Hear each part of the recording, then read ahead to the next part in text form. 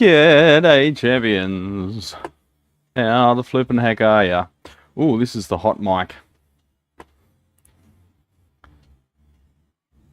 I'll just get the other one, it's easier.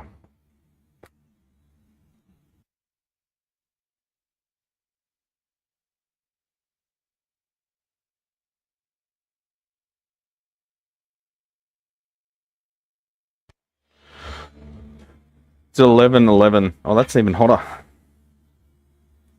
What's going on? Hey ya. Hey ya.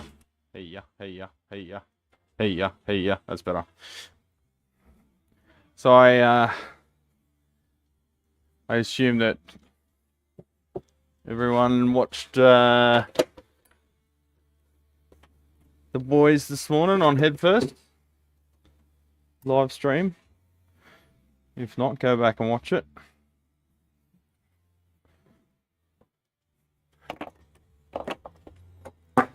So we've got the other angle today, the guitar bench, because I've got about 15 guitars to do various repairs and setups to within the next day or two. And one of them's going to be pretty significant as well, which is on a time, well, you know, preference, limited time span. Not from my choice, but the customer's trying to give it as a present. Only heard about it 2-3 weeks ago, and now it's got to get done this week, so yay. So how are we all? It is piercing down outside. We've got a massive storm front coming through. Bit of thunder and lightning. Very, very frightening. Galileo! I've got a coffee-like substance. Ugh. It smells like coffee mixed with urinal cakes. I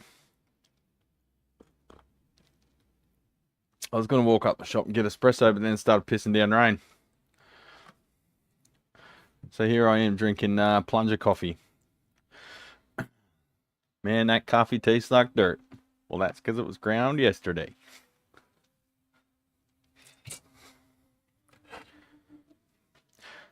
So this Cole Clark had a significant oopsie daisy where the previous, let's not say tech, the previous person took the bridge off, sanded fuck out of it to the point where the substructure that holds the bridge up was non-existent. So the bridge just fell through the body along with the pickup.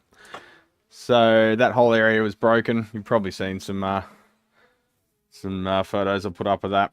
Sorry, it's going to cut my head off a bit. I've got the ultra wide on there, but it's only a arm length away from my torso.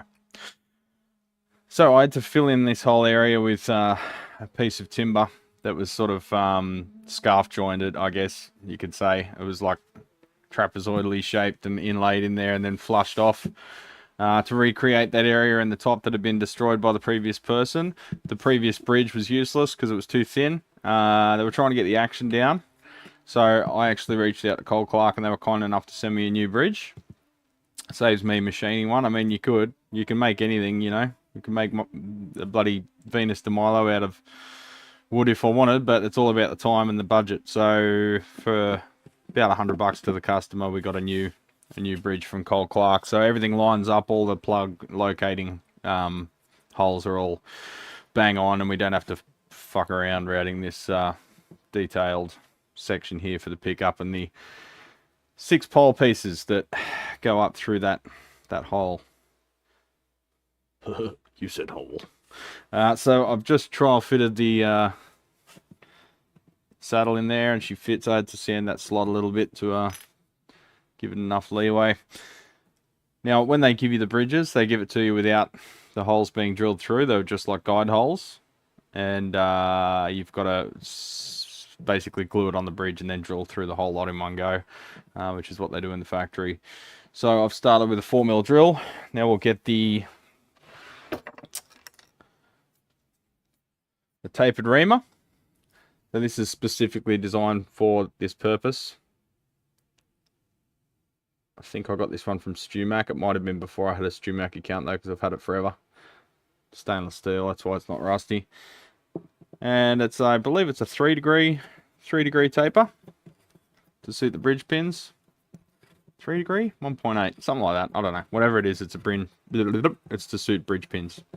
So there you bloody well go, champions. So we'll just ream away, and when we get to the sweet spot, when the depth is just right, we'll make a little mark on there with the Sharpie. Sharp Sharpie. And then we'll know about what depth we want for the others. The other bridge pins. Where's that one? Here we go. Hi, Mom. How you going? You guys getting a lot of rain? I just looked on the radar. You guys been copping it all morning. It's just started here. We're starting to get a bit of wind. I'm keeping an eye out because the front door has about a 1/2 inch gap under it. And maybe a bit less, about 10 mil. 3/8 of an inch. There you go. And when the wind's blowing towards the front of the shop and it's raining, the water comes in, and luckily we've got tiles in that whole front area. Good one, Magisterium. You never know what you're going to get on my channel, mate.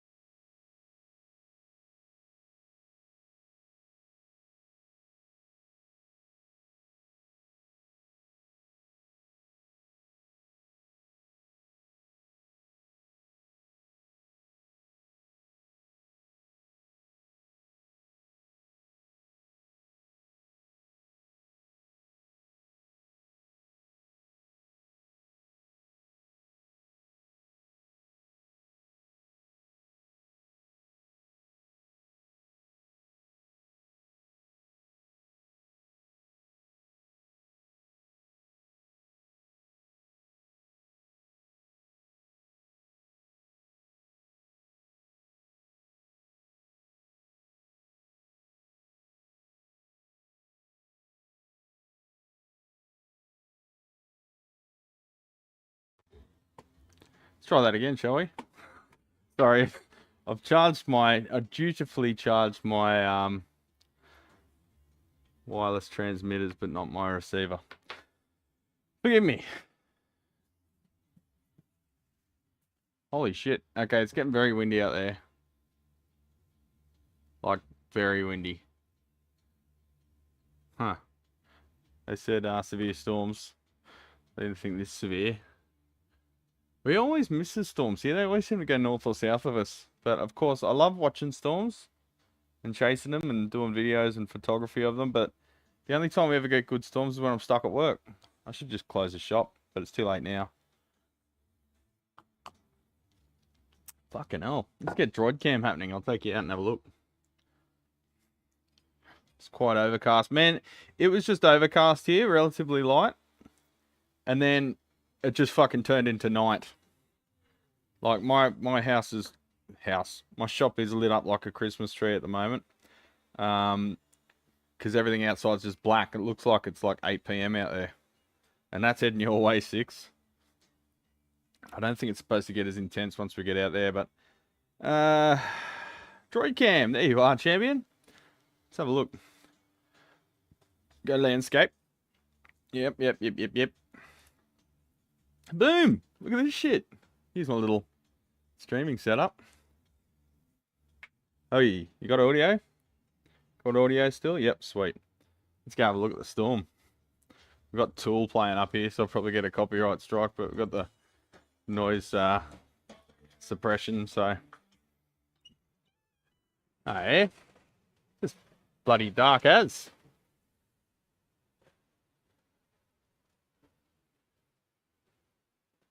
You've got the portaloos right there, which are nice and stinky. Every time I open the door of the shop, I fucking stink the shop out. Oh, did I just see a drip there? Huh.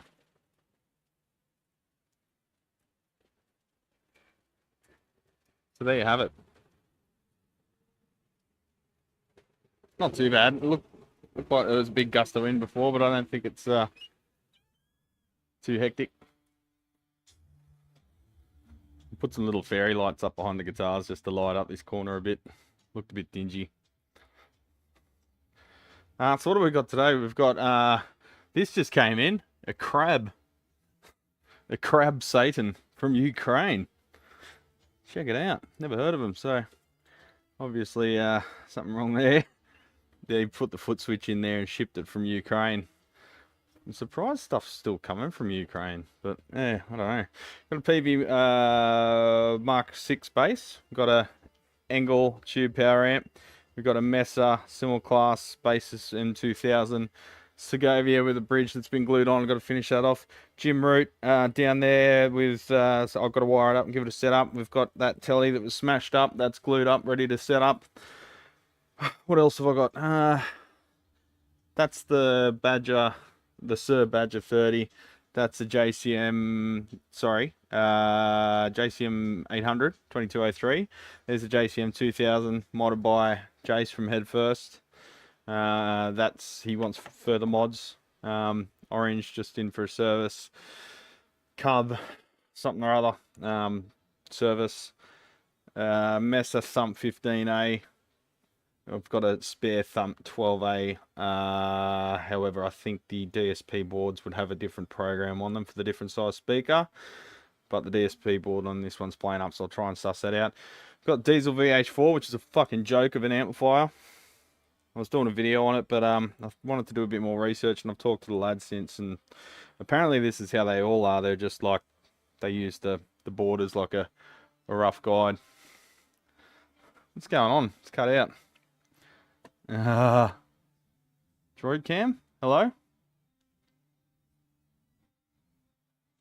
How long was that going for? Must have dropped out. Deactivate, activate. Why droid cam stop working? Oh well. Anyway, whatever. Now I don't know how to get out of it. Stop.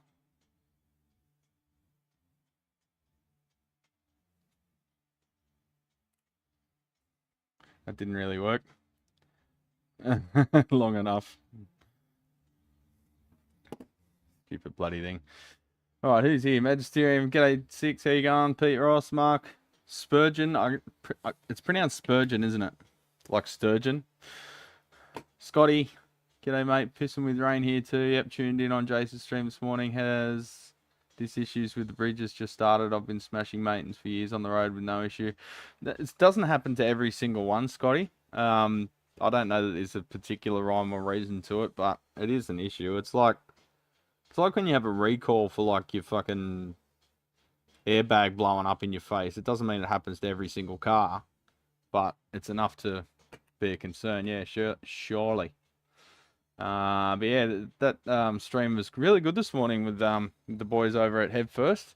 They did a bit of a deep dive into the PV VTM 120 and 60.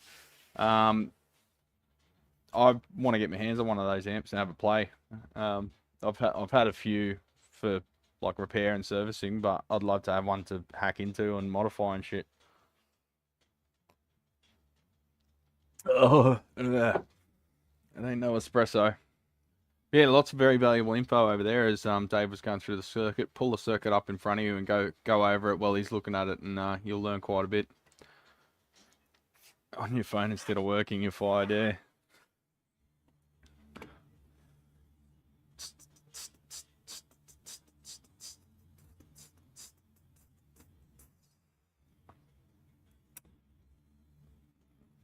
Haven't had any rain in months. Winter never showed up. Yeah, well, you better get used to that. Despite what all the denialists say. Nice and sunny in northern Tassie. Really? Windy as fuck. Well, it's always windy in Tassie, isn't it? Isn't it? Hey, yeah. Testing my levels. There we go. Last time I saw you were outside and it looked like Sydney weather. Yeah.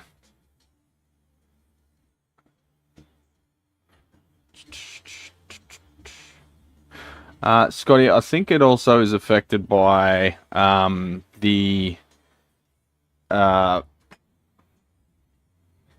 string gauge you use too. Some people use mediums and that doesn't help. But it's also, just adjust the makeup gain again. Hey yeah. Hey yeah. Hey yeah. That'll do. So yeah, it depends on the condition it's been in, if it's been exposed to heat and the string gauge, and just the randomness of the guitars. So this particular one had been repaired by someone, like I said, or they tried to, and they used the wrong glue and did all sorts of fucked up stuff. So, no, nobody's seen the confounded bridge. They're still looking for it. Ooh, lightning. So yeah, this bridge has been glued on. I resprayed the whole top with matte nitro. I wanted to get the original mirror tone pre-catalyzed lacquer, but you got to buy like a 20-litre barrel minimum. And no one I know in the joinery industry uses pre-cat anymore because it's kind of useless. Kind of why you shouldn't use it on a guitar. But yeah, the internal bracing's okay. The only thing that shit me was someone had refinished the top previously and used what felt like tung oil or something, and that was peeling off. So in the process, they sanded hell out of the top, and there was like the barest wisp of this inlay, which is actually really thin veneer. Looks like walnut to me. Might be a rosewood. So when I sanded it again to get the finish off, it fell out in this area. So I had to like touch it up with some brown paint that I mixed to because it already had a groove there. So I dug the glue out a bit, and there wasn't much in there, and just mixed up some brown paint because this is already well over budget, this one. It was going to be just abandonment, like he was going to leave it here and I'll just fix it up for sale whenever, but I gave him a price and he said yes, so we went ahead with it. I don't know if that was wise, but anyway, she's going to be back on the road and it looks fresh as a daisy.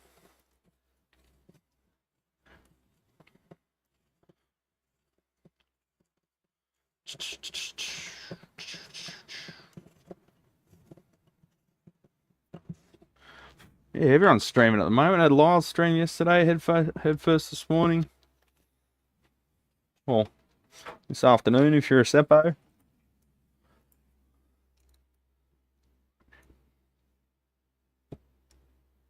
That's 5mm, mate.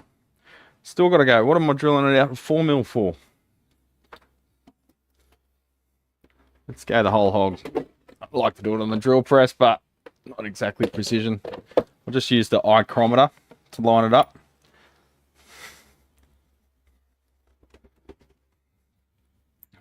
Had a good couple of days in the garage, helped me catch up, as I think you saw in the quick video I posted, and a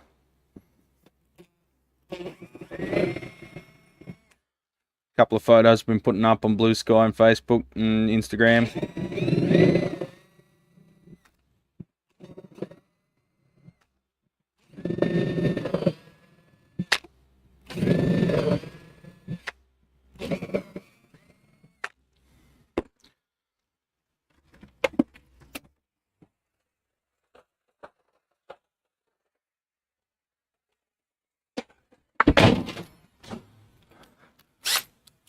Leave those drills out because I'm going to need a 3mm one in a minute because I haven't drilled through those pickup mounting holes either.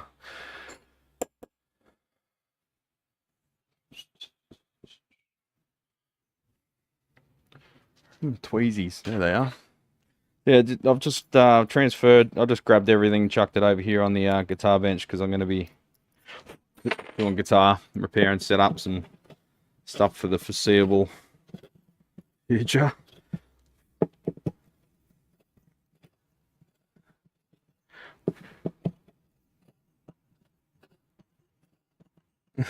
Oh my god, he's drilling holes in a guitar. Yep. People freak out when you have power tools near a guitar. How the fuck do you think they built it? Much scarier looking tools than a drill. I'm getting there, sitting about 3mm high on all of them. So we'll slow down a bit now. But what I might do is give them a slight little bevel.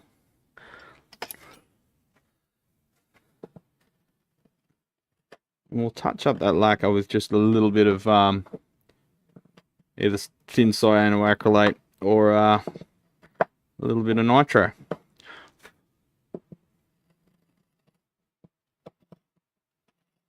Routers are terrifying. It can be. It's amazing that little router bit, how it can just pull shit in. If it wants something, it just eats it. But there's ways around that. There's methods to feed it, so that doesn't happen, obviously. Alright, so I'm just countersinking it by hand with a 3-blade little tutor. Sorry, I got the 11mm lens on here today so you can see what's going on. I tried it with the normal 18 to 50 and the 18 just wasn't wide enough, so I put the 11mm on there, which that means we can't focus, we can't zoom without having to use digital zoom.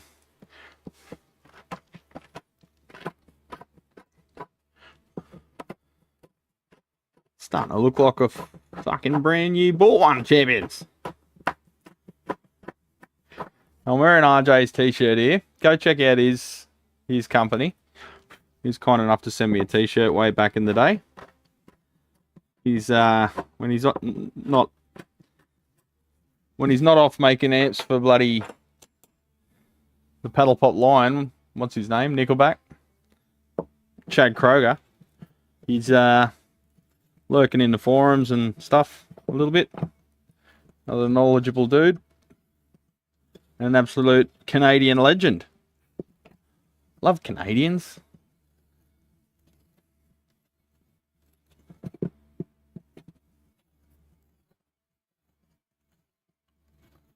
No hail yet though.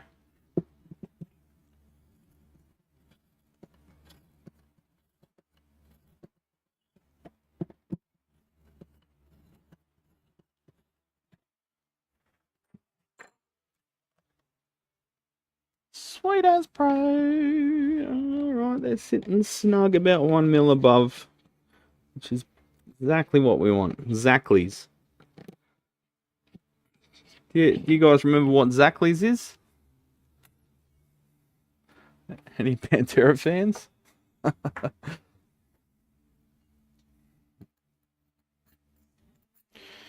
Yeah, I had a lot of routing over the weekend. Not rooting, but routing.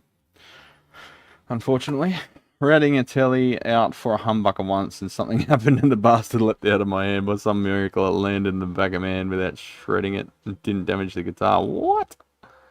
Yeah, you gotta clamp stuff like fuck. It's all about having inertia.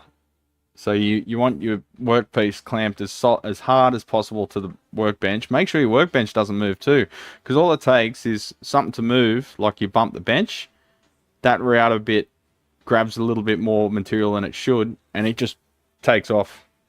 Because the thing is, it's a very small router bit, but the you got to think about the armature and the weight and the momentum there. I mean, you've seen a router, a 1/2-inch router, the motor's bigger than your fucking head, and most of that's armature, and it's got a lot of mass to it, man. You spin that shaft, you're like, Jesus, it's got a bit of inertia to it. So that's why it just takes off on you because it's got so much mass behind it, so much built up energy, even if the power cuts out, which is why when you ramp them up, the good ones have the slow ramp up and ramp down.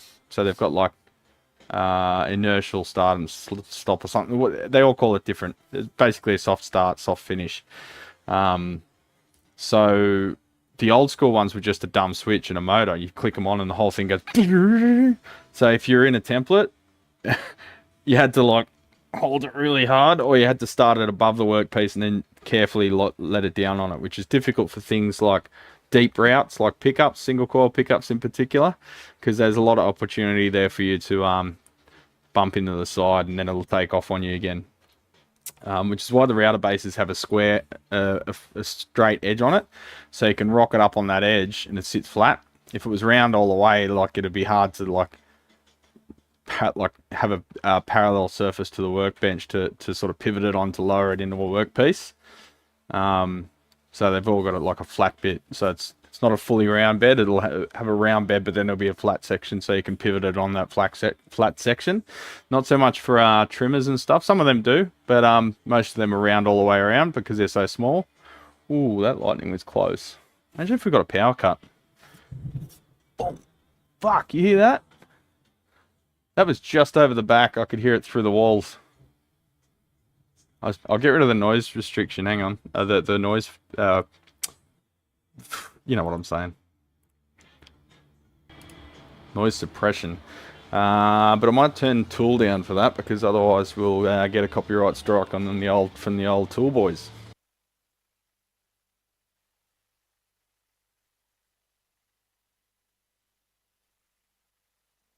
There we go.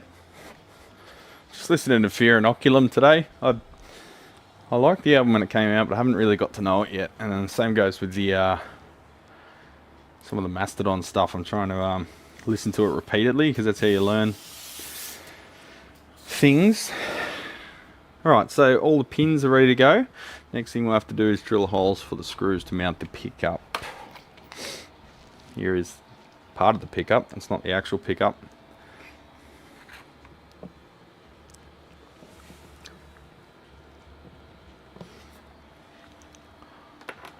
Supposed to get almost 3 inches of rain. Mudslides, yeah. Whereabouts are you again, Wes? Are you in California? Yeah, this thing's all bent too. I'll try and flatten it out.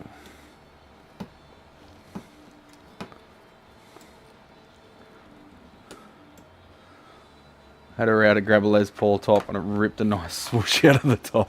Oh no. Wait, you were routing for tremolo on a...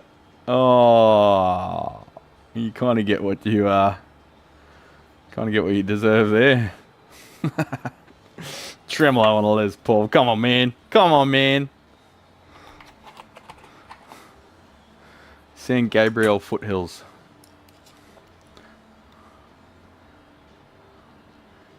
Shit, I didn't know you were that close to it, Wes. I would have reached out instead of being a ignorant dickhead like I am.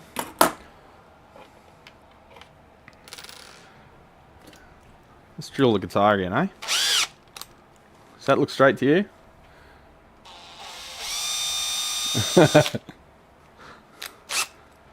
4 miles away from the Eaton fire. Shit.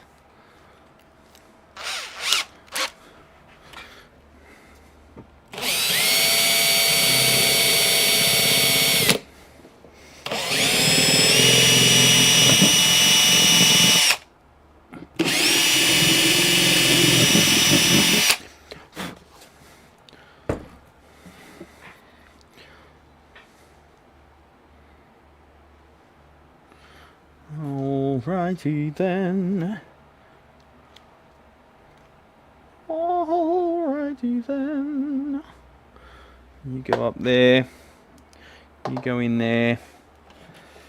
You go through there? Yeah, you go through there. You go up in that.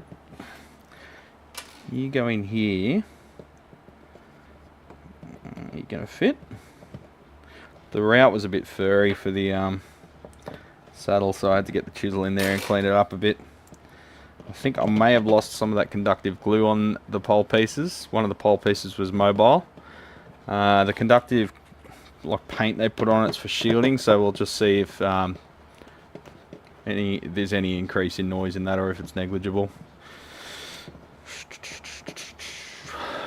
Alright, that's fitted. We'll check that the pickup works before we go too far.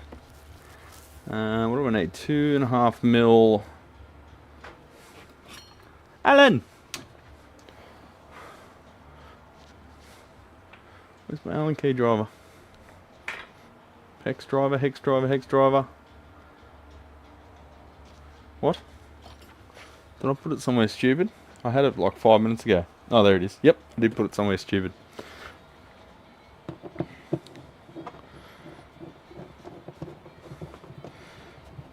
So after my foray into looking at Hakko stations which might have a bit better, is that grabbed? Better instant thermal capability for lead-free solder and manufacturing those boards, because you need to be in and out of every solder connection as quick as possible. Oh, that's standing up. I was having a look at their FX100 and their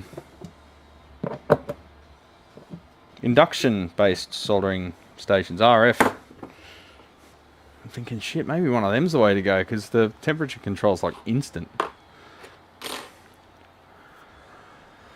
Tremolo on acoustic sounds like a good way to crack a guitar top.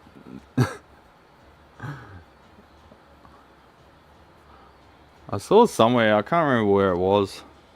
There was like an acoustic guitar top, and then it had a bridge, and then it had like strat saddles on it with like a little 2 mil piece of wood with the screws through it, like that's gonna last. What? What nuffy's been modifying guitars? Alright, now I think that saddle will have to come down quite a bit. See where we're at. Yeah, probably gonna have to come down about a mil.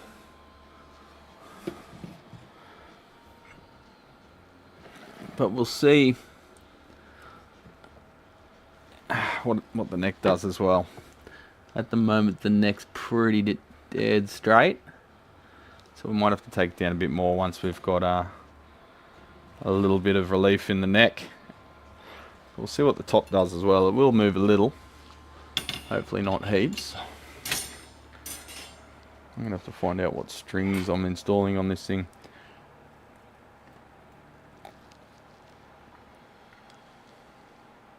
Bunch of gronks are screaming across the road as they're watching American football.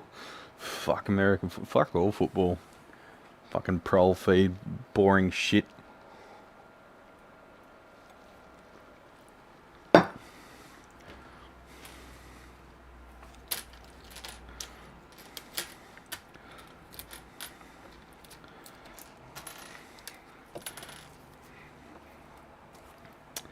Might just take about a mil off that saddle already, so we are not, well, so we're in the ballpark I should say, because at the moment it's pretty high up there and there's probably more than half the saddle sitting above, so that's not great either, because it will pull forwards and possibly crack, or just ream out that slot.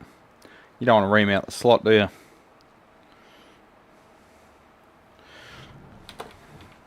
Thunderbolts and lightning, very, very frightening.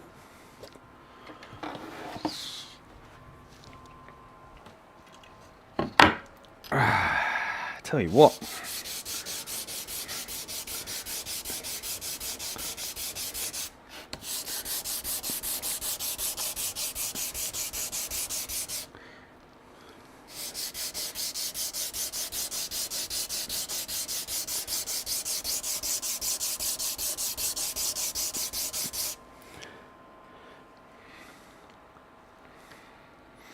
Using the ichrometer again.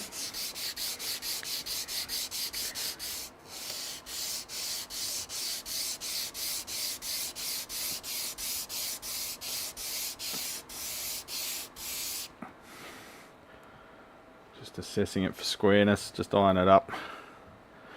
Got a little mini square there. When I'm fine tuning it, I'll just make sure it's square. At the moment we're taking a pretty bulk amount of material off, so we'll get it in the ballpark and then check the square and fine tune the suit.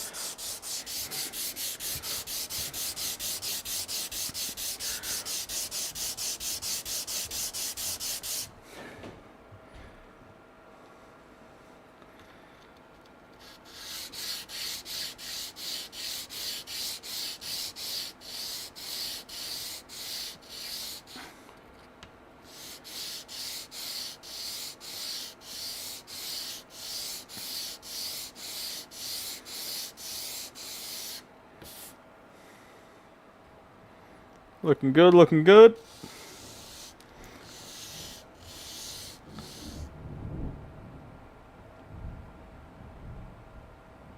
You hear that one on the mic? The thunder? I don't think I've got a high pass on there, do I? I get, have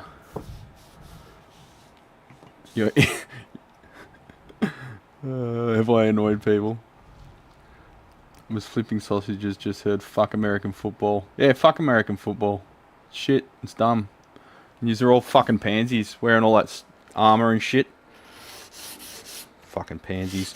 And you still get injured. Look like you're ready to fucking... like gladiators ready to fight a lion or something with all the bullshit that yous wear, and then you still get fucking hurt. Pussies. Fucking hell, you seen what we wear? Pair of shorts and a t-shirt. Fucking soft cock Americans.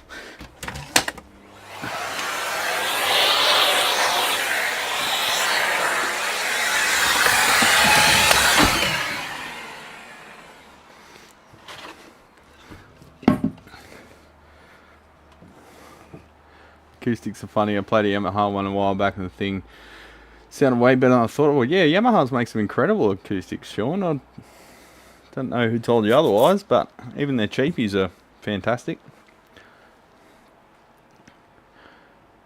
Is it just me, or is the sound is travelling faster than light? So there's a bit of a delay, is there?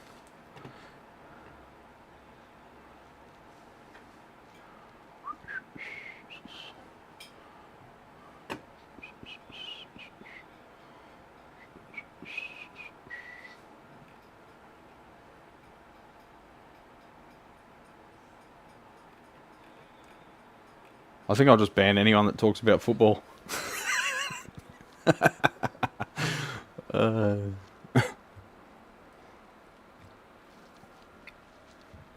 That's right, I'm just stirring yous up. Enjoy what you want to enjoy, mate. Life is short.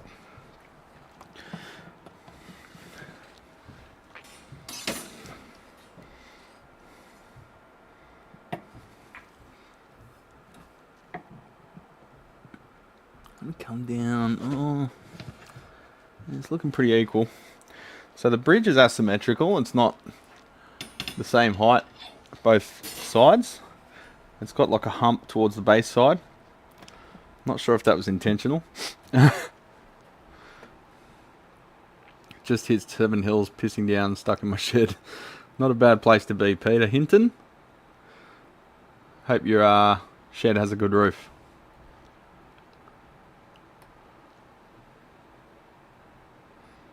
That's some goal for selecting audience. You don't like footy either, do you, Magisterium?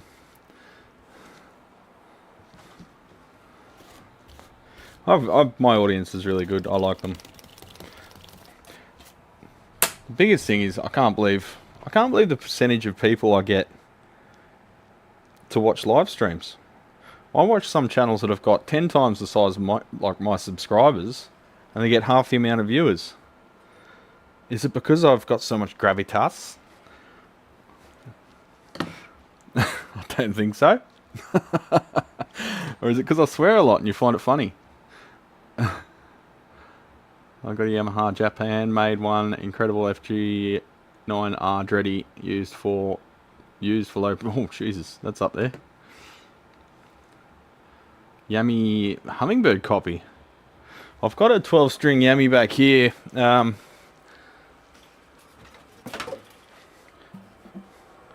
Sort of a, I don't know. Yeah, I guess hummingbird wannabe thing. You've got the customer's name there, whatever. Bridge is still attached, but the tuning machines have been smashed. So trying to find some of the same centers. It's always a bit harder with the 12 string because they're not as common, but the tricky part is that the spacing is a bit different to usual. So the ones on like the usual suspects are either 5mm too far apart or 5mm too close together. So that's fun. Only 3 people actually. Yeah, you got to refresh though. So if you refresh it, you'll see 19 people love it. Or like it. Don't know about love, that's a bit strong. Gotta log into my accounting software and figure out what strings I'm putting on this thing.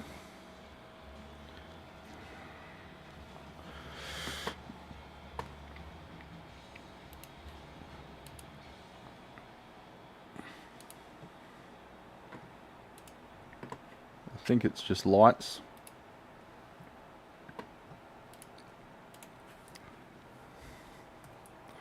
The dual factor authentication.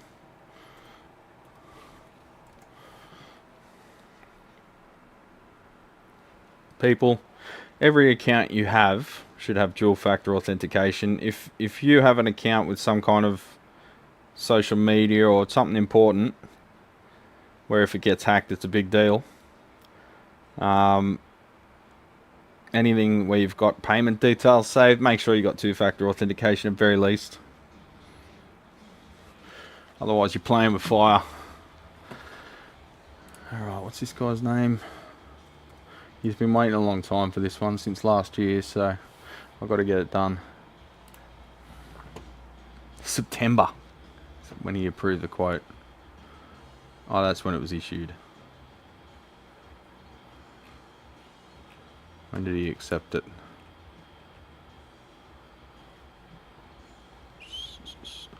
September. 30th of September though. Phosphor bronze light, no worries. 1253s.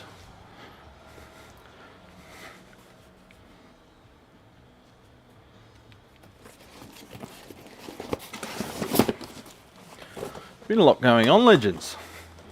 Those bloody Marshall boards, 2 amp, well 3 amp builds.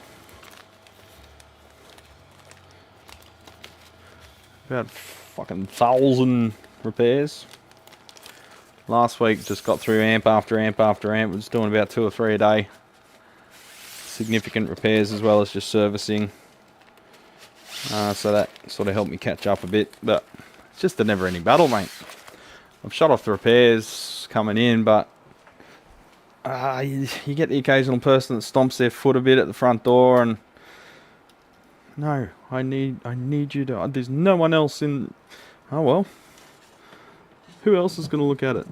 I don't get that, eh? Like if a mechanic says, nah, I'm booked out, sorry mate, I don't stand there and stomp my foot and go, but no one else will look at my car, I need it. Like, oh, sorry, sounds like a personal problem. I love my customers, and I'm not pushing them back in the queue just to fit one more job in, because I owe them a reasonable turnaround time, and I'd rather not take the job in if I can't give one.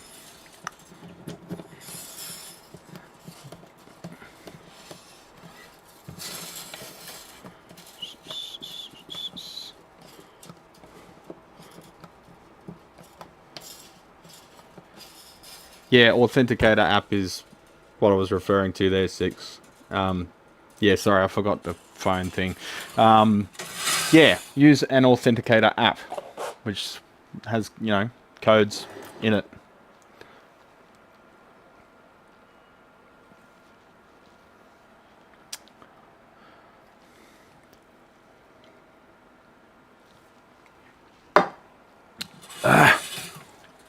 Ugh, damn. I'm really spoiled for coffee at home, eh?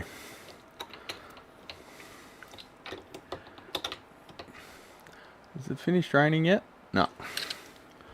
No, I can't have another coffee. I'll poo my pants.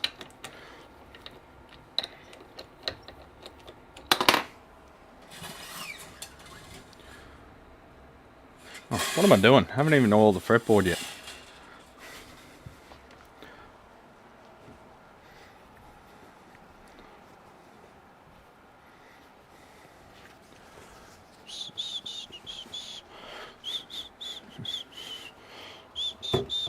I've got some watered down detergent and water.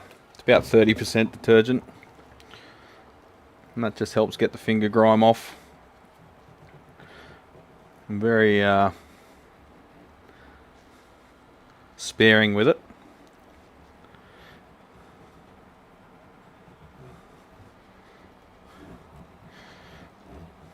Tested out all sorts of methods years ago when I started out, and I found that just a tiny bit of detergent and some water was enough to remove the finger grease. I found that naphtha, since the finger grease is an organic organic cheese that's water-based, naphtha often doesn't move it, not as efficiently. It needs to sort of rehydrate before you can move it. It's a little bit like if you ever got blood on like a bit of melamine, like a white bench top like this, and you try and clean it off with like thinners or alcohol and nothing touches it, but then a tiny bit of spit or water and it just comes straight off. Yummy.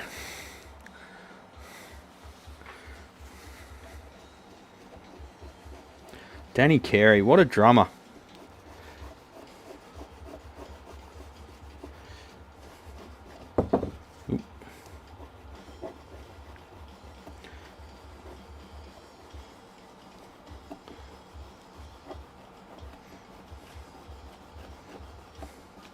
So just getting my fingernail, my thumbnail down into the little crevice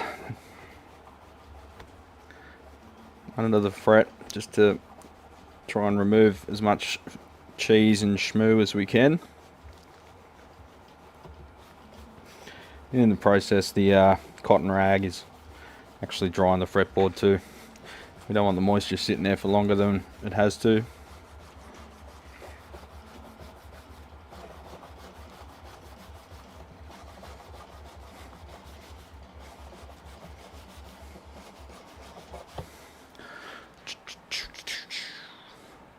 Saliva is an excellent solvent, yeah. Use it all the time, just not on video very often. The old jail lube, eh?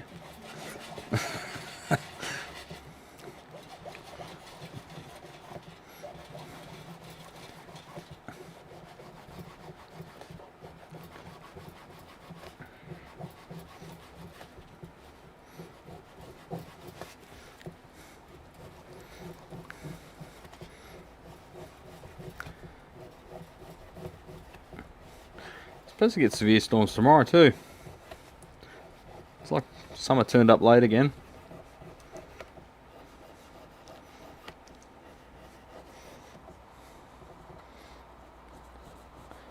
I always fail. Yeah, so do I.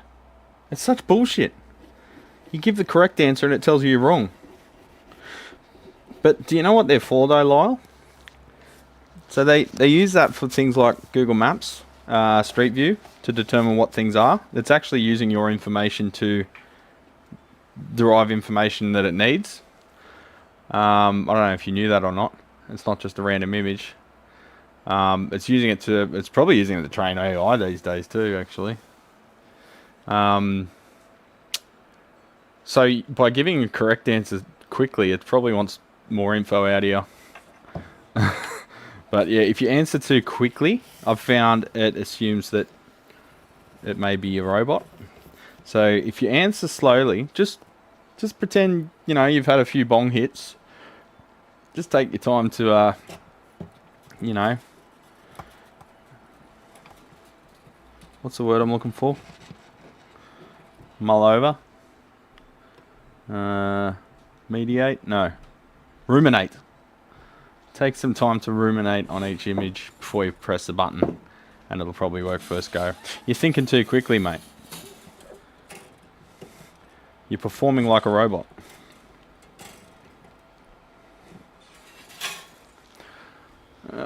Grab some orange oil and a new rag. The last one was a bit sodden.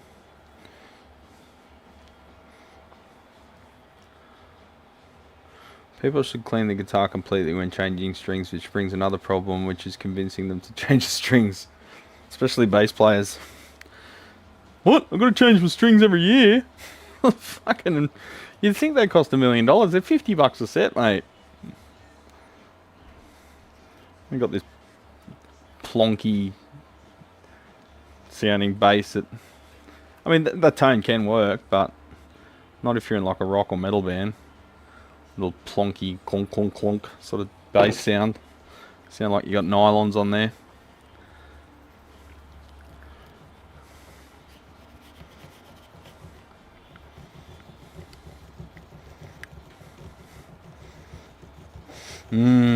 Citrus.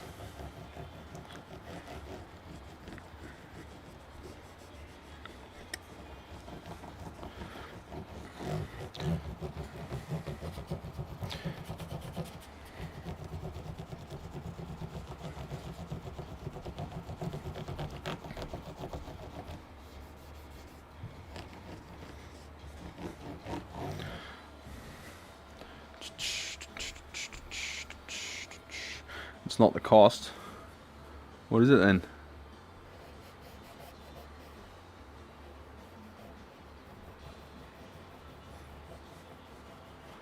I'm like Eddie, I leave strings on as long as possible. You do you, man. You obviously can't be gigging then.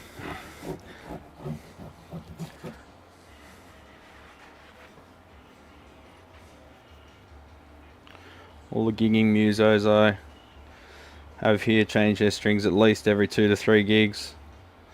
Some change before every gig, because they don't want to snap it.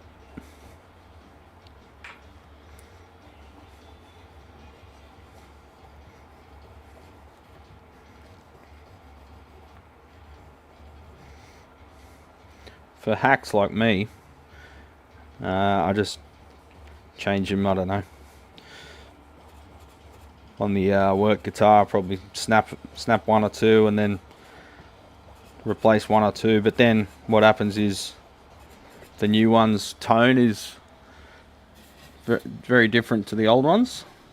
Not so much with the Elixers, but when I was using uncoated strings, you put a new one on and it's like dong dong dong zing, dong dong zing. Yeah. So you just maybe once they're, I don't know, 3 months old or something, and you've snapped a few and replaced them, the tonal imbalance gets a bit too annoying. So then I just change the whole set. So the third one snaps and I go, all right, that's it. You're all out. So this has still got workshop factory shmoo inside it, because this top was actually epoxied on, so I had to literally route the bridge off the previous one, which had all the damage under it, because yeah, there was no removing that without ripping large sections of the soundboard out. So I have a base for doing that for the trimmer. It's basically like a larger base, but it's got like a notch in the bottom, so you can route a bridge off if someone's epoxied it on and leave nothing but soundboard. So you take it down till there's like 0.1 of a mil or whatever of glue left, and then you just chisel the last bit of glue off, or scrape it, you know.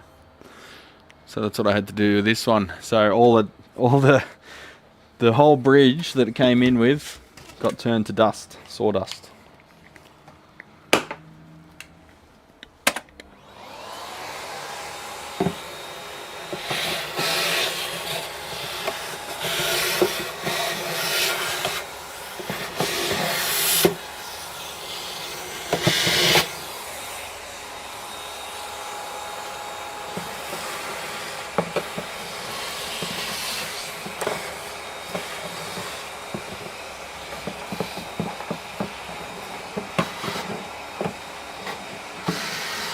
I want to get an old guitar one day and destroy it with a vacuum.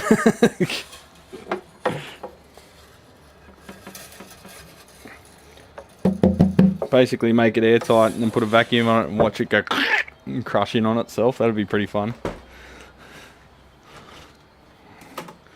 Could have fed starving African kids that guitar.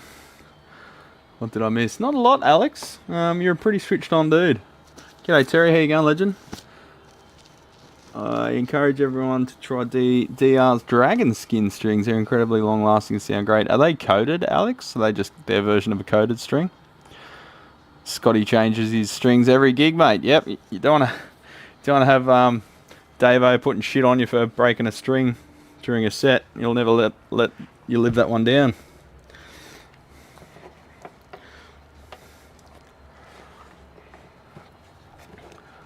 I'm not impressed with coated electric strings. No matter the treatment, they always deform at fret witness points, just like any string. Yeah. I don't know. I mean, I've found the OptiWeb and the NanoWeb pretty good. NanoWeb, that's like a small version of me. It's a little bobblehead Brad. It's a NanoWeb. Pretty indiscernible as they age. Alright, let's see how noisy this thing is. I forgot a battery. Let's have a wee look.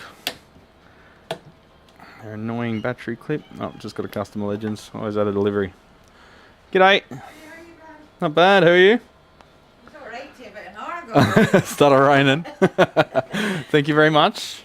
Mate, I'm drying all day. Soaking wet. Oh well, tomorrow's much the same apparently too. Stay dry.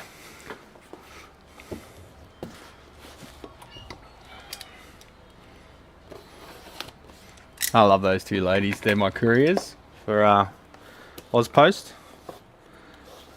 I think that they sound maybe you could have picked that accent. It's not Scottish. I think it's like Welsh.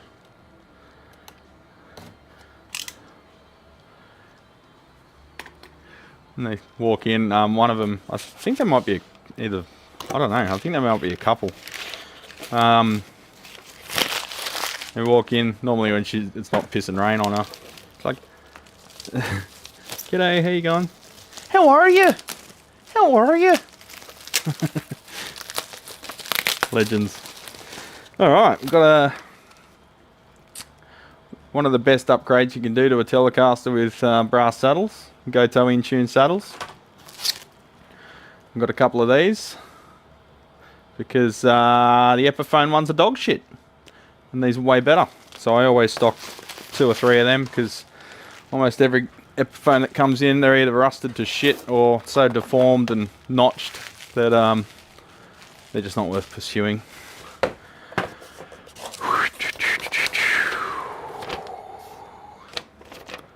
So what was that? 3 of the bridges and a set of the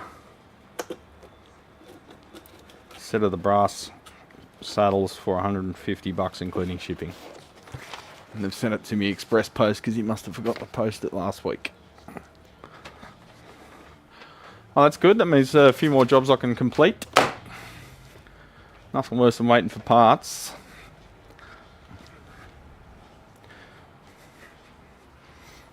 See you later. Take it easy, legend. I enjoy the NanoWeb elixirs. NanoWeb's the only ones I stock. Generally never had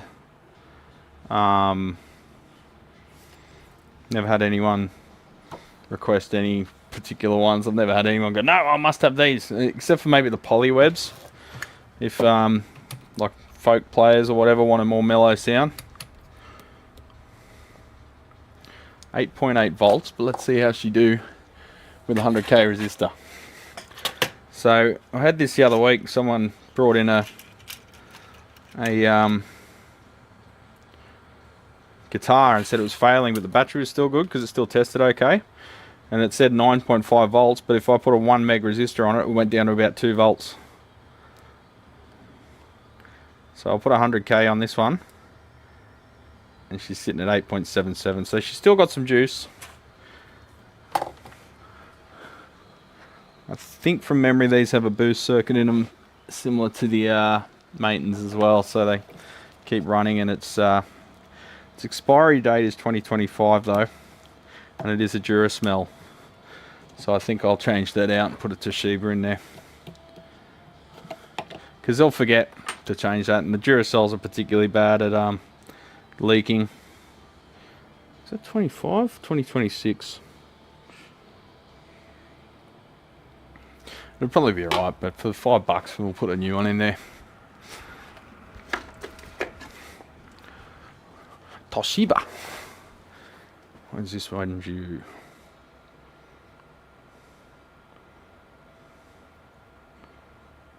$2025.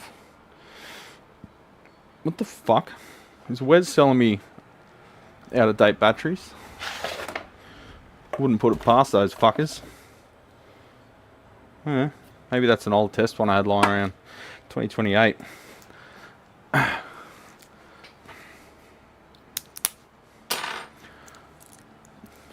Used to like Nixels until I tried out the Kurt Mangan Pure Nickels. I think they're Lyle's preferred one. Kurt Mangan from Memory.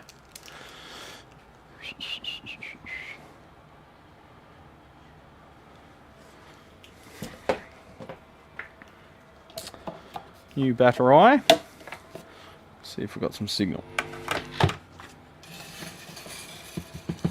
We do have signal. Got a bit of hum, but when I put pressure on it, hum goes away. Beauty! Just what I was hoping for.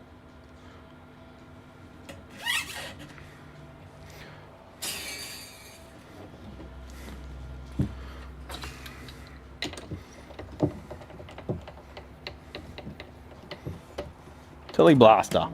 I've been using nanowebs for a few years as a humidity. Oh yeah, humidity in the Philippines. Plus, if you're on a small island, you got salt spray to contend with as well, so that accelerates everything. Just naturally salty air, which is beautiful if you're on holidays, but not so much if you're trying to live there and you've got to replace all your electronics every 12 months, 18 months. I had a problem with some Duracell 9-volt swelling. Yeah, couldn't fit them in the battery holder. Yeah, well that's lucky that you couldn't fit them in, Wes, because I've had to go through a lot of shit to get them out of devices that they've swollen in. Yeah, Duracell, stay away from them. They haven't made a good battery for a long time. And in this day and age, champions,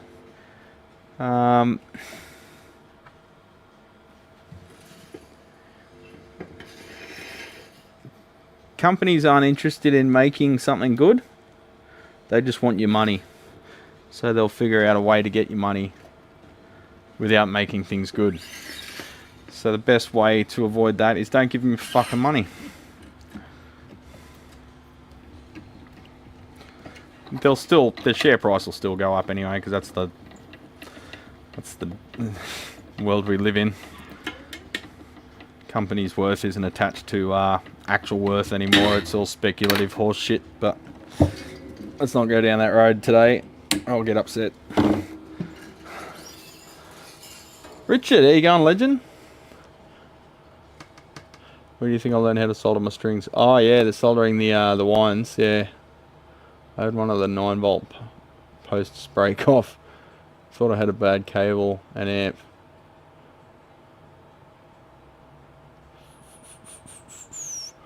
Usually a quiet guy, but that night I had words to say. What was this about, Pete? Let me scroll back. Best time to change guitar strings are as soon as you turn up to rehearsal, going by my other fucktard bandmates' actions. You're waiting for him to change the strings all the time. BB, mate. Brad, would you ever make some of the PCBs for that Fender Esque hybrid amp?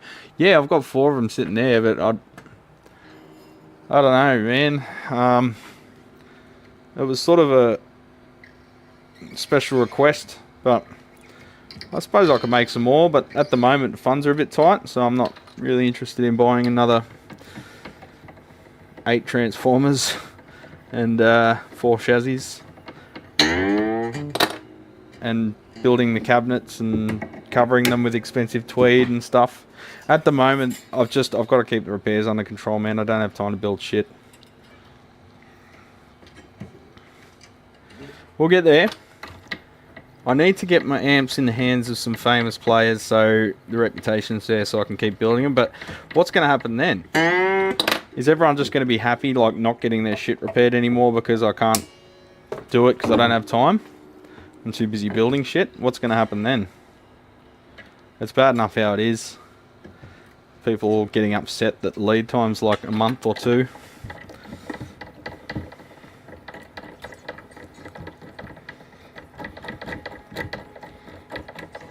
I tell people it's going to be a couple of weeks for something, and then a couple of weeks passes and I still haven't got to it, and they turn up to pick it up without receiving a quote or an invoice, and then I'm in their bad books. I've got this person standing there going, what the fuck? What the fuck? So, yeah, building stuff at the moment's not a priority. It will be one day, but... yeah, a lot of people are asking for some sound samples of that. It was in one of my live streams. I linked to it when someone asked. I can't remember who it was, but when it comes back, because I gave it to him without the control panel because I need to. Oh, that's a bit weird. That might be that paint playing up.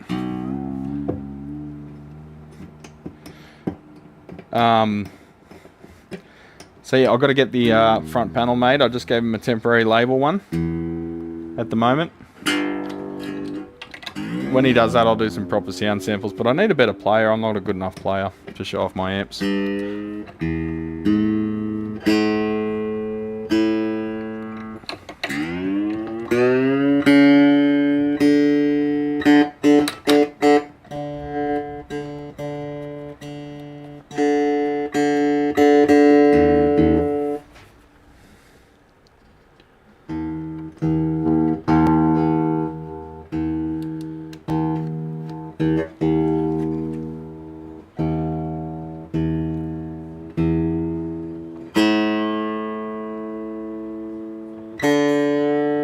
How's the sound there when I play that stuff? It's not like gating or anything, is it? Well, except for the tuning.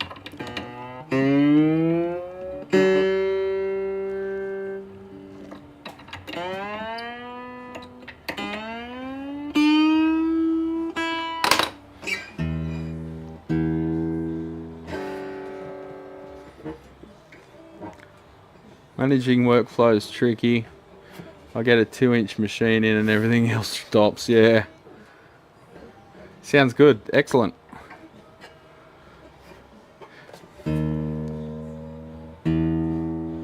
It's not a bad little mic, this headset one. It's not as good as the Audio Technica, but also don't have to change batteries in it every 5 fucking minutes either.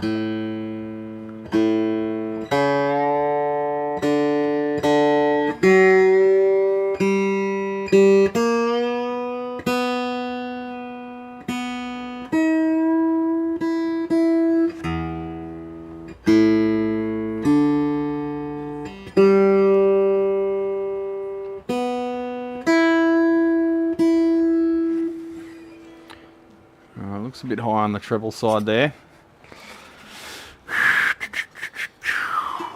Say it and so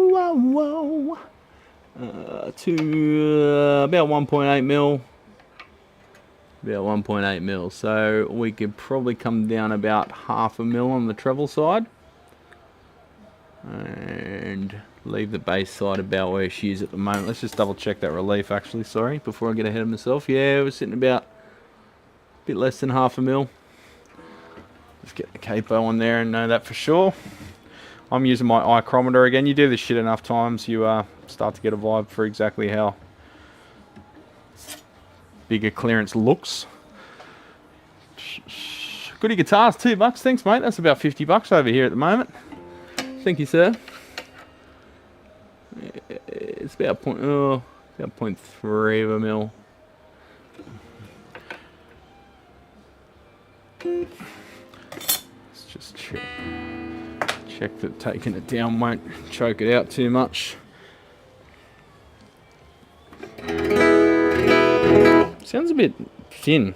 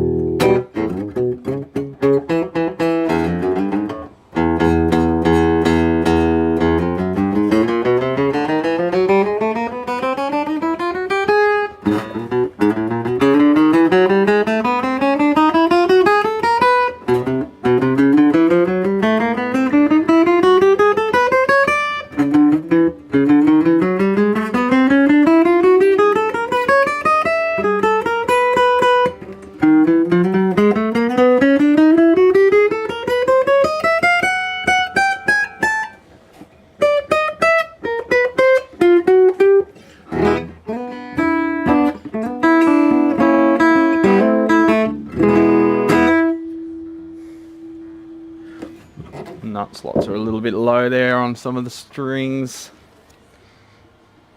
A string in particular.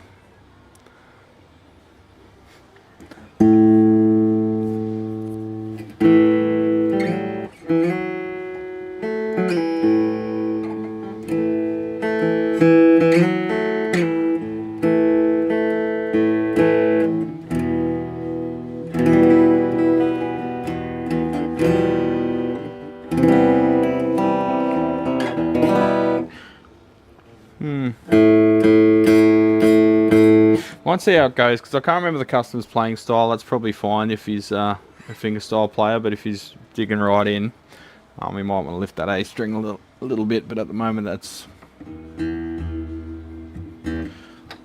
very low, but playability is good, but if he digs right in, it might buzz a little bit in the open position on the A string. Hey Brad, don't bother, there's no money up there. Oh, hang on, phone call.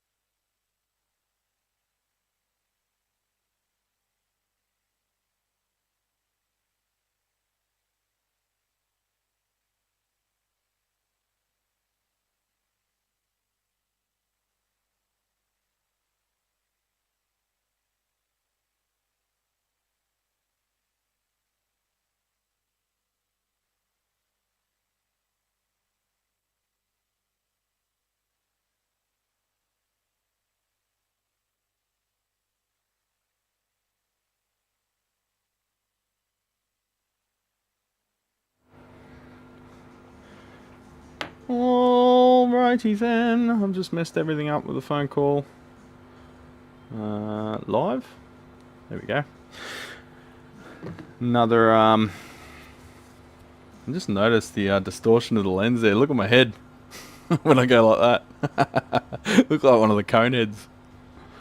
I don't think it does distortion correction when you're USB streaming. Only does it when it's recording. Another David Eden playing up. I said bring it around in March and we'll book it in, but I can't look at it until then.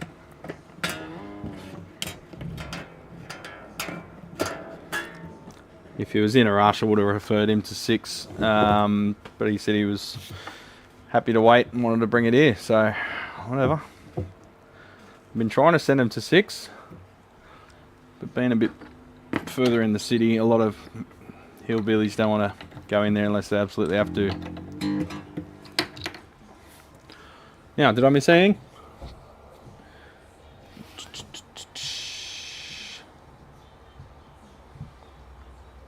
Yeah, sorry, I was just on a phone call.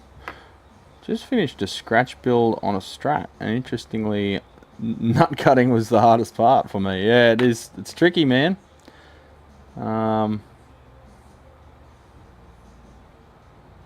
Yeah, you've really got to be careful. There's no money up where? Where's what were you talking about? I've got a tube screamer on my board that's been there the past 6 months. My mate's guitar pedal was sitting a bit low during a house flood and copped a bit of the... bugger. Yeah, there's not a lot you can do about that. Not cost effective anyway. My wife keeps telling me to start one. This is a YouTube channel, but I don't think anyone would watch it. Bullshit. YouTube is saturated. It is, Wes, but I feel like that all the time too. And if I felt like that, like you do, I'd be making no content. Yet here you are. So what you got to realise is it's like not opening a bar because the whole world won't come to it. It's like, well, no, you don't need the whole world to come to it. You just need your little community and group of champions, and then you're sweet. It's like my shop. Like, I'm sort of servicing the world now because I'm selling parts worldwide, but all you need's like, I don't know, 1,000 customers, or like a couple of hundred really good customers, and you can sort of survive then. It's a bit like the YouTube channels. I think a lot of people are getting more and more interested in CGI like you do, Wes, because they're realising that the old movies, where they didn't have it, looked better. I'd like to see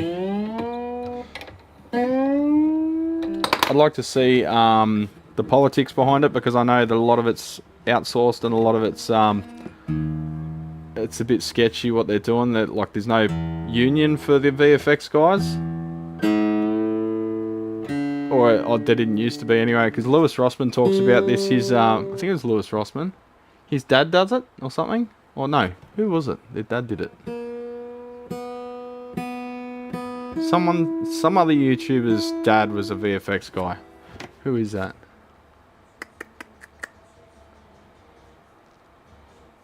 Is that Vosh? I can't remember. But anyway, they were saying how there's like, they get a bit screwed over. There's no money high up on the neck. Yeah, got ya. Funny you should say that, Brad. I got into the business because I love practical VFX and wanted to do that. Yeah, they outsource a lot. And it looks shit as a result. Can you explain, Wes, why there's like deep black colours don't exist in film anymore? Everything's like a grey. In all the Hollywood, like the blockbuster shit. That string sounds dead. Why does that string sound dead?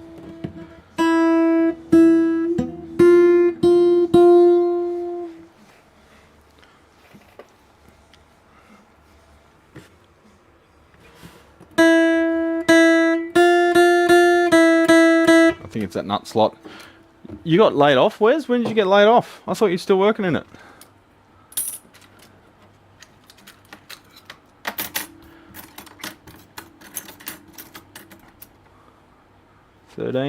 Thirteenth out.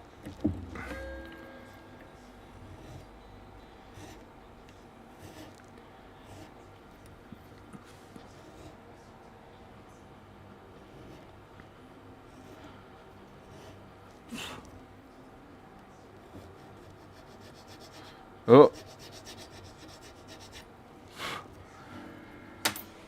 YouTube music. Don't do it to me. Don't play Foo Fighters.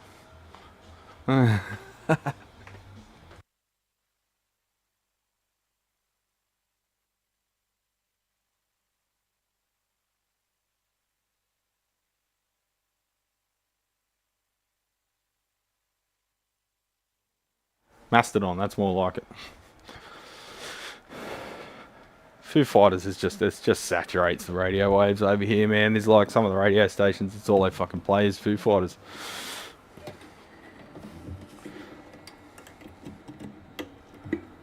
That's better.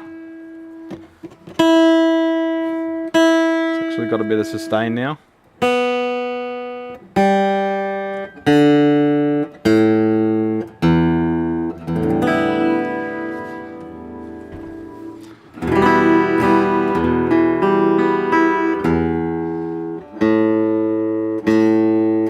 Hear that buzz?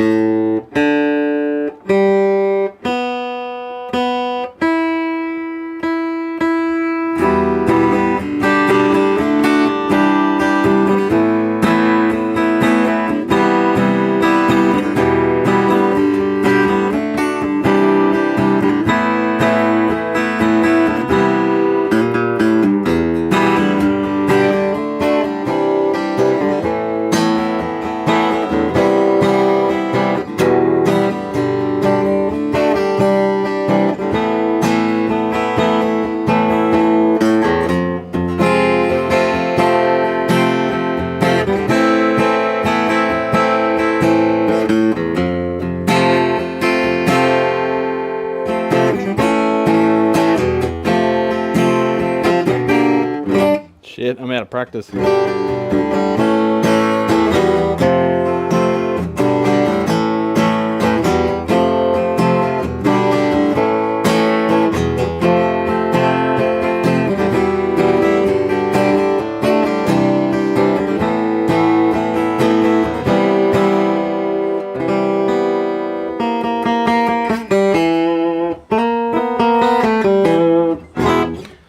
Bit of Jerry Cantrell. Angel Eyes.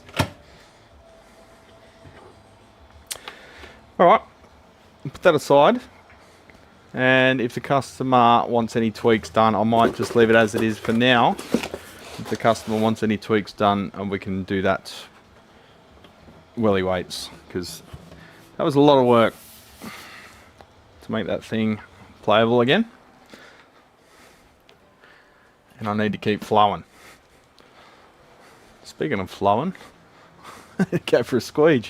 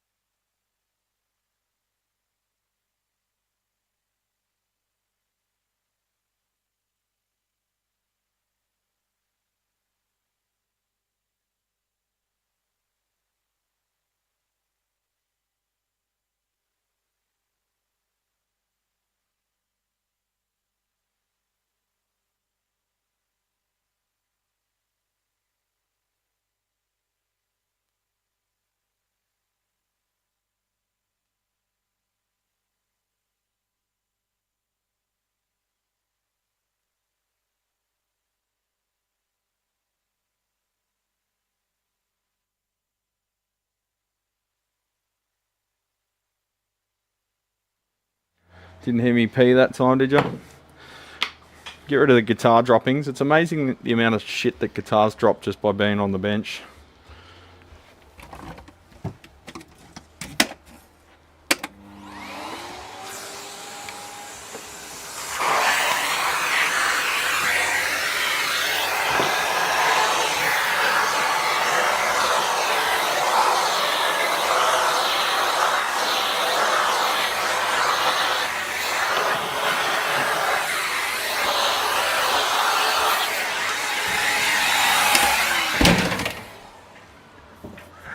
Segovia.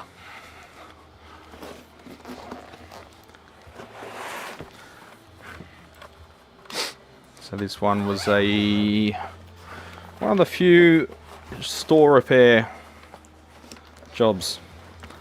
Must have been one of their mates or something, because generally they just refer people to me now.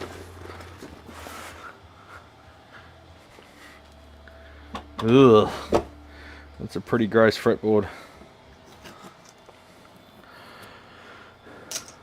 Oh, you've got that messy. Yeah, I saw your email come through, Wes. I haven't had a chance to read it yet. You did send me like an essay, so I probably won't have a chance to look at that till the weekend, to be honest, mate. I hope you're not in a massive rush. Have you heard from Lyle?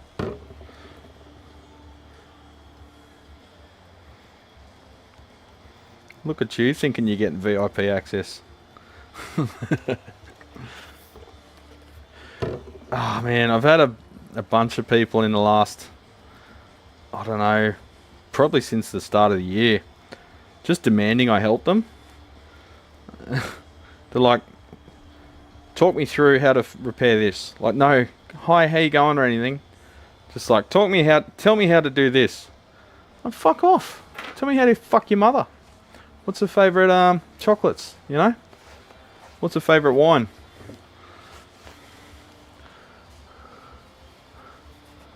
I asked him. You didn't ask me if you could reach out. You just assumed you could. No, just joking.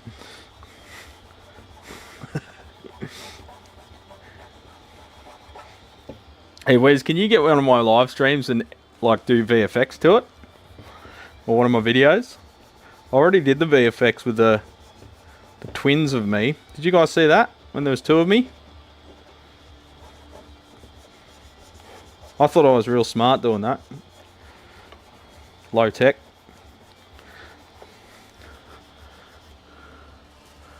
Yeah, well, that's what I reckon, Jamie. But you give people an inch, they take a mile. Or in your mum's case, take another 4 inches. No.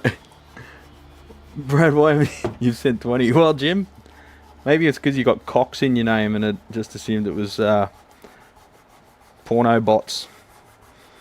Does the Cole Clark have the same output jack with the ribbon cable that the mate nav? Yeah, they got like it looks like phone cable.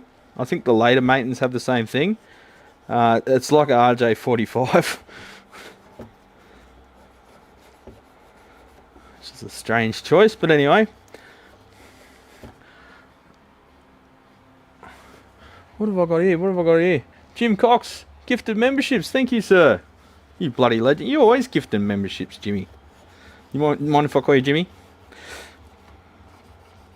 It's funny. There's two people I know. Well, I know lots of people with the last name Cox, but two people I've been involved with that have the last name Cox. And one of them is the best person in the world, and the other one is the worst person in the world. So I don't know where you stand on that, Jim, but going by that evidence of you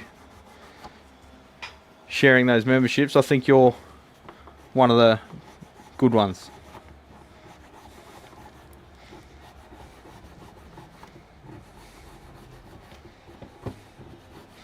These frets are really corroded. It looks like someone's had a go at filing them and not crowned them either.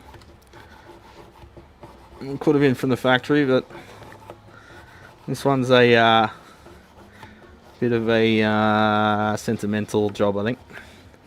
It was a bridge reset, slight delamination around the bridge area. I think I showed it to you on the. Has that been resprayed? We had a neck repair here. Oop. Oh, the bloody bushings fell off. What have I lost? Two of them. One of them's on the floor somewhere. Oh, I'm thinking that they're bolted. There it is.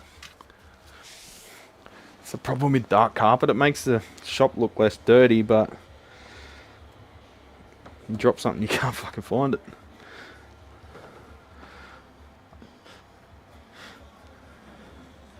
So having a quick look, I can't see any evidence of a break, but there appears to be some spray paint. It could be from the factory, or maybe someone's refinished it at some point, but there's slight movement around the heel there, but I think it's the heel. It's not mobile. I think it's the wood drying out and slowly shrinking more than actual like movement of the dovetail. But yeah, nothing but the highest quality plastic bushings. Actually, I might take them out so I can clean under them a bit.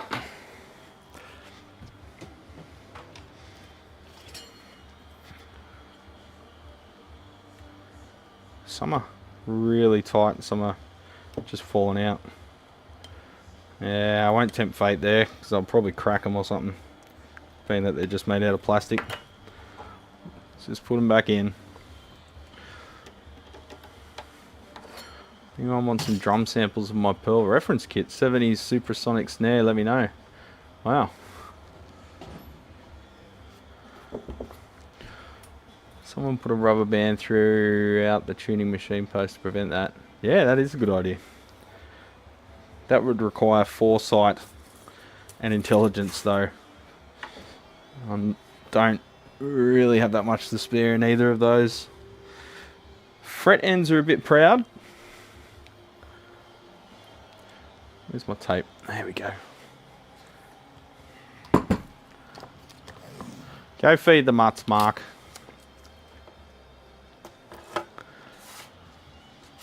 '67 Supraphonic? I don't even know what that is.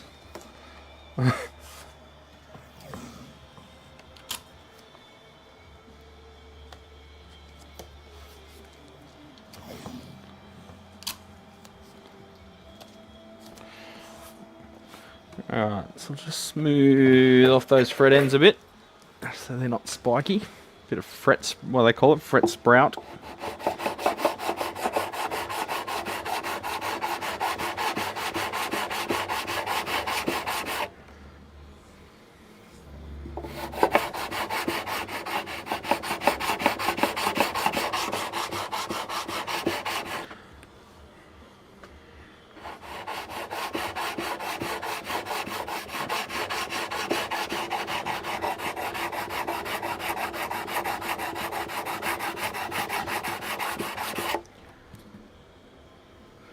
So this is like 600 grit diamond stone.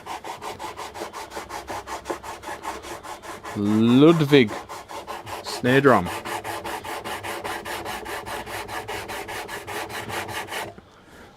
There you get the 70s sound, just put the towels on the drums.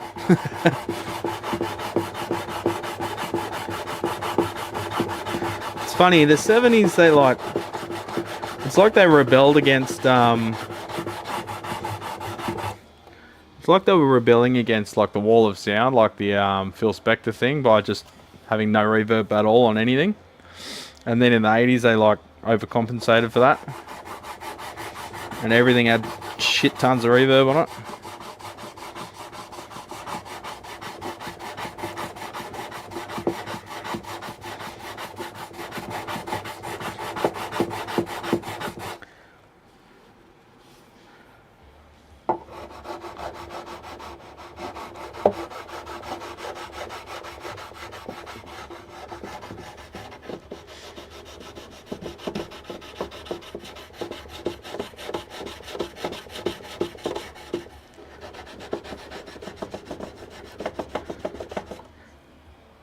Alright, it's nice and smooth now.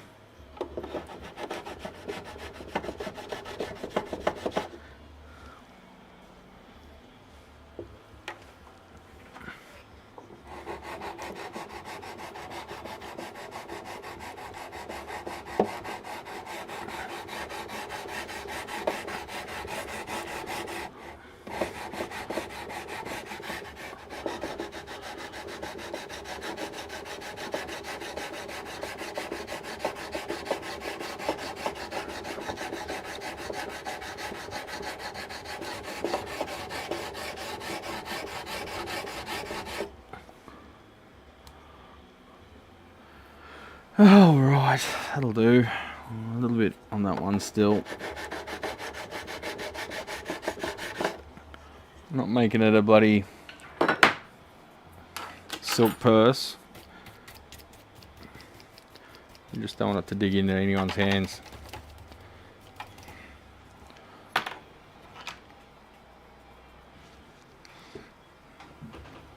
These fucking drawers keep opening themselves. I've got to put packers under the front wheels, because I slide my chair over and they stab me in the knee because they're like pressed metal. Or just, yeah, like just sheet metal, you know.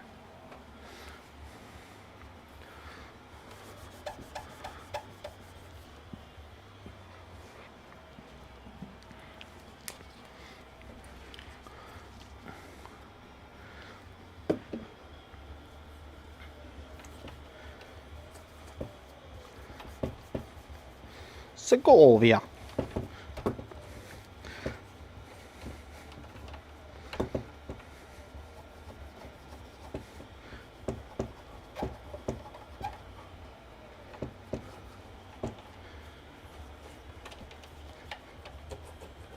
So this has got a maple bridge, which was sprayed at the factory in matte black. The paint was a bit peely, so I just resprayed it before gluing it back on. I heat treated the top and injected a little bit of glue in the laminate, in the ply, before clamping it, just to re-glue the laminations that was slightly coming apart where the deformation had happened to the soundboard. And when I removed the clamps, the cowls, and the cawls, and the I'm thinking about motorcycles, and the baking paper, because I use baking paper when you re-glue stuff because nothing sticks to baking paper. It was perfectly flat and nice and true surface. So once I scored her up a bit, so I did use epoxy in this case, so it's got something to bite into, and clamped her up overnight. G'day Shane, how you going, legend? Well, it's 2 AM. Yeah, go get some sleep, you crazy kid.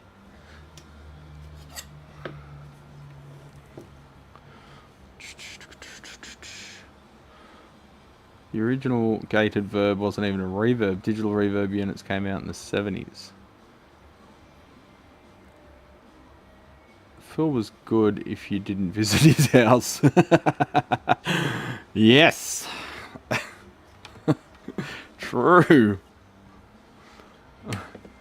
So there's Phil Spector and who's the other guy that turned out to be a bit of a nutter? Killed his landlady and shit. Or was that him? No, yeah. Hang on, was that Phil Spector? No, Joe Meek. Joe Meek was the other nutcase producer that killed his landlady. He went on a bloody psychotic break or whatever, and as pleasant as that sounds, it's not a holiday. Let's polish these frets up because they're pretty corroded.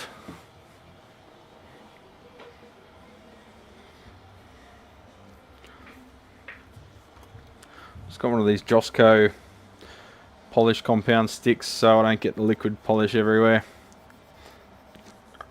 Just a bit drier, not as messy. And I've got my little fret guards, just little thin stainless steel flexible things.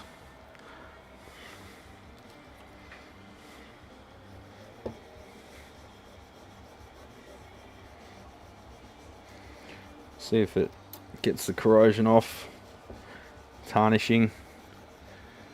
Now, this isn't that fun because I've sprained my finger, so I should probably not use my index finger.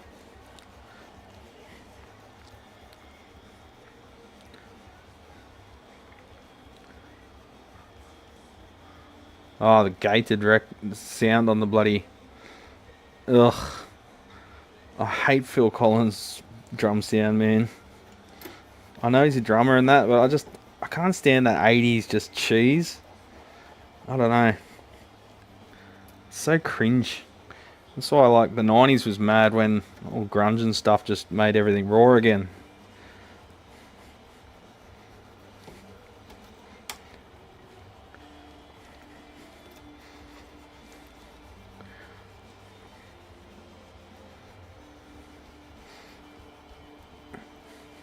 Gunshot snare, yeah. End of the world snare.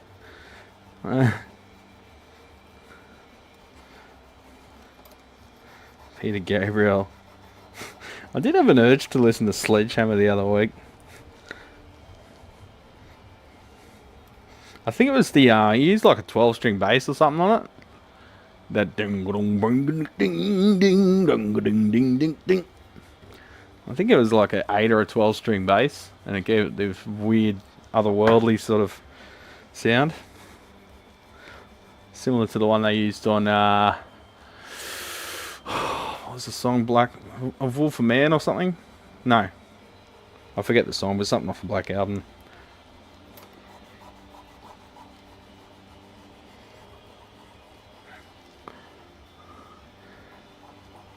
Still got a PCM 70, Wes. Bloody hell.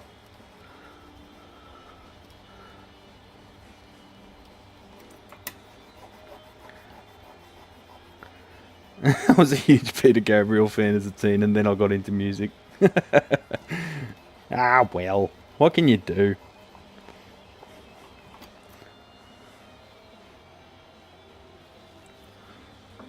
Young, dumb, and full of rum. Is that it?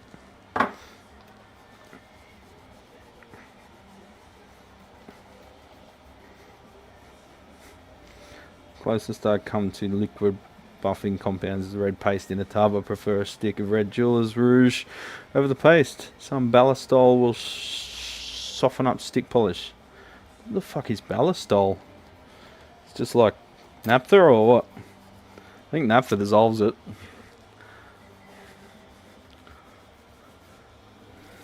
Staple and Cheap Trick sound, really? Huh. Every time I hear 12-string bass, I just think of, oh, the truss rods. Those poor little truss rods. Have you guys checked out? Peter's still making music, is he? I.O. It's fantastic. I'll have to check that out. I'm always curious about old artists' new stuff, you know? Like, David Bowie made some amazing shit on his last album.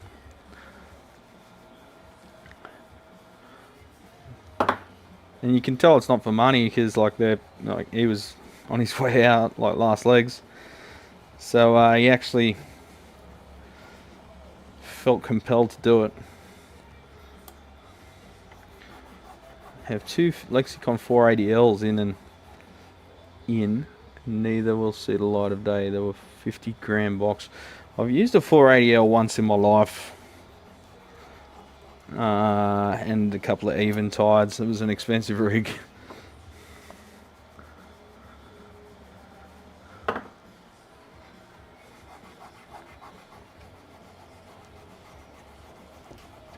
I see Dillinger Escape Plan's back together. They only broke up 5 minutes ago and now they're doing a tour. I don't know what the story is there.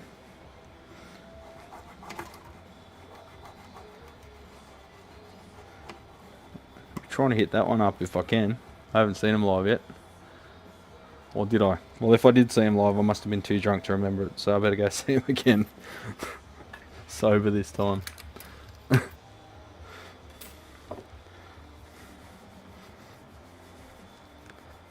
488L. What'd you pick that up for, Wes?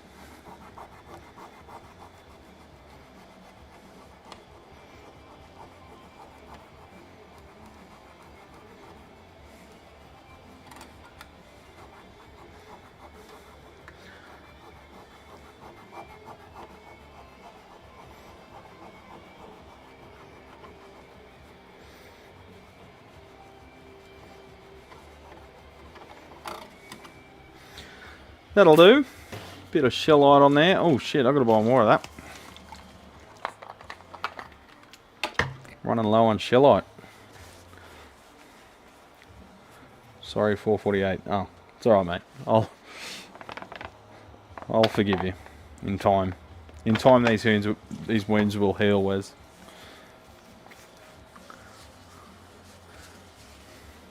Studio shit is just like, it was like a competition to see how much money the studios could spend, so cost was of no object, man. They were just printing money back in the day.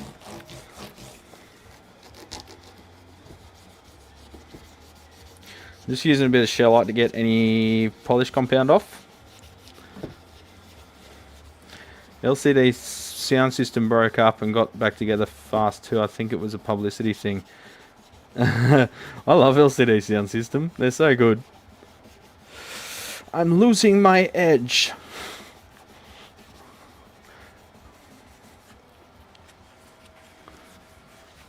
Stop drinking it. Man, you drink this shit, you know about it. It would not be pleasant. It's not alcohol. It'd be like drinking fucking petrol. Doesn't get you drunk, just kills you. And burns every second of it.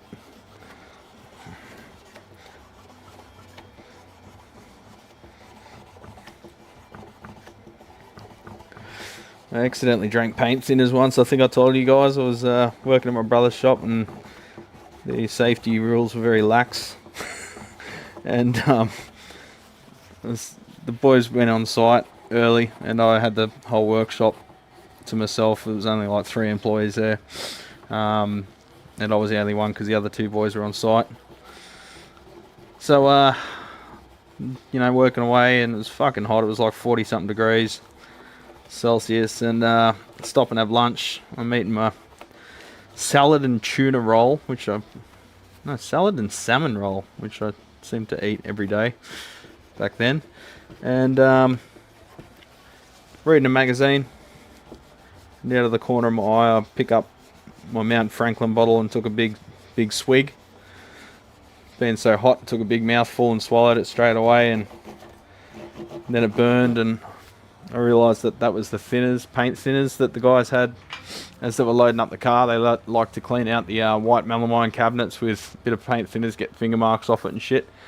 And because the garage roller door was right next to the lunch table, they just sat it down on the lunch table.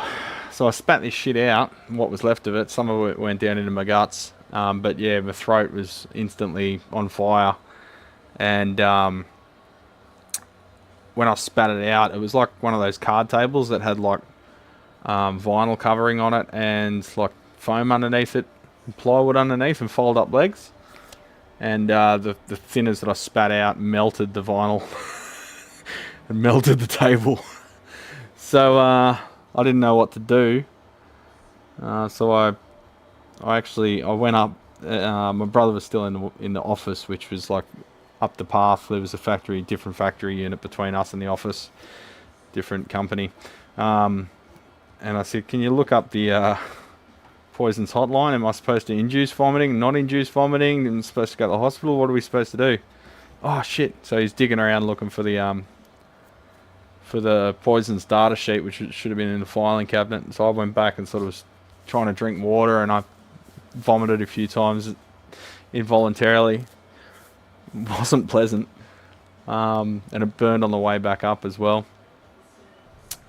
So I don't know, half an hour passes or 20 minutes or something, and I go, "What the fuck's going on?" So I walk up there, and my brother's just on a phone call, like he's forgotten to look up the. I'm like, "Are you going to find the poisons thing?" I go, "Fucking don't worry about it. It's too late now. Clearly I'm not dead." So I said, "But I'm not working for the rest of the night, rest of the day. In fact, I'm having the rest of the week off. Fuck you." So I went home, and my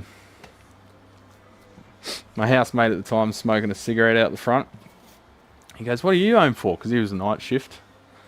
So it was like mid-arbo, like, you know, it was just after lunch. So it would have been like 2 p.m. by the time I got home or something. And he was just about to head off to work. So he was having his smoke on the front step. And I told him what happened. I could barely speak. My voice was like this. Yeah, it was like this. So yeah, we looked up the information on that particular product, and it was mainly MEK, methyl ethyl ketone. However, it had been an open container on a hot day, so a lot of the MEK might have evaporated by then, and it might have just left the less volatile solvents behind. So yeah, it was about 2 days before my voice went back to normal, but we're standing out there explaining to my mate what happened, and I burped, and just like the solvent just came out again, and it made me spew again. I'm like, "Better stand back. With your lighter there having a cigarette, you might set me on fire with my burp." So that wasn't fun. We made sure that all the bottles were like this. See the locking top? You got to squeeze it to open it. Otherwise, it just keeps spinning around.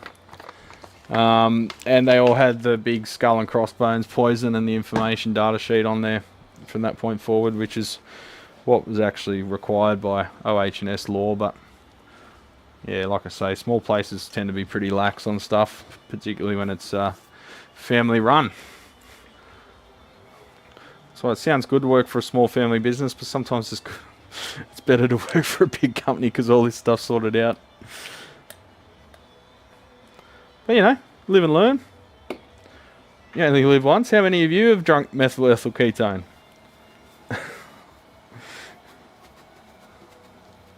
Regret nothing.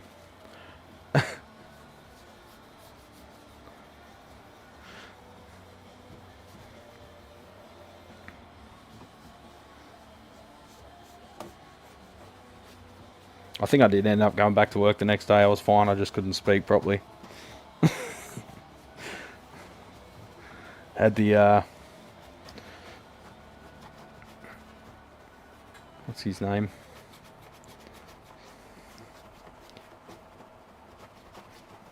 Singer.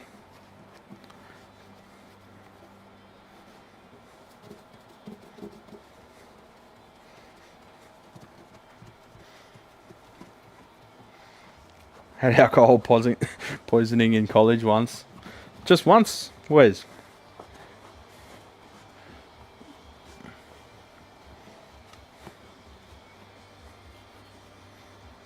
I'm not going to bother oiling the fretboard because it's painted. Matte black.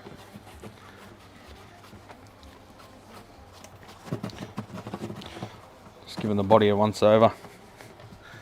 Get all the fungus and stuff off it. It's obviously been sitting unused for a while. What often happens is the bridge comes off and they just sit it aside and don't do anything for a while, and then eventually they go, you know what, it'd be good to get that running again. I'll just put a bit of tape on those bushings so they don't go walkabout again.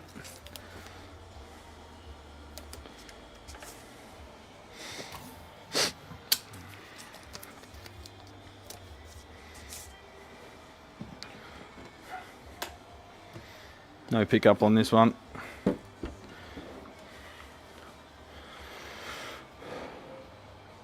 Ended up in the ICU. Fuck.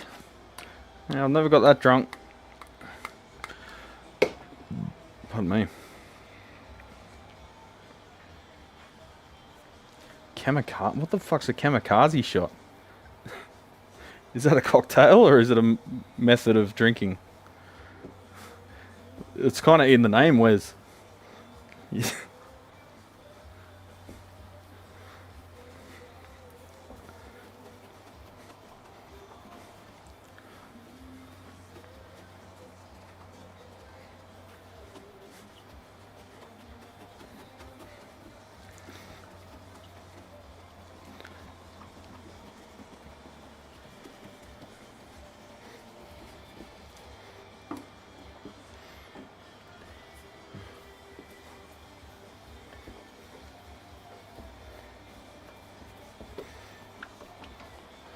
It's still raining. We're getting some solid rain.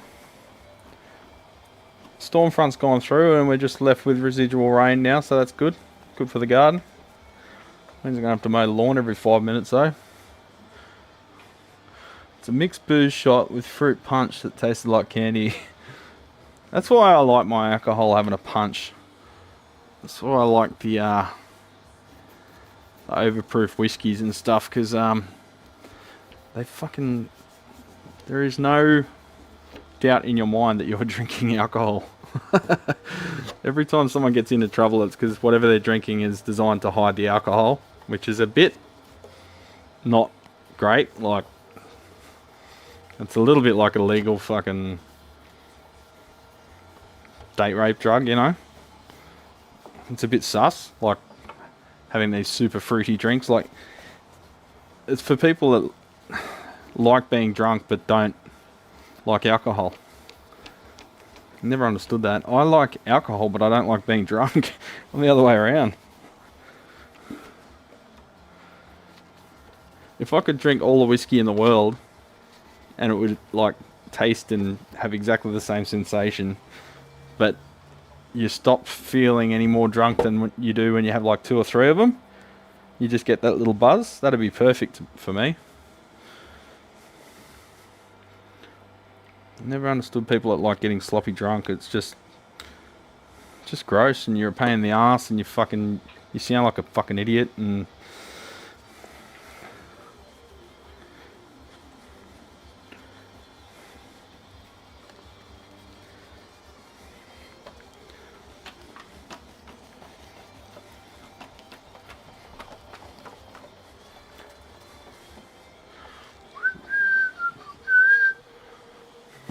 I was very young and stupid. I was young and stupid, and now you're just stupid, Wes. Just joking.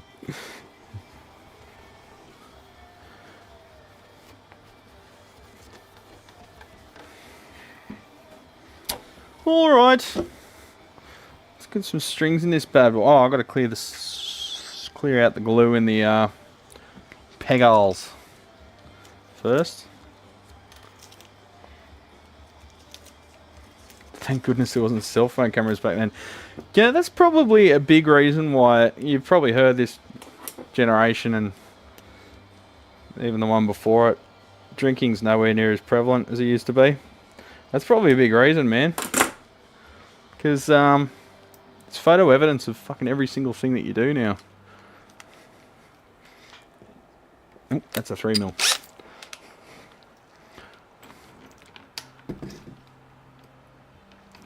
Let's start with a 4.5.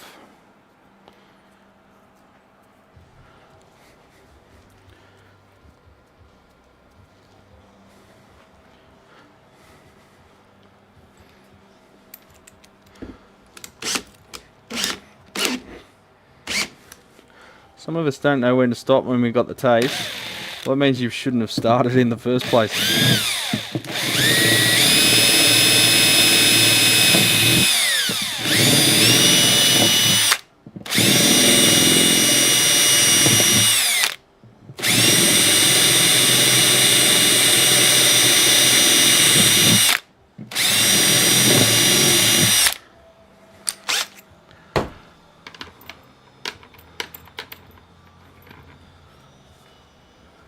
I'm wondering what I'm hearing. It's the bloody phone. My little earpiece has got drill noises coming out of it because it's playing the stream delayed.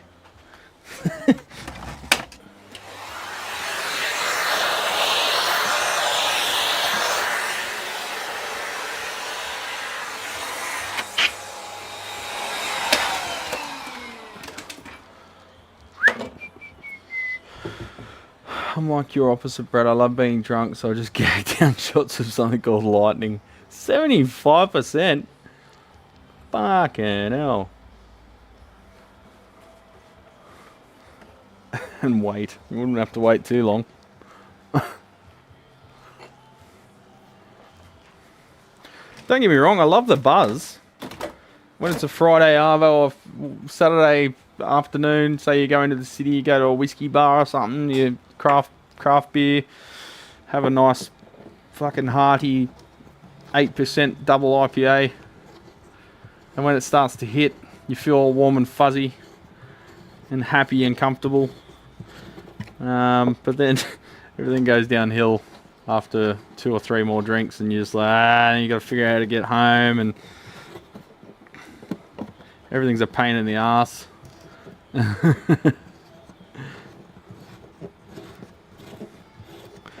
Look, drinking, it's like any other drug. Only do it when you're in a very good mood and you've got no underlying shit going on that you're stressed or anxious about, because it just magnifies everything. Hey Brad, pissing down here in far north Queensland tablelands. Don't like Mondays. Are you getting flooded up there, mate?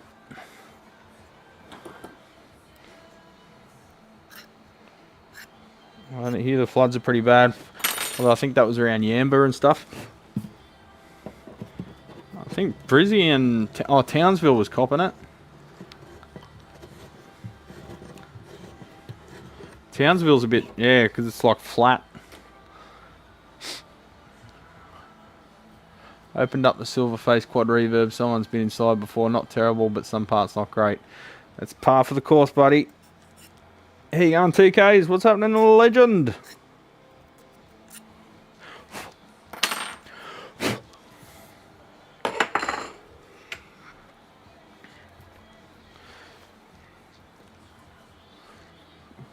Not flooding or 100 meters above sea. Oh, 1100 meters above sea level.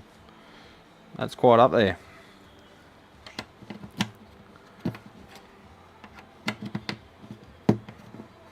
Alright, that must be the treble side.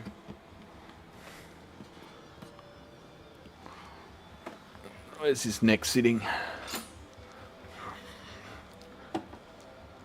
Whoa, back bow. Jesus. It's got like 2 mil of back bow. What's up with that? Holy back bow, Batman. Hope it's a dual action rod. Should be, being Asian.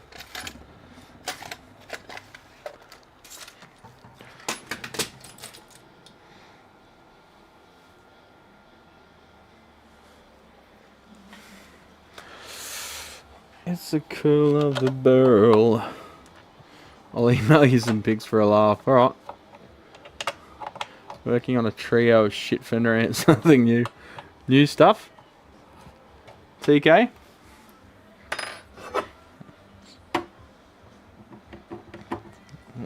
It's got me worried, that back bow. It came to me in pieces, so didn't check the neck, but Jesus. Alright, that's got no preload on it now. At all. It's just the curl of the barrel. And we've still got back bow, but it is reduced. So let's go. I'll tell them, you know, if it is a dual action truss rod, which I hope it is. Otherwise the action will have to be pretty high in anything above that first position. It's not looking good.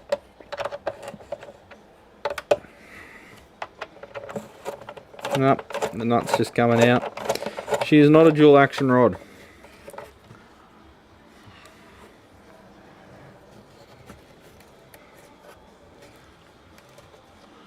Sydney radar doesn't look good, mate. Ah, it's fine. It's good. Had some nice rain. We haven't had a lot of rain, so we had a bit, but it's sort of gone around us. Gotta love Hot Rod Deluxes. Hot Rod Deluxes are good, man. Not the amp, but the job. They're profitable, and you can do 3 of them in a day. And after all of that, they're actually pretty half decent sounding amps. You can mod them. I've got one here that did a trade. Well, not even a trade. The bloke is a mate of mine.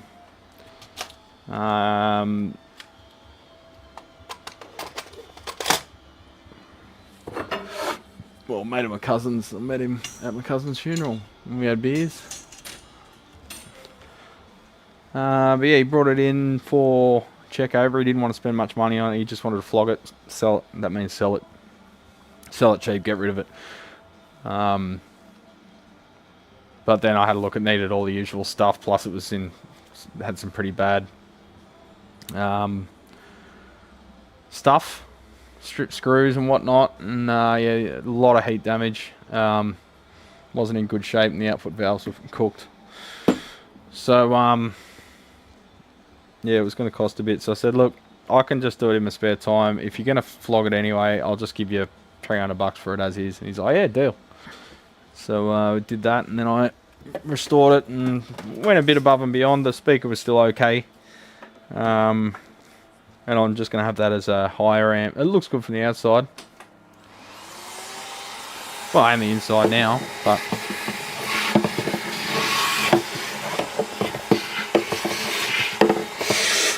because when people bring their amp here and have a bit of a sook if I don't do it in, like, you know, 3.6 seconds. Now I can say, oh, well, for $100 you can rent this for the weekend.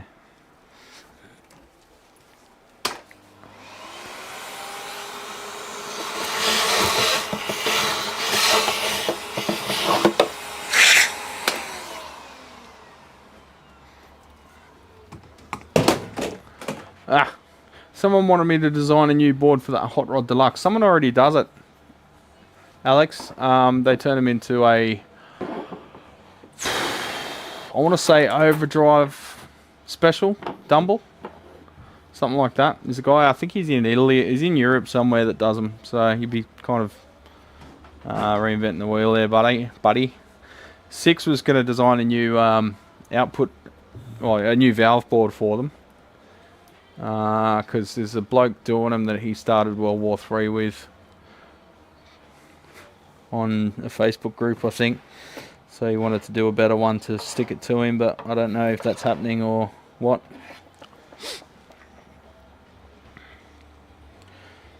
Yeah, this bloke pretty much just copied one for one the existing design, and seemed to be sort of expecting praise for that. Whereas there was plenty of areas that you could improve on it, in addition to just a better quality board layout stuff, I mean.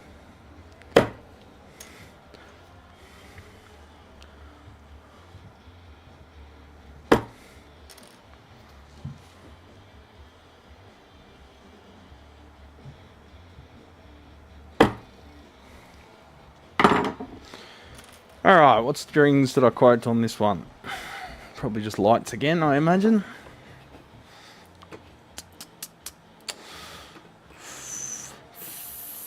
Segovia.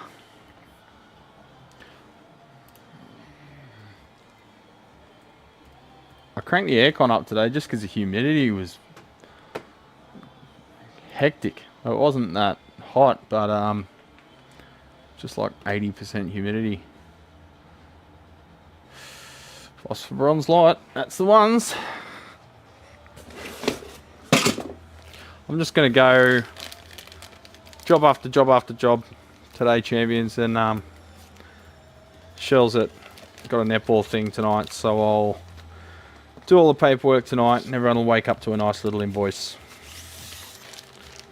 I used to try and send the invoices as I did the jobs just so everyone knew as soon as it was ready, but it just breaks the day up too much. I need to be in the zone, and then later on after 7 PM or whenever I knock off today, I'll be in the paperwork zone.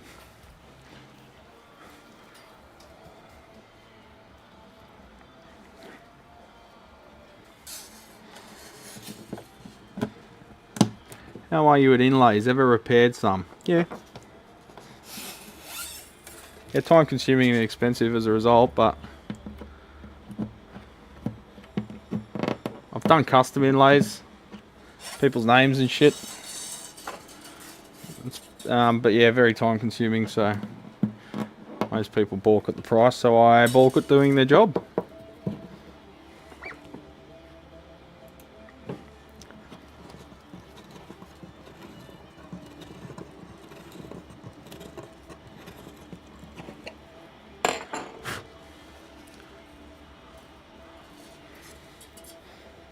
You want one of those boards, Alex? I'll talk to you. After the stream. I've got some of my prototype ones. I might be able to sling you one because you've been such a good help.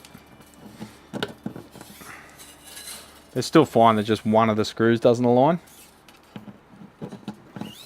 You could drill another hole if you wanted to and use a standoff, but it's got plenty of support in that area. So yeah, that brings me to the supports for the JCM 2000 boards. I figured out what they are and the part number, because a lot of people would probably snap these off in the process, so I might offer them as a pack of 6 something. That's them, different color but same shit. They actually work with 2mm boards. It says in the data sheet 1.6 only, but I tested it in a 2mm board and it actually it fits. No, that's my whole point, Alex. I've got to send you stuff because you send me stuff. Yeah, I'm aware of that guy. Yeah, he went on a massive... I don't know, he's just another fucking weirdo. He just went on a massive defensive rant whenever... If I put something up and people criticise it, I want them to criticise it. And then if their criticism isn't valid or if there's more to the story, I'll let them know. I'll say, oh, that's because of this and this. Oh, like it's... Oh, the design was constrained by, you know, the amp that it's got to fit in. And, or like, I didn't want to change too much because then they might say it sounds different or something like that. Like, there's going to be a reason. But if they've got valid criticisms to my designs, and I'll go, shit, I didn't think of that. Thanks, man. No, never be too head up your own fucking ass that you can't take criticism, because then you'll never improve at anything in life. You'll just stand there hoping everyone gives you a pat on the head for every fucking thing you do, and really you want to keep improving and growing as a person. Do we not? Do we not?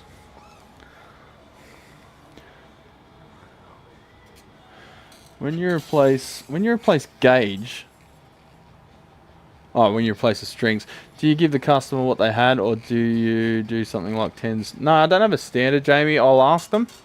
So I'll say, what string gauge and tuning are you after when they drop it off? I've got a little form there. What kind of action do you play? Slide? This is all the questions I ask. Do you play slide? What kind of style do you play? Are you a heavy hitter? Do you like to really dig in? What kind of pick gauge? What string gauge are you using? Do you know what string gauge you're using? 50% of the time they don't even know. So I say, look, is what was on there, was that comfortable? Or you want to go lighter or heavier? And they go, oh yeah, what was on there? Or maybe a little bit heavier. So I go, okay, I'll measure them. And then I'll go 1 gauge heavier or 1 gauge lighter. And they're like, yeah, no worries. At the end of the day, a set of strings is what starts at $18, goes up to $33, $34 for the highest elixirs for a 6 string. So, you know, more often than not, they tell me what they want, and I'm happy to put them on.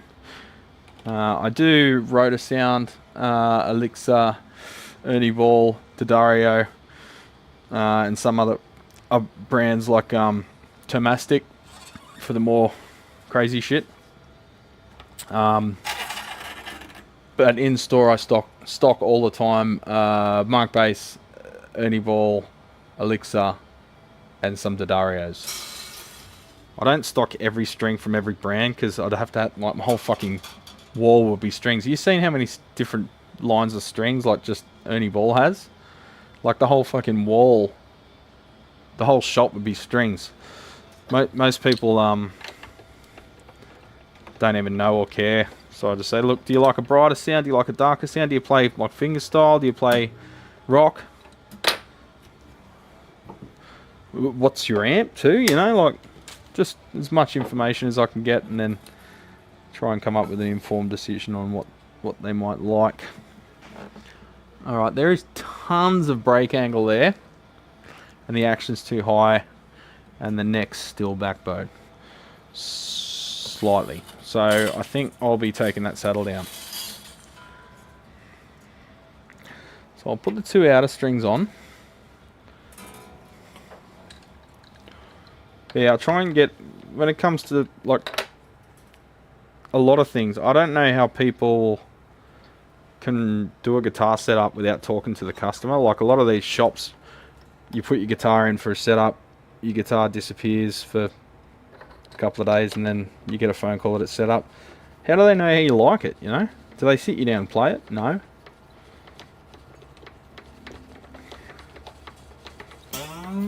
It'd be like tailoring a suit via like mail order. you know?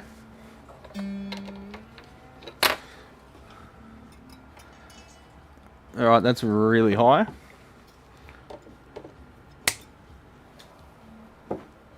Ah. Mastodon doing a Metallica cover of Orion. I forgot they did that. That's awesome.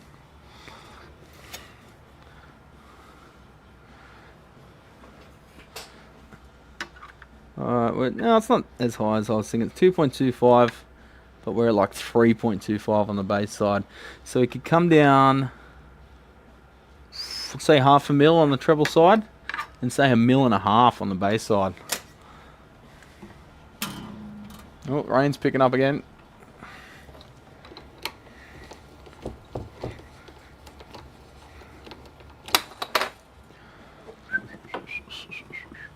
I've got a local guy to set up one of my guitars. He's had it since October for a setup. Fucking hell. Even when I'm super busy, like busiest I ever get, I still turn around the setups in, say, a fortnight. Might have been a bit slack and blown out to like 3 weeks the last couple of months, but the last couple of weeks. But no, I maintain 2 different. It's a 2-speed economy.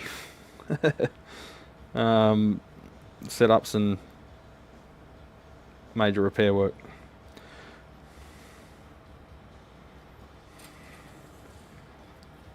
Alright. This is that weird glass bead reinforced plastic, so it does take a bit to sand.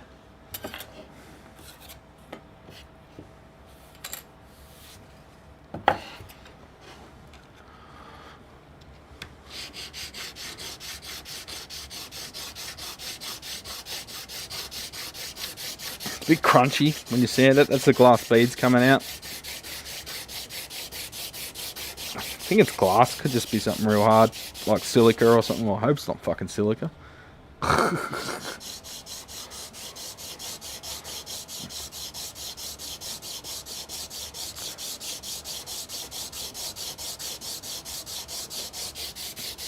Where are you at, TKs? I thought you were Queensland. You said you were in Queensland. You in Melbourne? Alex is in Melbourne.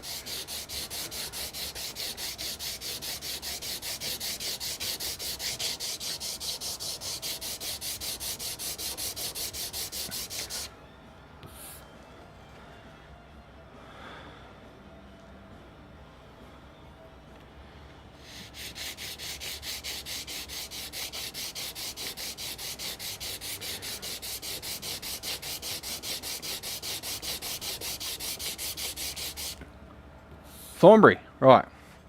Okay, I don't know, I'm getting you mixed up with one of the other blokes. I thought you were in Queensland, sorry. It's really hard for me to remember where everyone is. I'm a pea-brain idiot.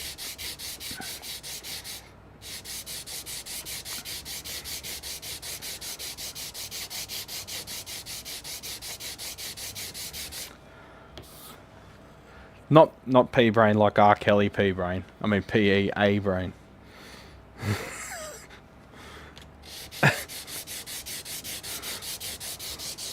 Just wanted to clear that up. He's in the suburbs of Melbourne. Well, there's your problem. He's too busy drinking lattes, mate. And going for tapas for lunch. How does the luthier afford to pay in a Melbourne suburbs? Silica dust is very bad for the lungs, Jamie. Yeah, it'll fuck you up. Silicosis, no joke.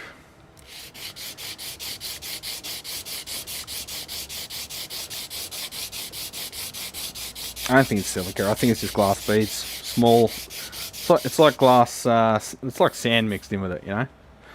It makes the plastic properties different. Makes it very tough.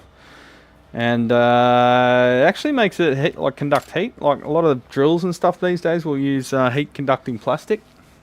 Surprisingly good at conducting heat, so it draws the heat out from the motor, almost like a plastic heat sink. It's quite a bit to plastic science.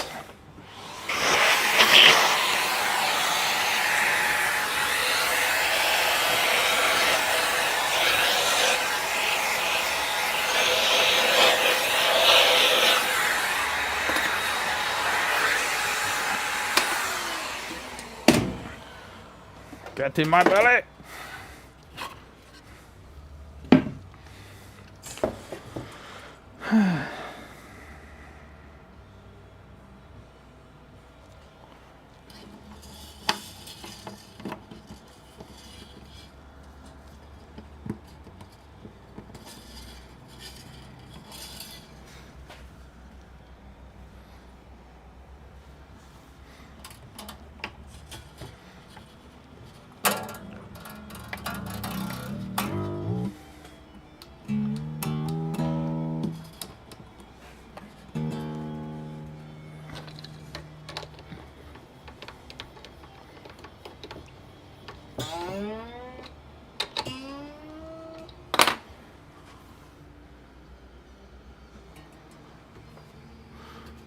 Where are we at now?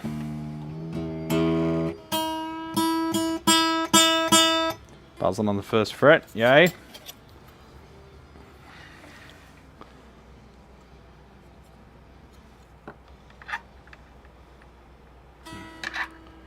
Alright, we're at 2.25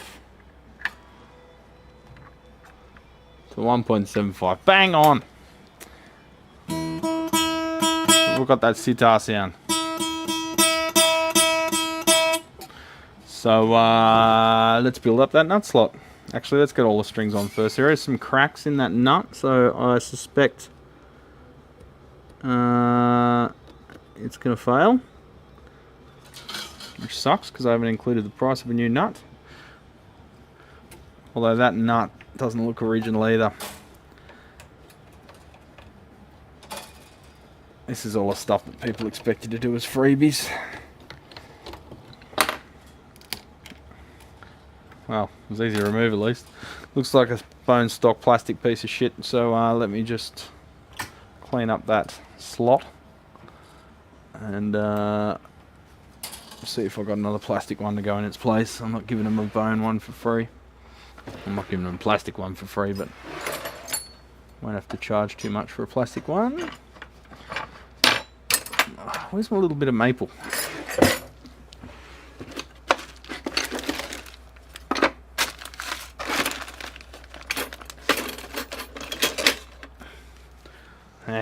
That'll do.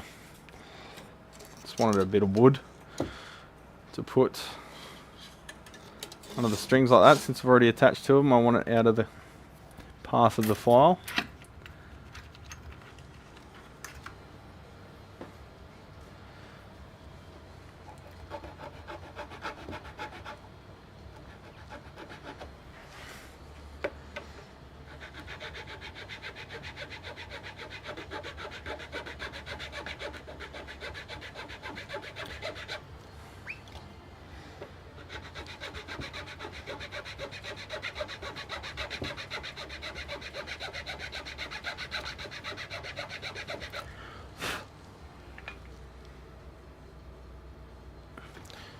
Alright.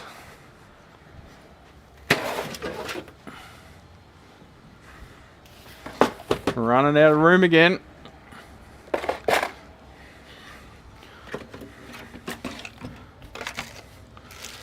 It's a nylon.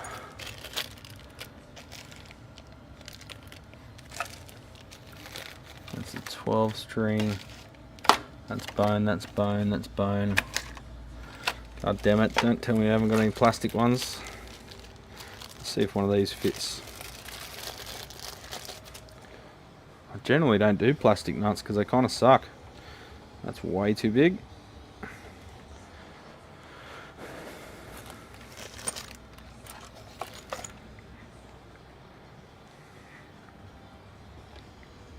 There's a tusk one.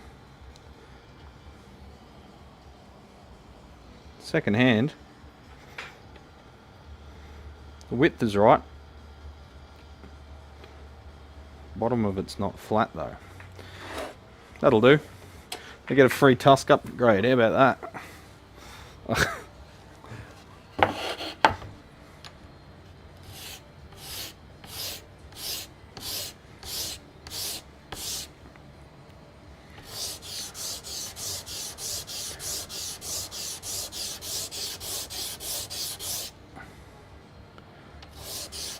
No, it's not my fault the nut's fucked. It's just I'm not pinging them for a 130 bucks, 140 bucks for a new bone nut to be carved from scratch. So I'm just going to use a second handy.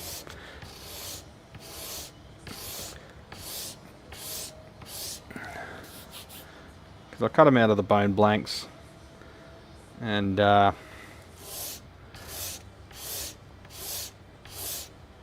make them perfectly to suit each neck, but this one's just going to be a, well, if it fits, she goes in.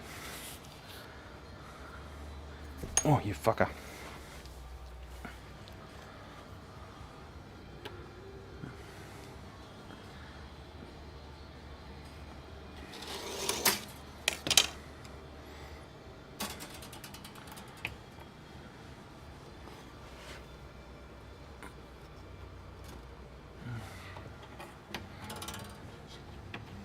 Still there, 6. How'd you go with the storm? Did it make it to you? I haven't looked at the radar for a couple of hours.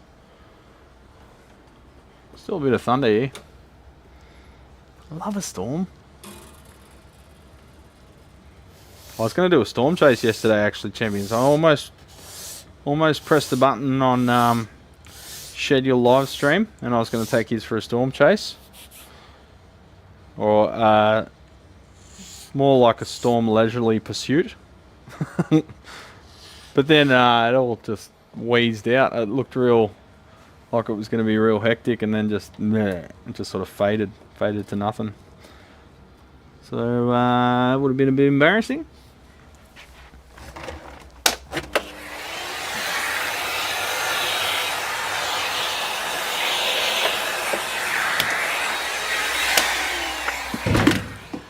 Are we still going with the audio? Is that thing charged up yet? Yeah, it should be.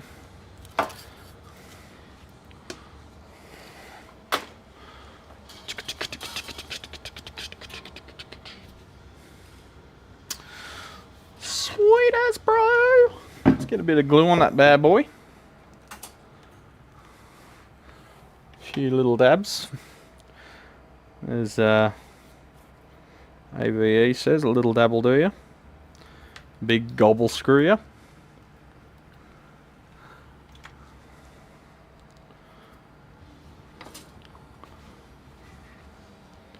Where's my manky rag?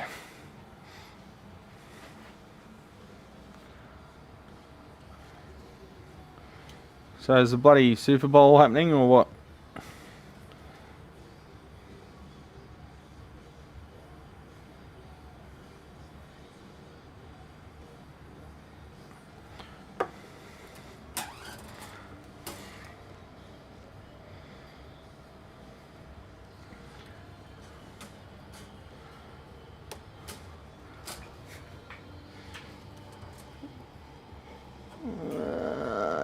That'll do.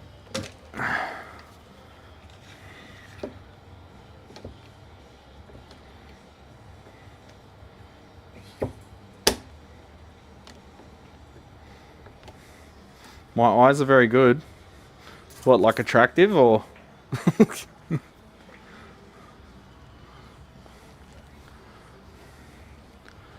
Yeah, my eyes are still pretty good up close, but not so great at a long distance.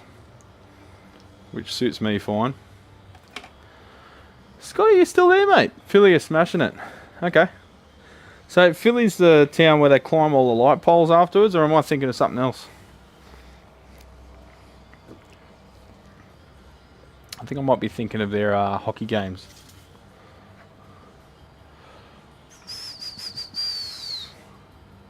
The stupid bell. 34 to 6. People pay $47,000 per seat to watch that.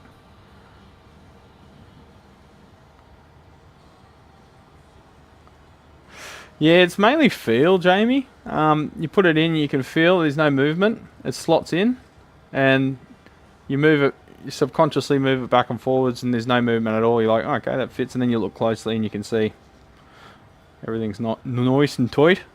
Guten tight, the German virgin. Miss Guten tight. Oh, that glue should be set now. There's also standard nut widths, and this one is 4.75mm.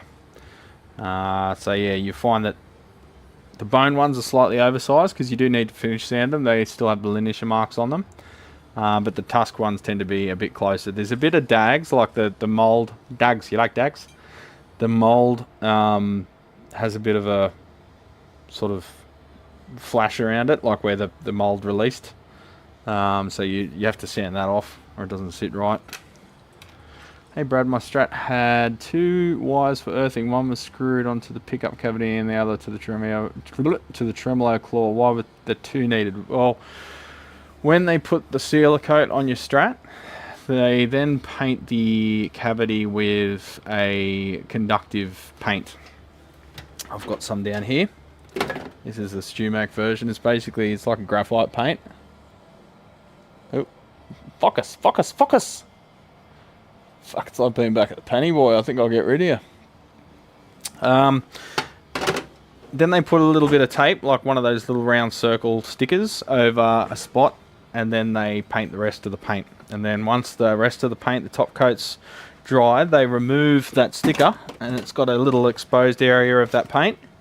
And then they put a washer there.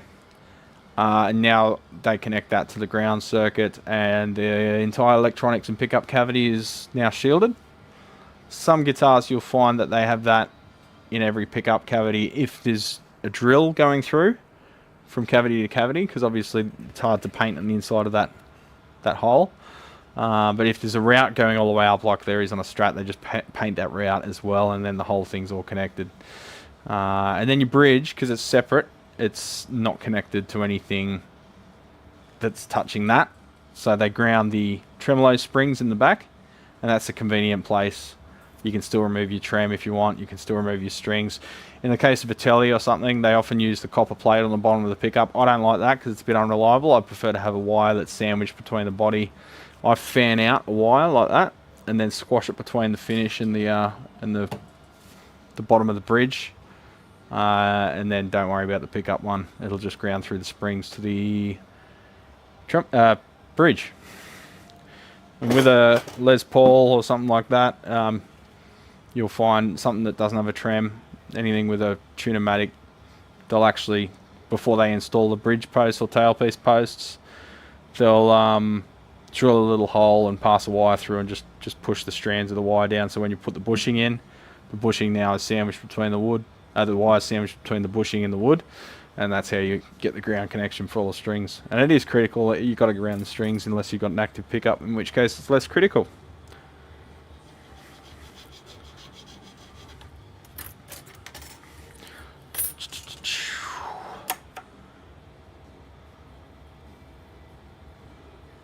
So I got the sheet music for Mastodon the Hunter. So I've got to sit and do some intensive practice and learn some of the songs, because I love that album.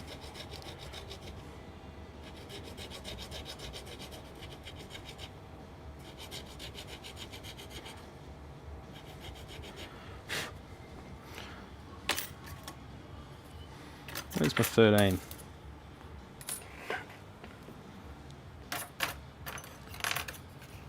There it is. You like hot dogs, really? I don't. It's fucking gross. It's like MDF meat. It's meat DF.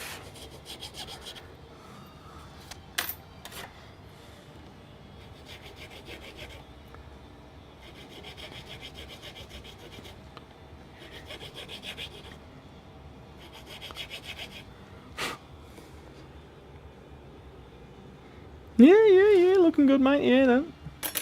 24, 36. We'll go 32.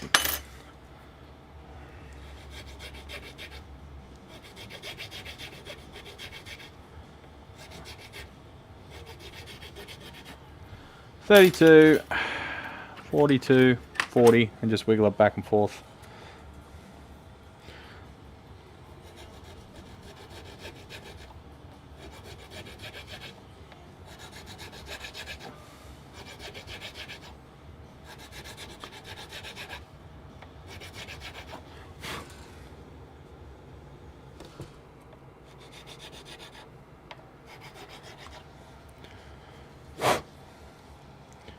Emperor of Sand is my favourite. Also, Cold Dark Place by Brent is pretty great. I have to check that out. Alex mods everything. If I was asked to mod a Friedman, I'd probably just run it by Dave first and say, look, are you cool with me doing this? Because it is a potential mark of disrespect modding someone's amp. I'd at least run it by him if it's not a, big company. So what do you reckon? Is that alright? They might have like, yeah, do this, this and this, yeah. And sometimes I do that for customers, blah, blah, blah, blah. Might save you a bit of groundwork. Not just to get permission, but just to run it by them, It's better.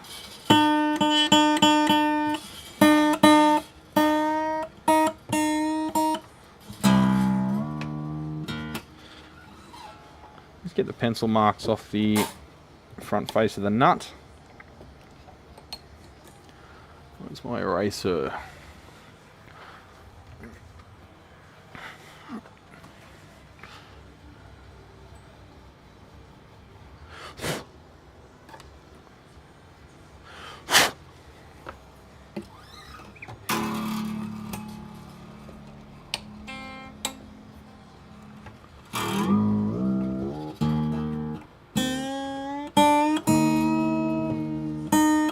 He's going to send you guys an email. How many people do you think work there? Get your receptionist to give you a message, Alex. Actually, I'm pretty lucky. I occasionally do have a receptionist known as Michelle. She womans the front bench, front desk. Can't say she mans it.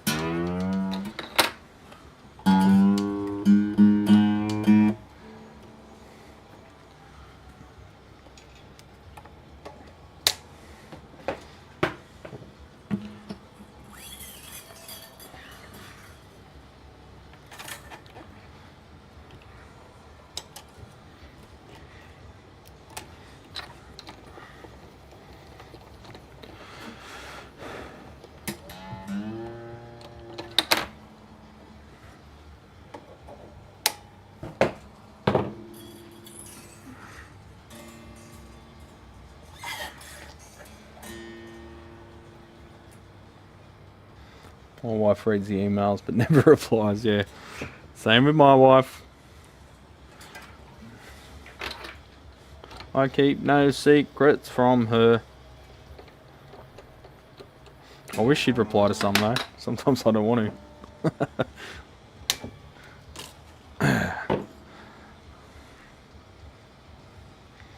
Kind of hard to relay the information though by the time I've relayed all the required information, and some of it's somewhat abstract to someone that's not technical.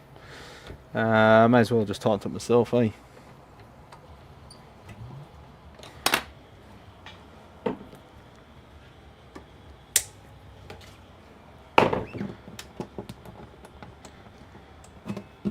She lives to fight another day. Where's the switch? Am I going crazy? Oh, it's on the front. I was using the slide switch one the other day.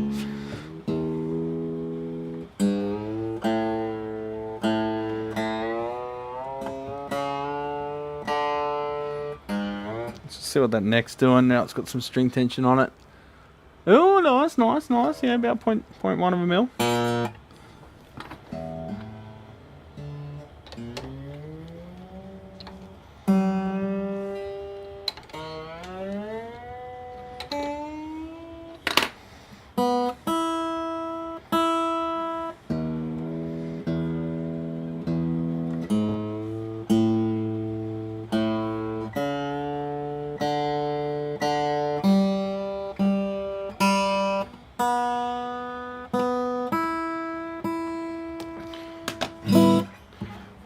There she is.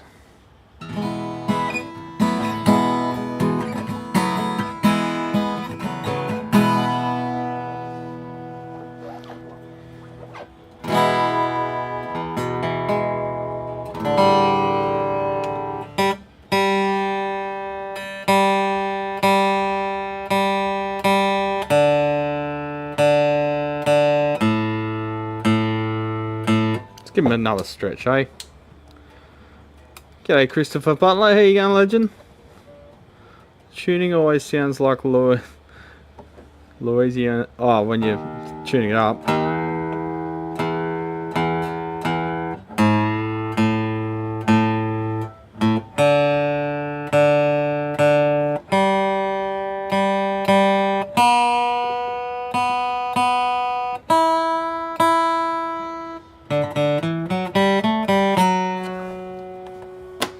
Squeal like a pig, boy.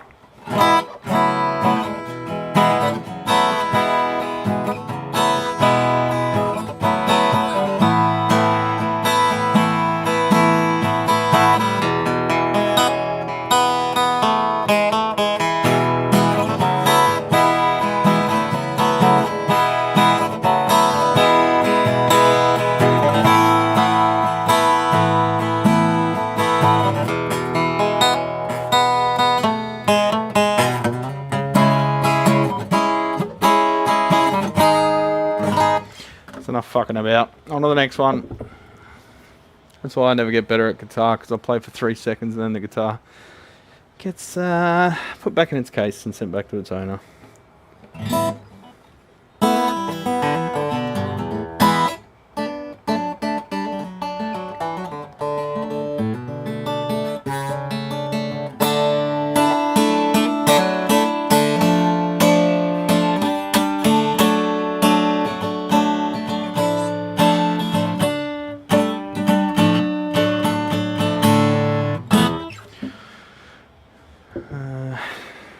to check. Oh, just check those string heights at the nut.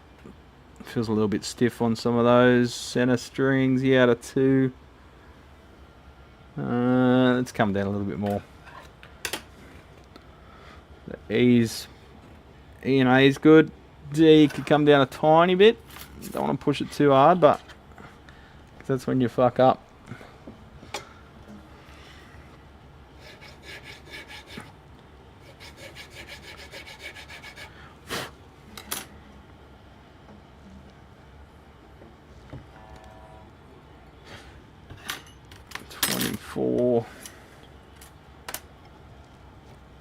Back that off a bit. Yeah, it was a cool live stream, wasn't it? Some new amp gurus I have not heard of yet. Had to walk away and was gone for 45 minutes. And it was even better because Dave like full on glazed me at the start there. He's going, Brad bloody does all sorts of crazy shit. Builds amps, bloody does Tilexing, repairs acoustics. And I just answered, I said, yeah, that's why I'm bald. Because when it started out, I was always worried that there wouldn't be enough business to be sustainable. So I sort of had to just do everything. Like, I didn't want to say no to anything. Because I was worried that, you know, next week there wouldn't be enough jobs to pay the rent. So I sort of learned how to do everything.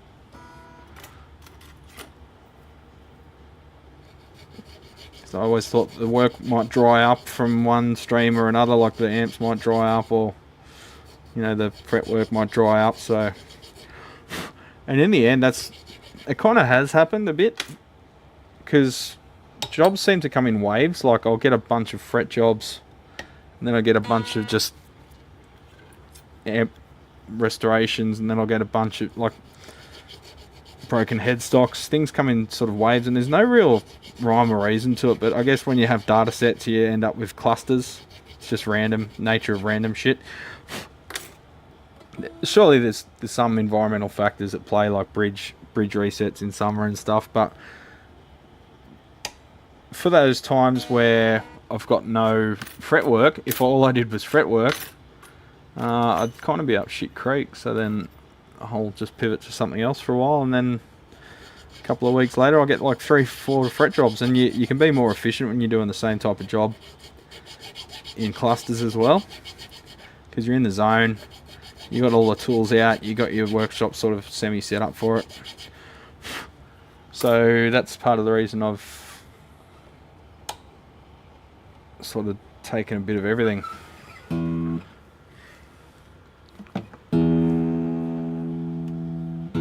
That buzz is just the tuner sitting on the guitar.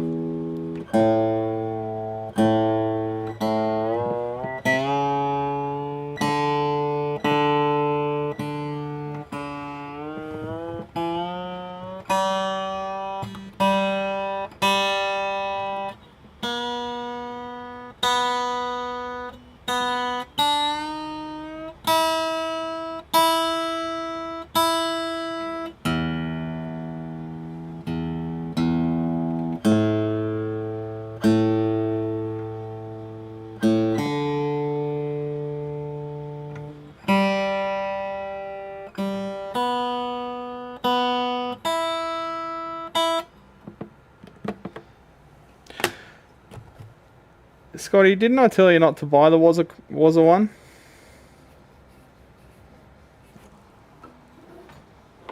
Waza Craft? Tube amp core unit. What's a tube amp core unit? Waza tube amp core?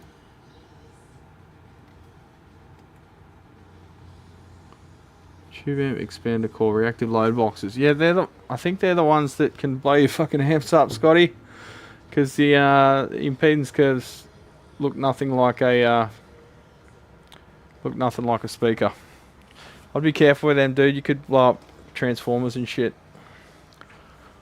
I'd go with a Sir or something like that. Someone who can actually read a fucking impedance curve. Alright, the bridge hasn't flown off. On to the next one.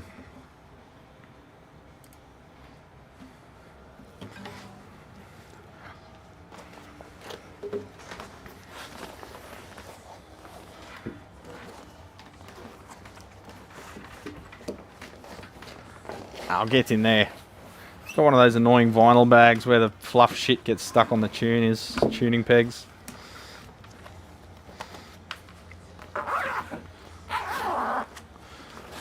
You are ready for pickup.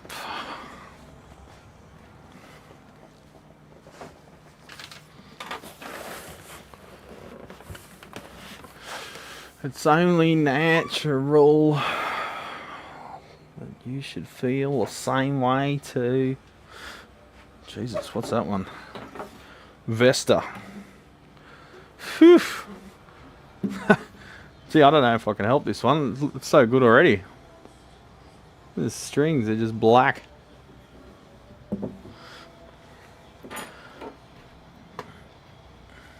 Doing different things helps with ADHD too. Doing either just amps or only guitars would drive me crazy after a while. I mean, it was a simpler life. Okay, I've just been sent one to try, but I'll heed your warning.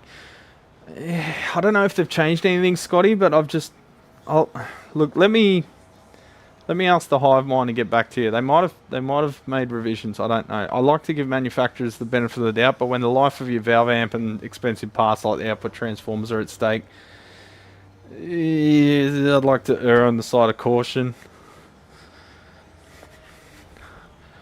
Whose guitar is this?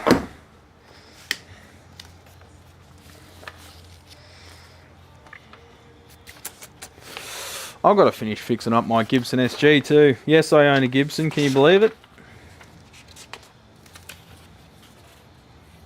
Oh shit, I've got 2 Ibanez's to set up for Joe. Sorry Joe, I'm late. Different Joe. Broken headstock, that one's at the shop. Vega banjo, that one's at the shop. Gretsch White Falcon 12 string. With bad frets. Fret ends lifting. Ibanez sound gear bass. Jim Root Strat, that's coming up. Epiphone and Gretsch.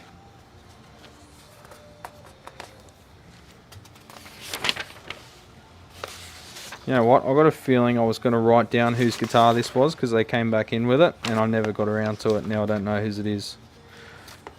Fuck.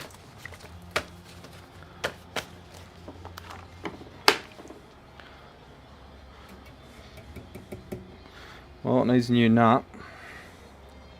Needs a new saddle. Needs new bridge pins. See the saddle? It's good, isn't it?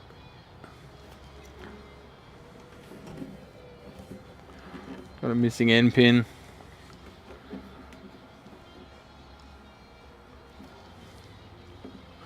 And the nut. There's a section missing, as you can see there.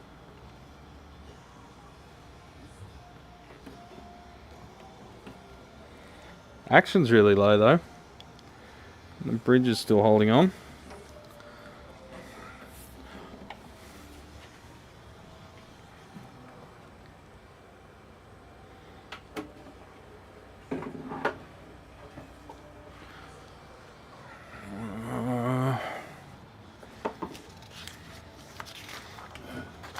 Okay, that one can get invoiced. That one's done.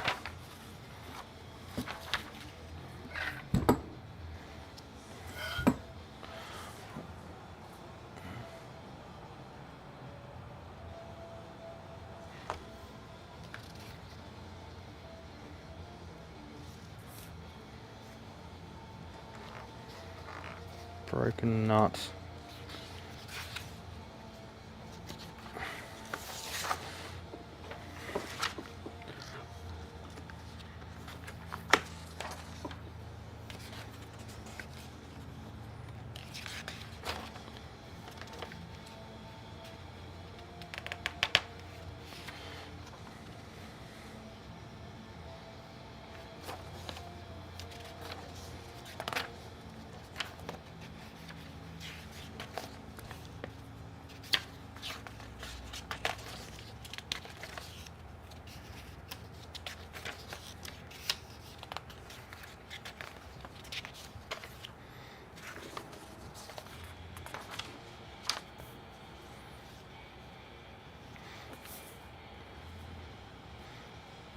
think it must be his. Now, I'm going to rip through some school repairs before I start the big job.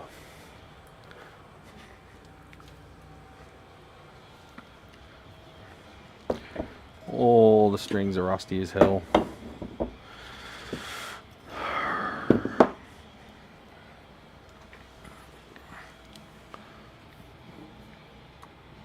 All the saddle screws are present, that's the first. School guitars get destroyed. Oh.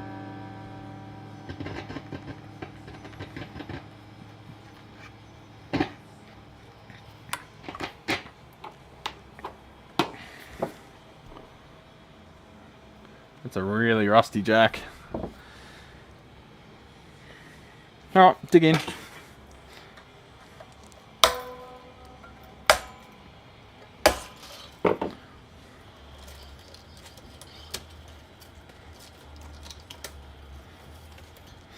Played these when he dropped them off, so I've got some notes there for each guitar. This is all for a local school, and I kind of like these jobs because the kids always comment to them. They always pass it on to me how much better they are when they get them back. I like that.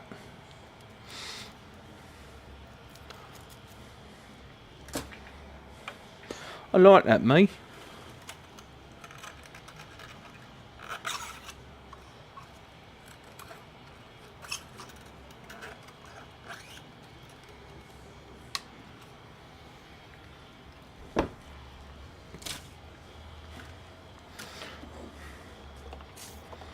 Lots of finger cheese because the kids play footy in the schoolyard at lunch, and then they have their music lesson, and they do not wash their hands before going to it.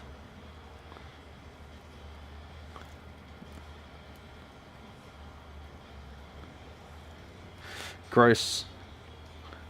Teenagers are gross.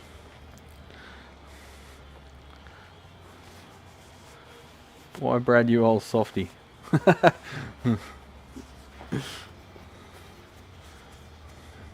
Let that soak a bit. What do I want? A cup of tea? Yeah, why not?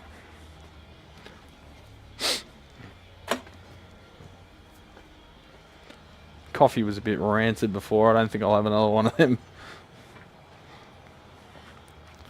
I think I'll pass.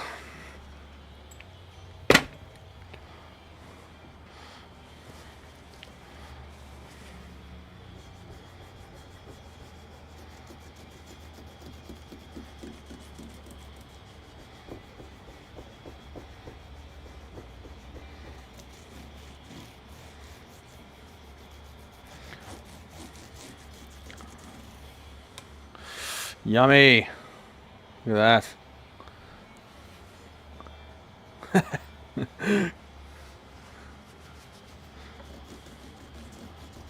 I got some matcha here. I got some English breakfast. Matcha and English breakfast is maybe sometimes chai, but I don't have the traditional method of chai. I just use it like tea, like use it in a plunger or a diffuser.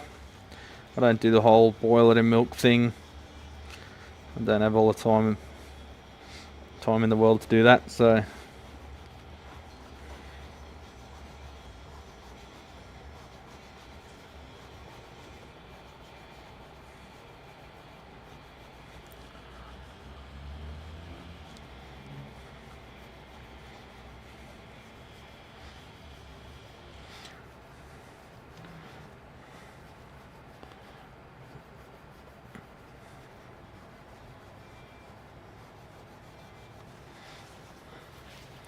already looking much better.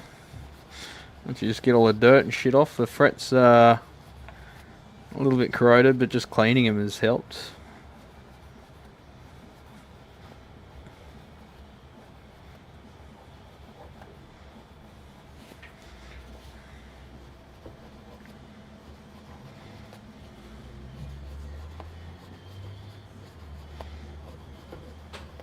It's bloody 2 o'clock already.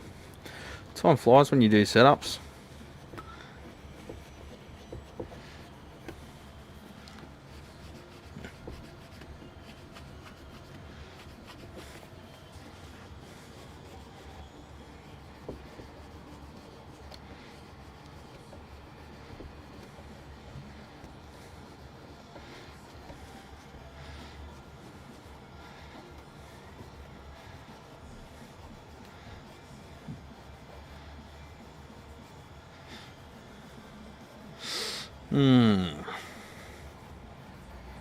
Can you guys hear the music in the background? Like, can you make out what it is?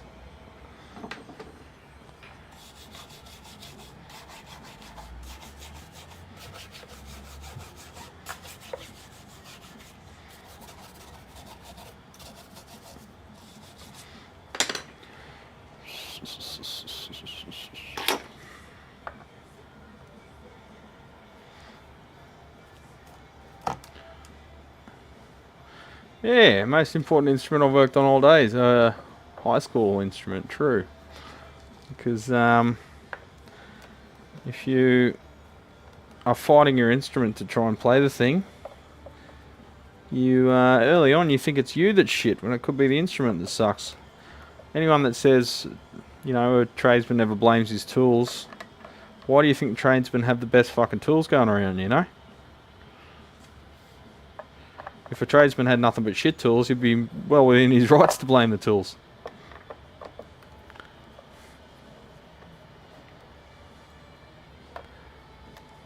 Brad, is that a diesel lamp behind me? Yeah, I don't want to talk about it. I don't want to talk about it. I didn't understand, because I haven't had that many diesels, and a lot of diesels are different to each other. Like, if you get a VH4, you don't know what you're getting, because they make every amp different for some fucking stupid reason. I don't get that, man. I don't get it. See, a legendary $8,500 amp, and it looks like a fucking high school project, honestly.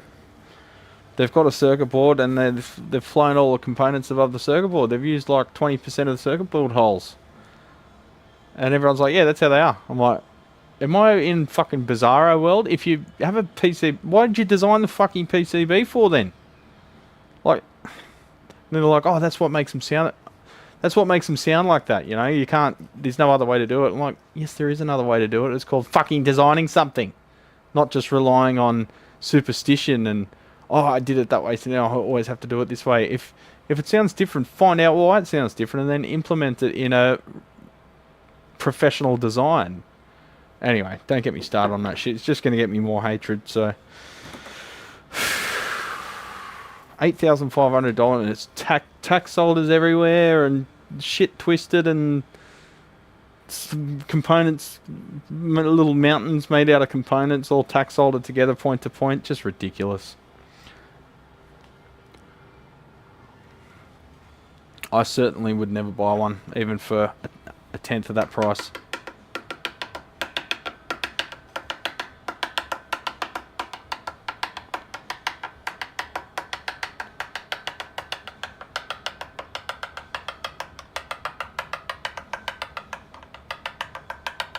All the frets are reasonably seated. That's good. Quick rundown on Schmerler amps. Well, you look up Schmerler amps. He's a mate of mine. He's Canadian. We won't hold that against him. But he builds for all sorts of people. One of which he built one of Chad Kroger's amps. But yeah, a whole bunch of stuff. Let's have a look at his website. Wait, I'll just give you a link. Hang on.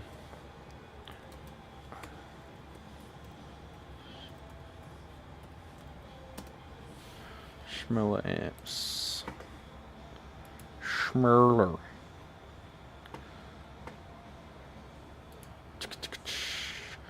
Desk share. There we go. Amp models. Let's go artists and amp models. Get rid of that quote because I've done that now. I'll have a look at the radar. Refresh.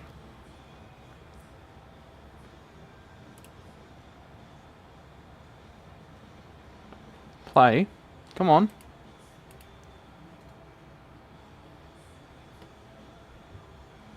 So we are like there.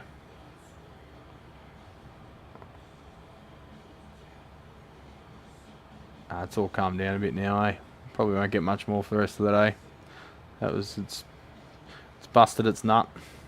Anyway, back to the amps. So yeah, I haven't got any gut shots on here, but I believe he does eyelet builds primarily. Not eyelet, turret builds primarily. I don't think he does circuit boards. Just going to Troy Bassett. A lot of these guys Canadian weirdos, so I've never heard of them. Alright, Stead? Chad Kroger. The paddle pop lion, as I call him. So if you're wondering why I call Chad Kroger paddle pop lion, it's because he looks like the paddle pop lion. See that? Yeah, he is the paddle pop lion. That's Chad right there. So that's a commercial brand over here of ice cream. It helps when you plug in the 57 RJ. Like, yeah.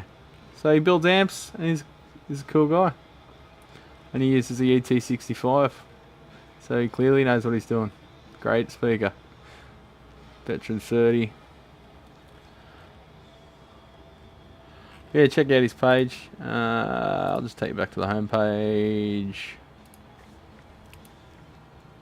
I'm pretty sure they're all commission builds. Like, I don't think he has a standard set of models. What? Where's the chat thing gone? I have no way to write chats. The part where I enter the text is gone. OBS has updated and it's removed my ability to type anything. Oh, that's pretty funny. Look at this. So down here, below subscribers only mode used to be a window where you could write your chat. Now they've fucked up and they've put subscribers only in that window, and now I can't type anything because there's nowhere to type it. Wow.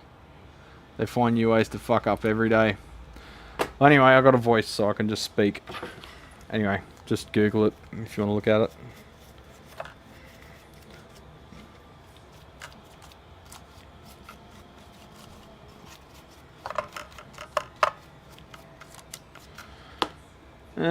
So those pickup wires were sandwiched between the body, which is why the pickup had the pick guard had a bit of a bulge there. So just to avoid breakage, I'll cable tie them because they've just done the old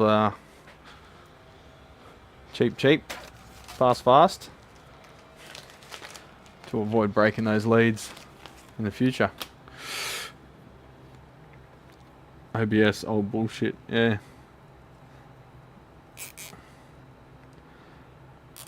Yeah, RJ's just a funny bloke, and we have a chat every now and then online. I think it's just one of the people I started chatting to during like COVID, when we're all like, you know, in lockdown and shit.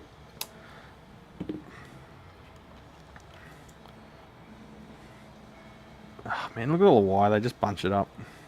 Not even that well. Anyway, we're not reinventing the wheel here, we're just making the thing reliable, so I'll just pop another cable tie around that.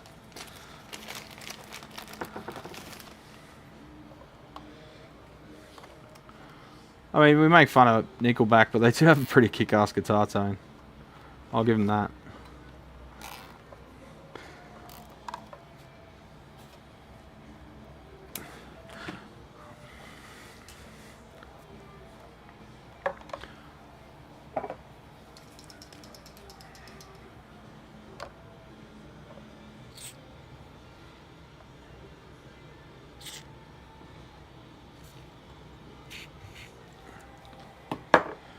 Alrighty then, we'll replace that output jack. Alright, the pick guard's sitting flat now, that's good. We've still got a wire sandwich there somewhere, one of the ground wires.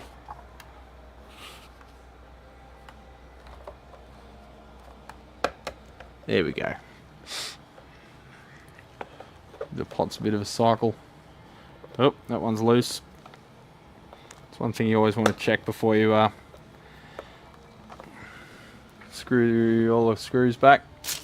Just check that the nuts don't need tightening on the pots. They cheap out and don't put lock washers on them too, so sometimes it pays to put one on.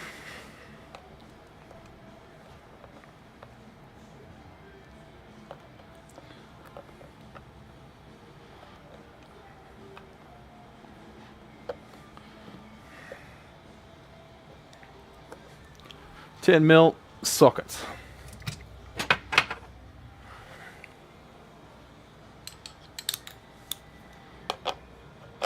11mm socket. You never know. The ichrometer didn't work very well then, did it?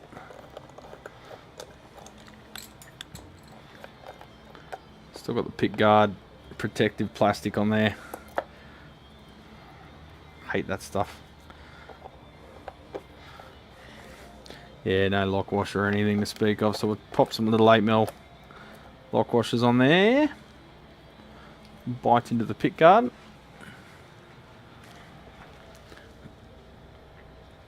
If I can find my washers, where are they? Ah.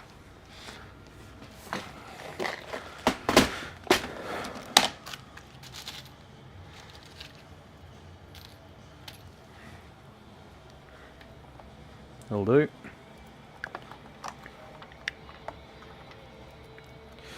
Yeah, you're right, Scotty. I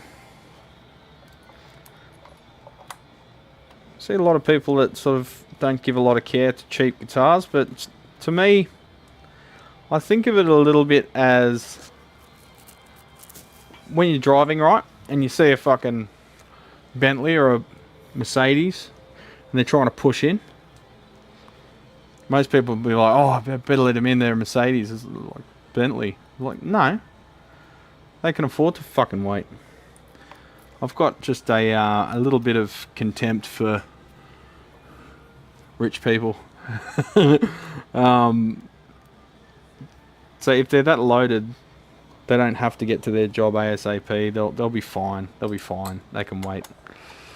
So I'm more likely to let in the bashed up old piece of shit van, tradie van, because you know every second counts. They've got to get to their job. So it's a little bit like that with guitars. A lot of people don't.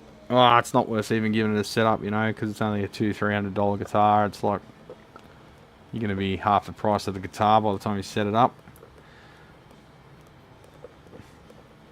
Which is kind of true, but the importance of how that guitar plays to me is just as important, if not more so, than like a custom shop Strat or something. Because you want these people to keep playing. They're the next generation. And if their guitar's playing like shit, they'll not want to pick it up, and they'll lose interest possibly. Eat the rich, fucking oath.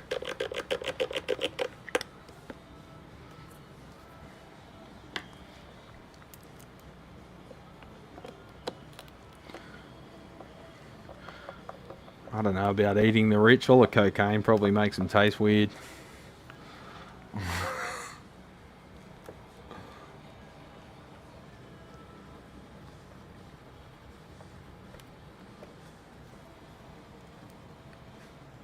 You're Canadian, Jamie. I know so many Canadians. It's funny because all the Canadians are like, I know so many Aussies.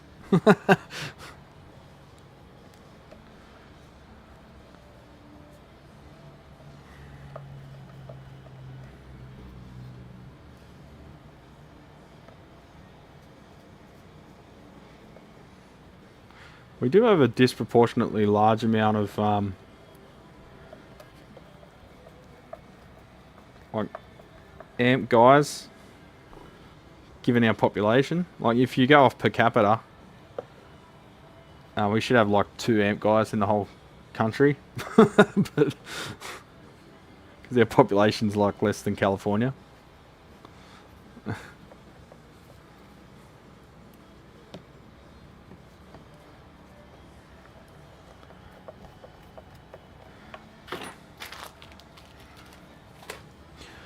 Alright, a wee bit of polish compound.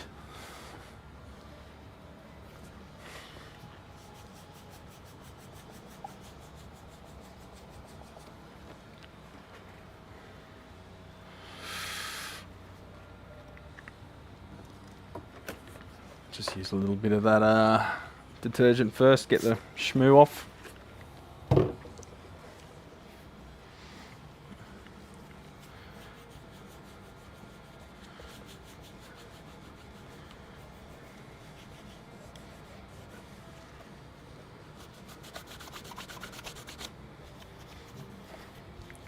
Just getting the things cleaned is half the battle.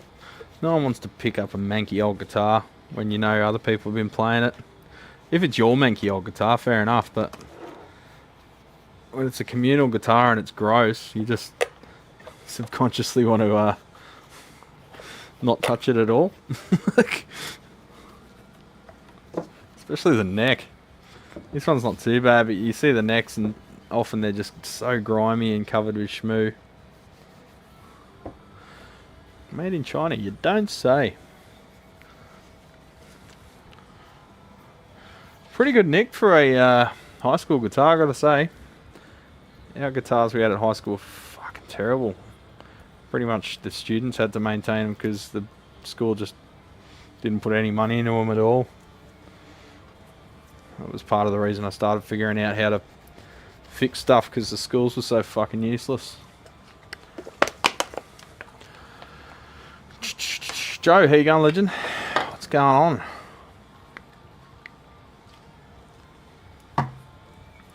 You reckon we've got a tunnel, Jamie? Would be handy, wouldn't it? Better for shipping. How would they maintain those borders, though? I guess you'd have to have a gate at either end, like customs.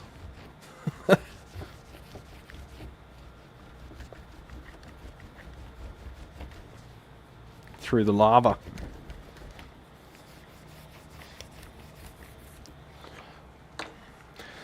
Check the neck. Fixing screws. Not stripped and not loose. Fantastic. Now this has got those handy slots in the trem cover, so you can get the screwdriver in there and adjust the trem screws without having to remove it. Just having a look through, I can see that the ground wire is connected, soldered. Just while I'm there, I'll just check the tuning machine. Screws are tight and not stripped. Yep, good. Better than average, actually.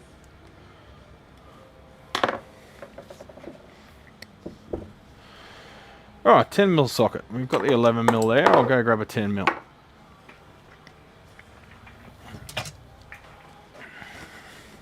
Saw a Facebook memory came up the other day of when I first opened the shop in October. That Christmas I dropped a chef's knife on my foot and cut all the tendons and had to immobilise it for 6 months, 8 months. So I was just opened the shop and then I had to push myself around in a in an office chair to get around because it was immobilised.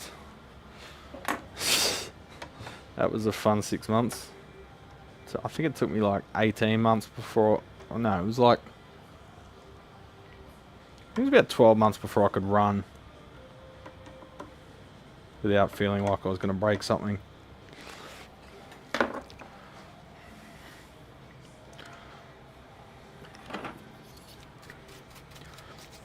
There's a lot of schmoo under that bridge. I might just remove it to get under it.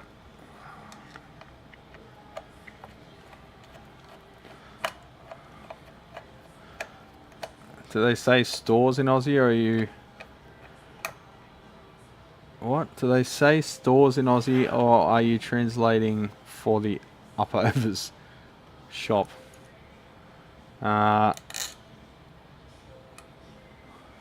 Shop and supermarket. Yeah, we don't really say store. Over here, I think, because there's so much rural area, store would still sort of mean like grain store, grain storage, like silo. I don't say I'm going to the guitar, unless you specify it, like I'm going to the guitar store, but generally we say shop. But, you know, it's... You just work with people, eh? Like, I don't get someone who's struggling with their English and then just, oh, I don't understand what you're saying. I, like, work with them. I'm like, oh, you're trying to, you know, say... Are you looking for a coffee shop? And then they'll be like, hey. It was weird going to Japan, because if you didn't, like, I knew a few words, and you try and work with them, but they just didn't even try. Some of them anyway. A lot of them that knew a bit of English did, but I often get, yeah, like, couriers and stuff that come here that can barely speak English, and you work with them, you know. And they'll get there. They want to learn it. It's just fucking hard. English is really hard. High-sided your Husky Supermoto in 97. Jesus. High-siding is not good. That's when the bike just goes into low Earth orbit, spinning about as fast as a fucking pulsar. And you get flung off it, and then usually the bike goes further than you, higher than you, and then the bike lands on you. Or we're doing about 100k an hour. I buy all my guitars in grain size. Well, why wouldn't you? Alright, now we can get under it and clean that bridge plate, which is pretty mank. And that will prevent it from corroding in the future. If you leave it to go gross, the dust collects moisture and then it rusts from that point forward. And then you got to replace the bridge. It's already just starting to get a little bit of surface corrosion in some corners where the screws have dented the top, but if you keep it clean, it slows everything right down. Except you're playing. Bloody Back to the Future came on last night, and Michelle had never watched it before. So are you serious? How did I marry you if you haven't seen Back to the Future? She thought it was really clever. I explained how the time jumps forward and everything. She's like, oh yeah. I can't believe I married her before I forced her to watch that. Fucking hell.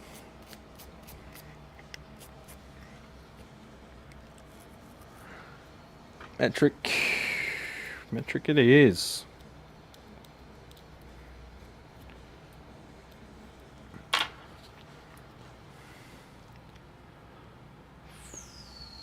Where's my polished one? There it is.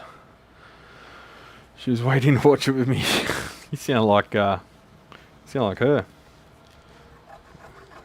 Is that a fake account, Jamie? Are you actually Michelle?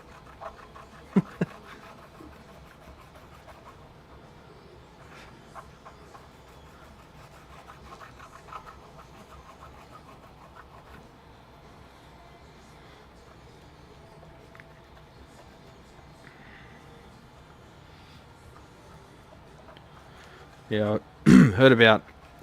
So the guy that acts as George McFly in the first one, apparently there was a breach of contract or something, and he didn't come back for any of the other ones. Now the actor's name is Crispin Glover, and all the other actors on site loved him. They all really got along. So when he didn't come back for the second or third one, they got a new guy that looked a bit like him. And everyone just referred to him as Crispin's replacement. How cold is that? Poor bugger. Quick question in the chat in general. How do you determine what angle spacer for a fender neck? My saddles are down as low as they go. So if they're as low as they go, that means your neck is angled forwards. Think of it exaggerated like that. Or it's got a lot of relief. So at first you need to determine, is there a lot of relief in the neck? In which case you need to adjust the truss rod. If the truss rod won't adjust, you've got a broken truss rod or a strip nut or something. That's not friendly. But don't go shimming your neck or changing the angle of your neck until you've determined that the truss rod's right. Otherwise you'll be fighting yourself later and you have to take the shim back out. And say you've done all of that, I'd suggest probably the best spot. You can use like a bit of aluminium or shim stock if you're just moving a bit. I'll just use a strip right against the past the last two screws. Some people say it affects the sustain. I've never experienced that myself.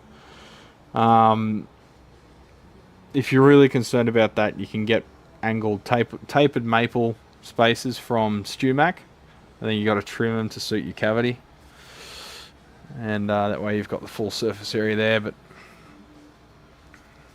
about 007.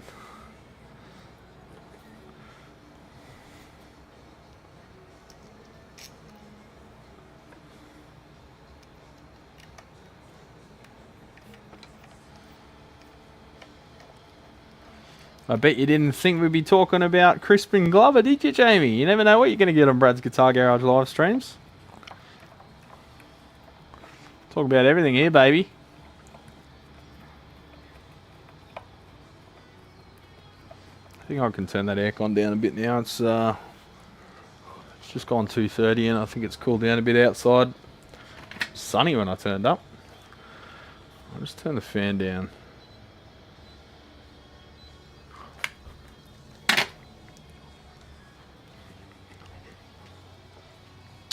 It's going to be a long night, I think. I use brass shims myself. Yeah, you can use brass, aluminium. I use aluminium or brass because you can just literally cut it with scissors. Like scissors, normal scissors, not tin snips.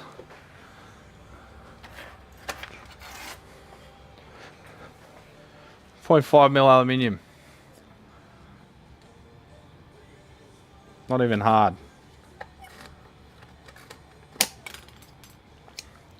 Of course, now it's curly. So, stay shut, you asshole. It seems to deburr it too with the scissors. So I just get it on a bench. Just get a socket or something and just roll it out. Roll it out, buddy.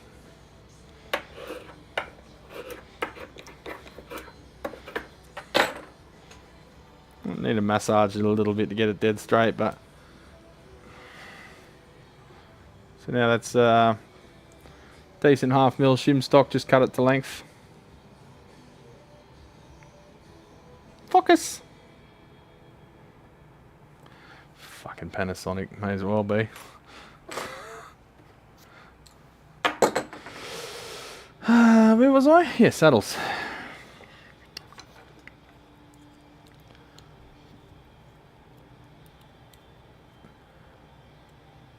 Yeah, no, lots of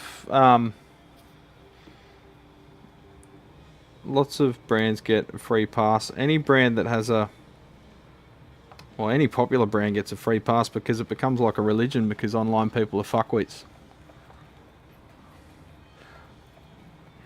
What people have got to start realizing, corporations don't care about you. So don't defend them if they do something shit. They're not an entity with feelings. They are a money-making machine whose only job is to pull money out of you. It's their only goal. It's literally their fiduciary responsibility to make returns for their fucking investors, whatever. So don't feel bad when you criticize a company because the company could not. The company's a machine. It's not a thing with emotions. So if you go around defending a company because you feel warm and fuzzy about it because, I don't know, the fucking Beach Boys used to play it, just know you're a fucking idiot, because that company is going to take you for all you're worth. If you let it. It just shits me. Like, if you're going to be passionate about a brand, be passionate about smaller brands, you know, like the guys that there are actual humans behind rather than venture capital firms. Just don't go defending companies when they don't care about you, alright? Because it just makes you look like a bit of a dumbass. Yeah, it's like it's like strippers, Alex. It's like thinking the stripper likes you because when you give her money she shakes her ass. Or he. I don't judge. Computer hardware fanboys defend the company even more. Nvidia milking them for every dime. Yeah, it just makes you look like an absolute fucking dumbass.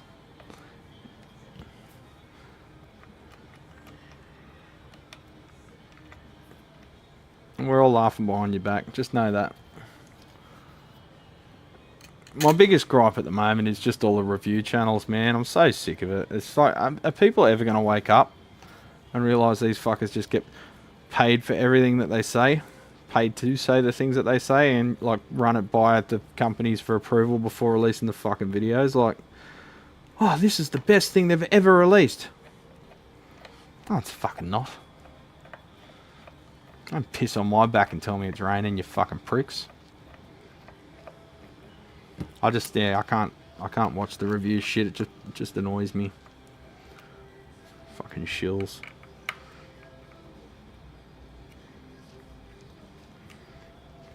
People have the gall to say that, you know, I'm being dishonest about something that's I'm objectively showing you in front of your face. Like I must have set it up or some shit. I don't fucking know. When I've got no financial incentive to promote anything because it comes here for repair.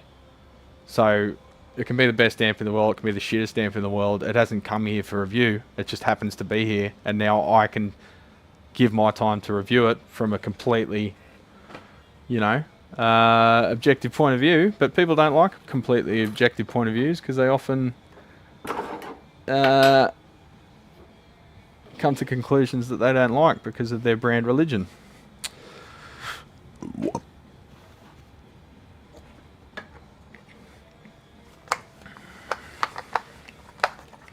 You know, we've got no interest, like, we've got no incentive to not give it to you straight, mate. That's why I don't understand why people will take review channels' opinions over ours, because they actually are actively getting paid to have a good opinion on everything. So as if they're going to dress up every little shortcoming as, oh, there's a lack of headroom, but it gives a really nice squashed, it gives a really nice, what do they say, like, gives a really nice bloom. And then you listen to it and the thing is just struggling. You're hearing the HT just go through the fucking floor as soon as you play anything. And the intermodulation, distortion and flabby farting crap. They're like, oh, listen to the bloom. I'm like, no, the power supply's shitting itself because it's under spec and it sounds horrible. Anyway. I listen to the harmonic complexity and there's just ghost notes fucking louder than the original note. All that kind of stuff. Anyone with half a brain hears that. But yeah, it's funny because they dress up the sound samples so much that, you know, an amp's got to sound really bad to sound bad on a review channel because they do so much post-processing. So when it still sounds bad, you're like, oh, fuck. That would sound like an absolute bag of dicks in the same room as it.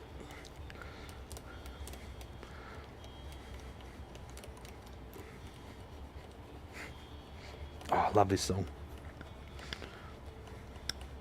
Are you Futaba FP? Is that pocket scope that everyone's talking about, Alex? Hey Brad, did I miss the chat about bass amps for my son, that's a buy once, mount and what? Maintain for life rather than Ashdown. Not yet. I haven't done another Q&A yet. There's no such thing as buy for life and never maintain, man. I hate to tell you. Oh, maintain for life. I got you. Right. So there's kind of nothing on the market today that's going to last you forever in terms of bass amps.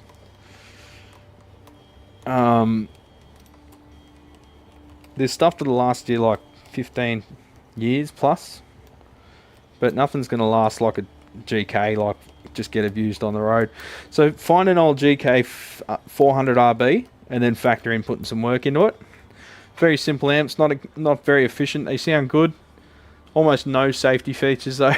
So if you short out the speaker or something, it'll just go bang, and it'll take out the rest of the speakers next time you plug them in. So yeah, that's part of the reason why they've refined the design. And bear in mind, it's only 200 watts RMS and it weighs a ton. Oh, not really. They're pretty small, but everyone wants super high power density and very low weight these days because everyone's a little bitch. So you get people complaining that deluxe reverb's too heavy. It's like, bro.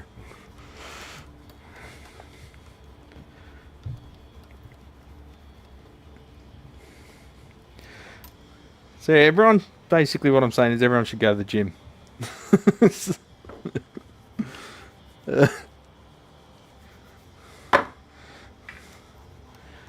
And then we'd have some reliable amps again. So anyway, the name of the game is Lightweight. I'm thinking of the Nursey. The name of the game these days is Weight. So I do mark bass. I'm not going to blow smoke up your ass and tell you that they're going to last you 20 years because they probably won't. However, I have had ones here from 2003-4 with no major issues, just pot failures and stuff. So in my mind, they're maintainable. The Class D stuff in all amps sometimes just goes bang for no reason. However, I've seen a lot less failures in the mark bass stuff than I've seen in anything equipped with an ice power board. So that's the vast majority of them. Mark bass actually make the modules. There's a company called Parsec, which is basically their manufacturing wing that make the modules. So I have had some amps where it's more effective and cheaper to just do a module replacement, and this amp has been like 2008 or 2005-6. So I messaged them and said, look, it's pretty old, but have you guys got any of these modules? And they said, no, we don't at the moment, but they're doing another run soon. I said, oh, interesting. So because they do the boards in-house, every now and then they'll do a run to stock up on replacement parts.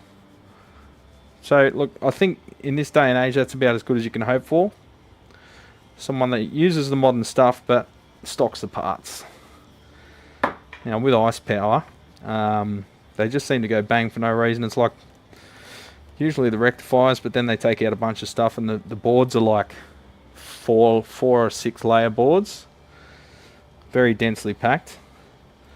So when they go bang in a big way, and often you get shorts and open traces in the center of the fiberglass board, and it's just not practical to repair. And there's, as far as I know, no published schematics for them anywhere.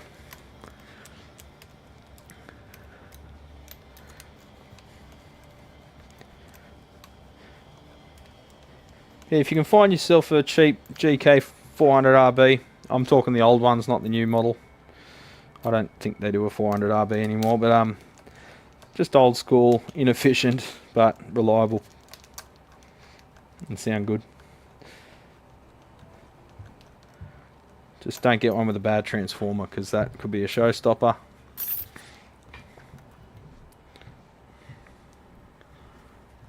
You got spaghetti arms? Tasty.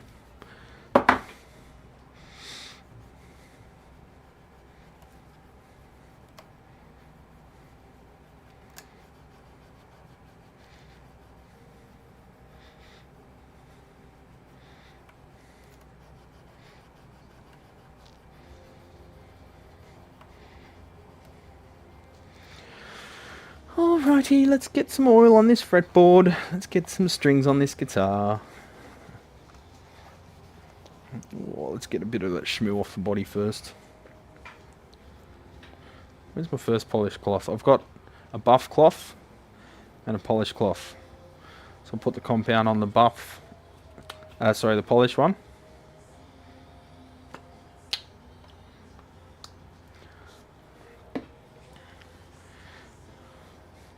Just give it a wee rub.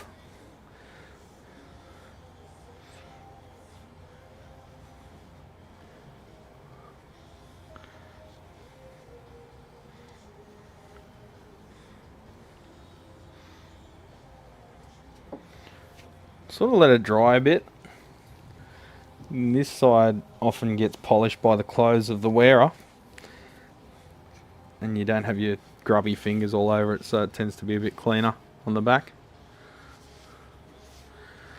GK, I'd stay away from Trace Elliott because they use a lot of well, so did GK, I guess, but I don't know. Trace Elliott, I haven't had a good experience with. Very, very, even for the time, inefficient and impractical construction.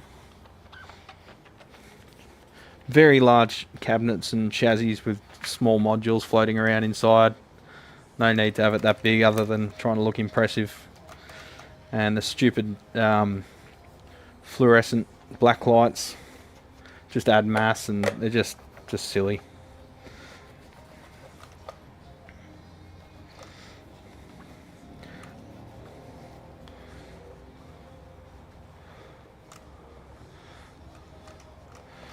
Peavey, you've got to be careful again about that, Alex, because Peavey has many different generations. The old Peavey stuff lasts for ages, but again, it's not built that conducive to repair. Like, let's have a quick look.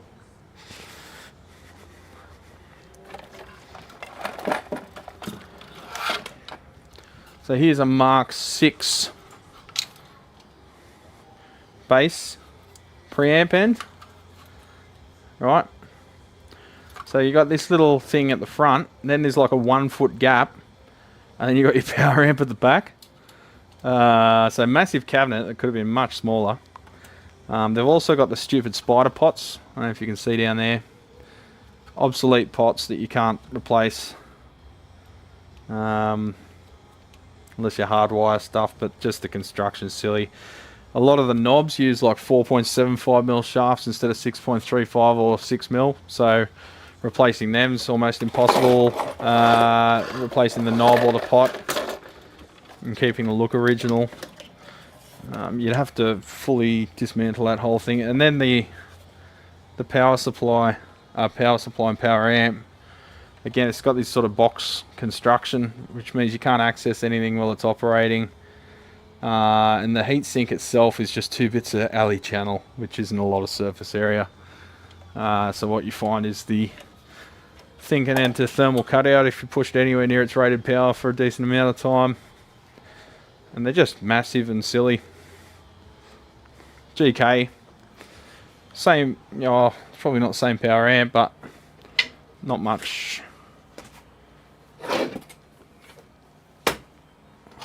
less at the end of the day. Here's a 400 RB. Nice compact, only as big as it has to be. Nice heatsink on the back, a lot of surface area, not fan force, no need.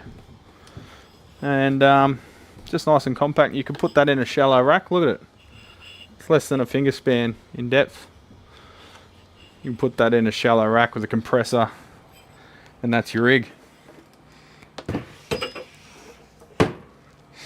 And for that compressor, that's going to be my little bass rig for the occasional gig that I play. I've got a 160A that I use in the effects loop of that one as a nice compressor. And that makes me the bass player that I ain't.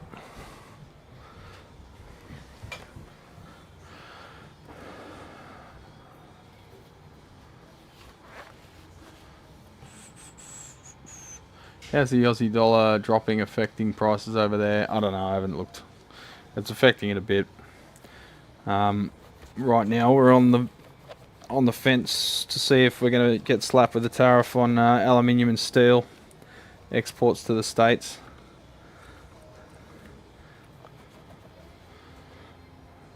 I don't know. It's out of our hands now. It's just USA's just become an unreliable company that we can't trust, so we'll just do our best to do business without them. Apparently a free trade agreement doesn't mean anything anymore. When there's money to be had, I should say.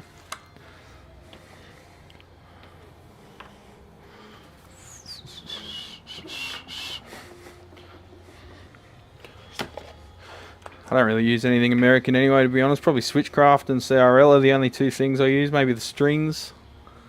But, you know, there's always other alternatives for them. Most of the shit I use is from Canada. Hammond and a lot of the Ernie Ball stuff's made in Canada. The straps and whatever.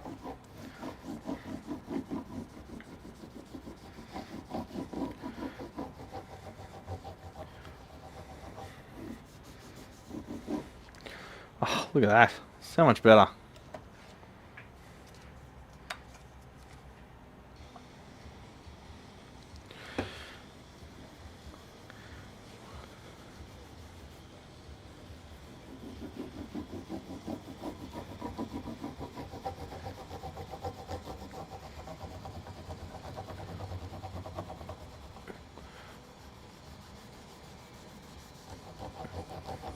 She was a thirsty fretboard.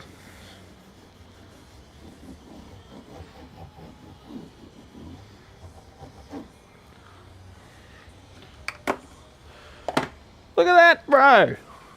Other than the crappy ceramic pickups, should be a joy to play. Go get some D'Addario strings. We'll just go with uncoateds on these to keep the pricing down a bit. The kids will snap them before they rust anyway. I know I would. Where are we? Bulb set.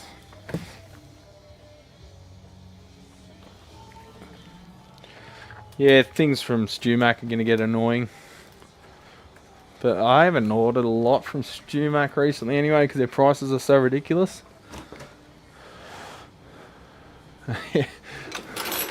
That's the plan.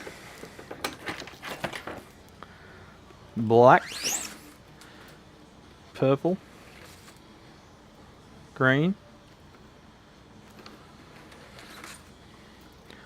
silver, red, brass.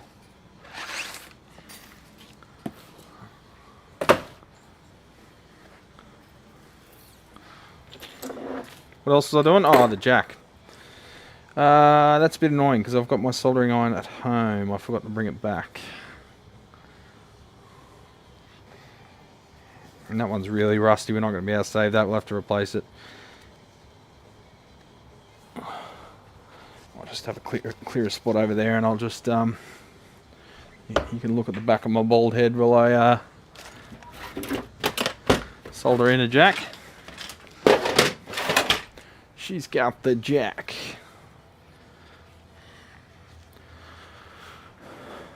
It's in on the old Hakko since the stupid VH4's in the way.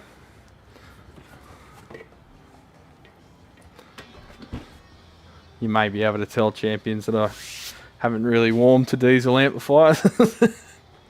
Can you tell? Yeah, the Mexican tariffs. They didn't even come in though, did they? Didn't they delay them off the bat before they even came in? Haven't heard about Australia. Yeah, it just dropped today, the Australian tariff thing. It's just all distractions. It's smoke and mirrors while they just do all sorts of other fucking dodgy shit.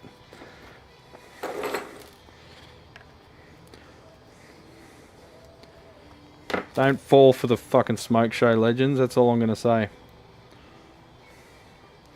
Yeah, that barrel is rusty.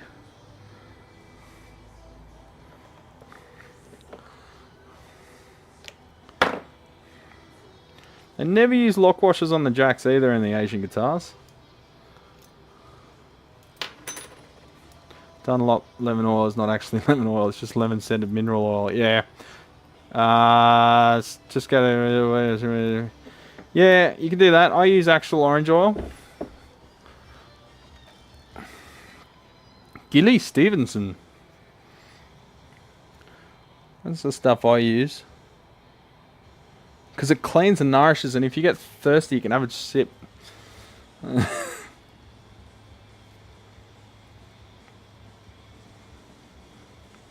says natural oils. I think no petrochemicals and silicone free. Silicone free. Gillies is actually a genuine article, yeah. The big one is no silicone. Silicone. If you're doing spray painting and people bring silicone products into your workshop, that is actually punishable by... well, what I'm trying to say is that's a paddling. That's a paddling. Ooh, you better believe that's a paddling.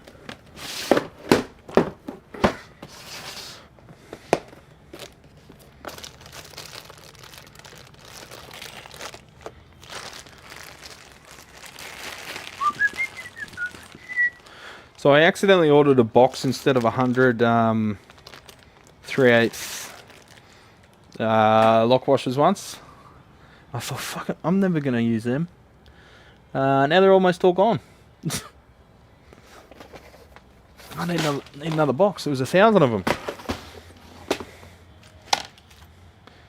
Go through them quick, mate. Now this might not fit. Nah, it's one of those Asian ones that is 9mm, not 9.5. So I've just got to drill it out 3/8 of an inch. But drilling this out is a good way to take your finger off. So I'll hold it in the bench vice, which is up the other end of the shop. Sorry, champions, you can't watch me, but you can listen.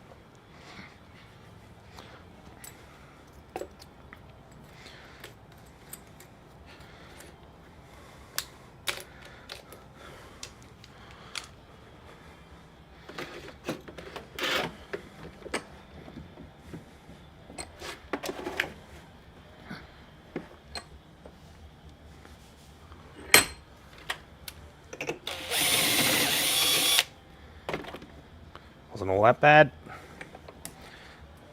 Just don't like holding things like that in my hand while I drill them. They grab and take your fingernail off or something.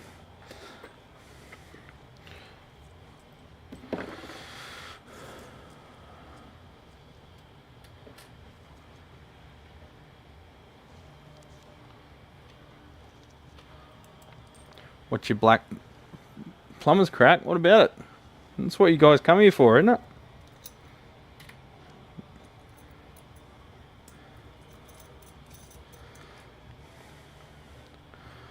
it? Is it squeezed from orange drop tone caps? Yeah, probably.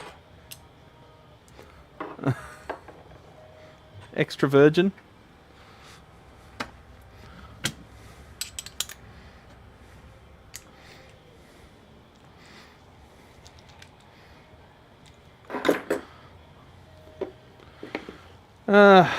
Right, have I got Ibanez restring setup and service? I'm just going to write details on it so I remember what to charge when, who, where, what. Where the fuck is my pen going? They all end up down in the office.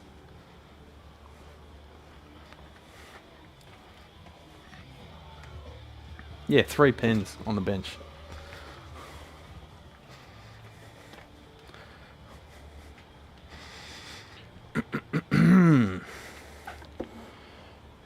Switchcraft 11.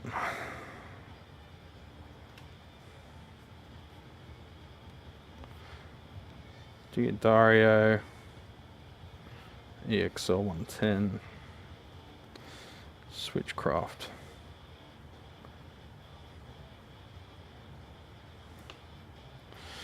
$11.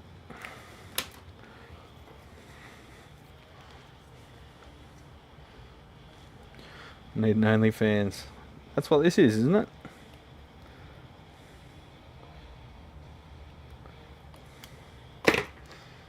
Does that breach terms of service? Showing plumber's crack.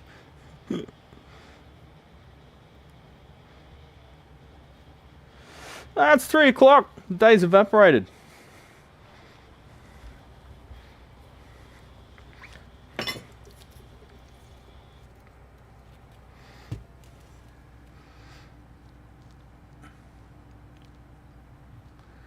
Time flies when you're having fun, eh, champs? Might go have some lunch though.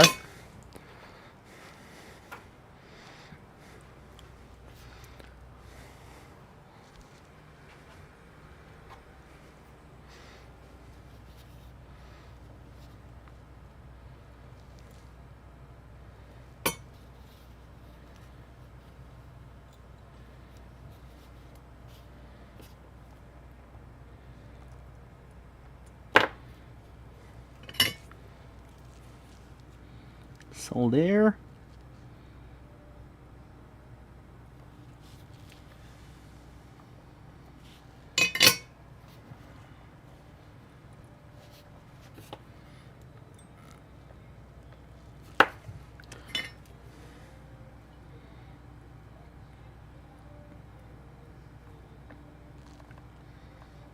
Solder.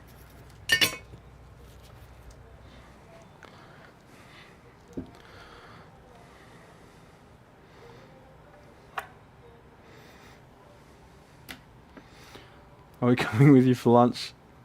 I like it when you take the whole stream for a field trip. Yeah, I should do that more often. The problem is they play background music and then you get hit with copyright. So I've got to do more walking streams though and exercising. That should be a Q&A thing. Problem is I wanted the Q&As to be real light and easy. Light and breezy. But people ask some pretty heavy questions that need a bit of background information and sometimes schematics and a bit of research and stuff. So sometimes you need to do them like in front of the computer screen so you can bring up the desktop and show stuff.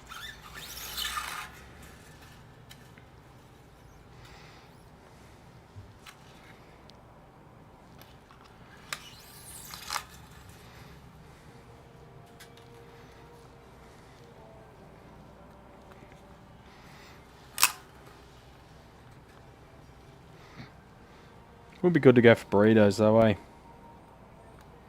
One day.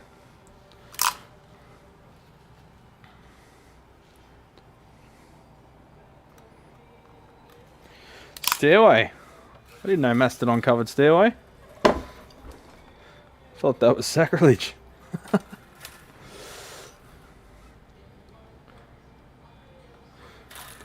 They strike me as a band that really respects like so many different styles of music, and that's how they end up having such a unique sound. They're not ashamed to wear their influences on their sleeve, and I respect that. Who doesn't love burritos, mate? How could you not? It's like saying, what, you don't enjoy a warm summer's breeze? No, I hate a warm summer's breeze.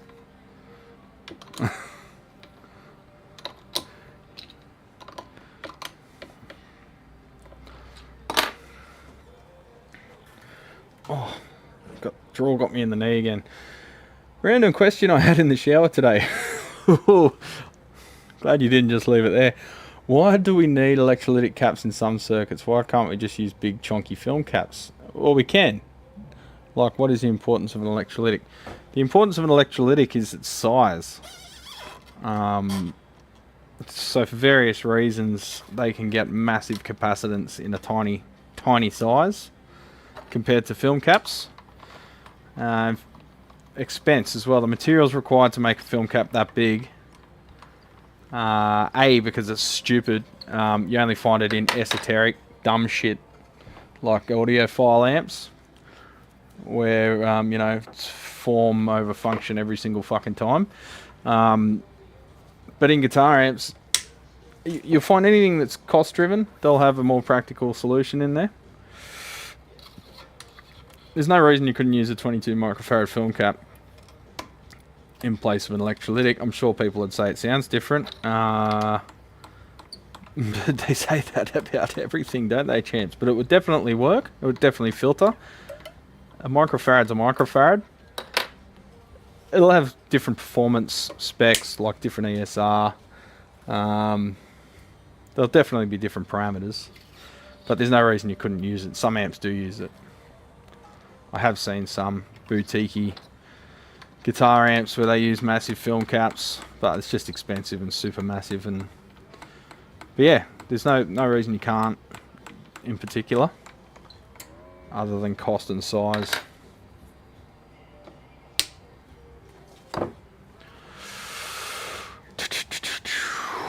I think that one was about 95% improv. I don't know what you're talking about. Do you have a good sushi place nearby? There's a couple in Penrith. There is a good one. Oh, it's just a takeaway one in Emu Plains, but they do ramen as well, which isn't too bad. It's Korean people running it, but it's not like full-on massive, authentic, hectic shit. It's a little bit westernized for us plebs. I want authentic flavors. A lot of people, when you give them authentic flavors, it blows their head off. So you end up with this sort of middle ground stuff, which is okay. It's still good.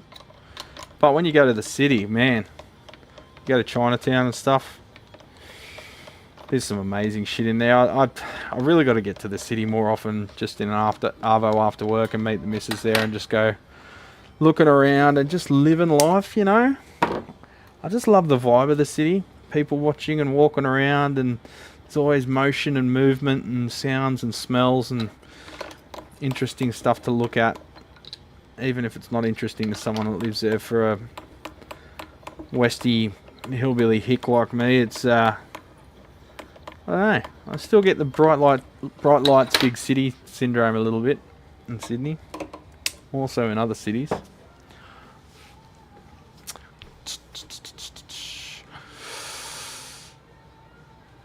Stop daydreaming of caps in the shower. Your psychiatrist was very clear.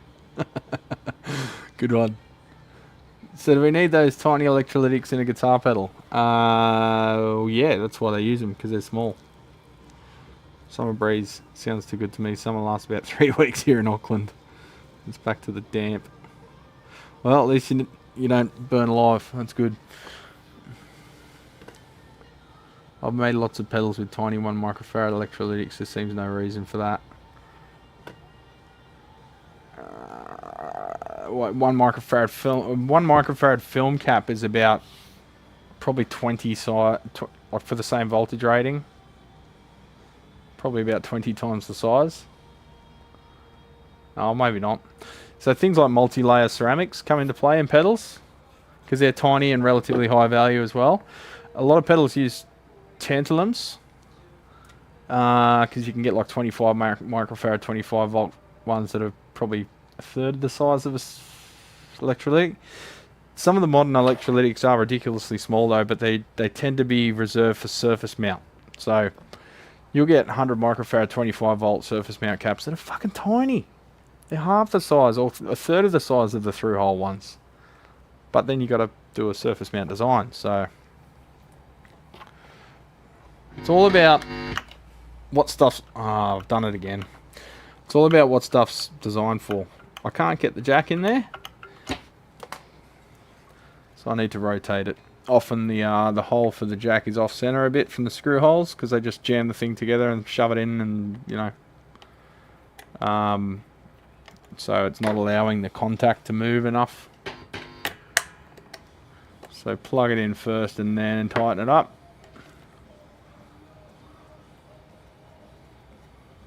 Yeah, 1 microfarad is tiny too. It's when you're talking like the 47 and the 100 microfarad ones that you're gonna run into trouble if you're trying to replace them with films. Oh, that's really hard to get in. You have to turn it around 180. And if that doesn't work, we'll have to undo the jack and rotate it some arbitrary amount.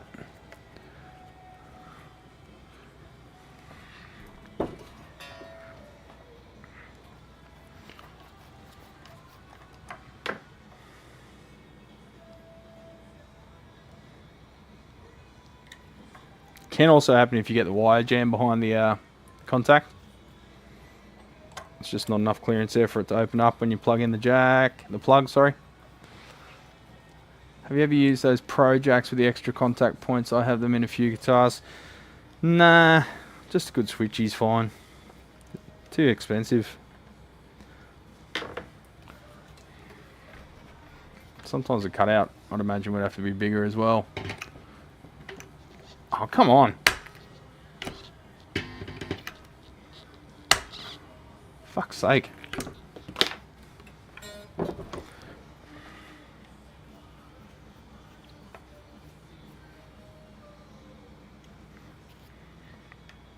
I've used the locking ones quite a bit, usually on speaker cabinets.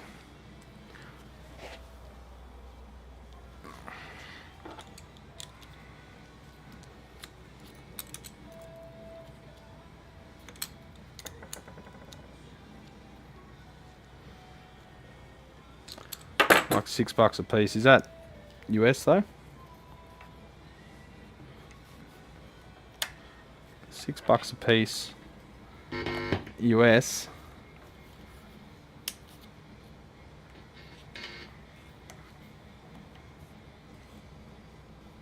Fucking hole's just too small for it. I think the stock one was smaller.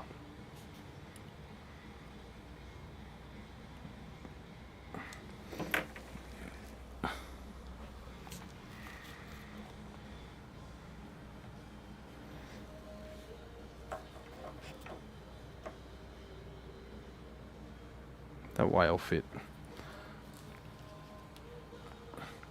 Good lord, you're still going. Yeah, man, it's only 3:15.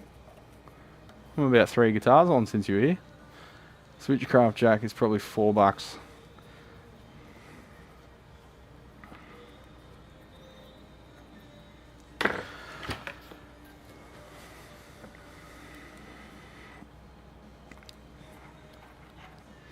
Another big reason might be, do my suppliers sell them? Boom! 4th time lucky. Send me a link to one. That diesel lamp looks like getting through the layers of PCB would be like peeling an artichoke. Yeah. Dreams of Australia as a winter storm rages outside in a snowy wasteland here in Canada.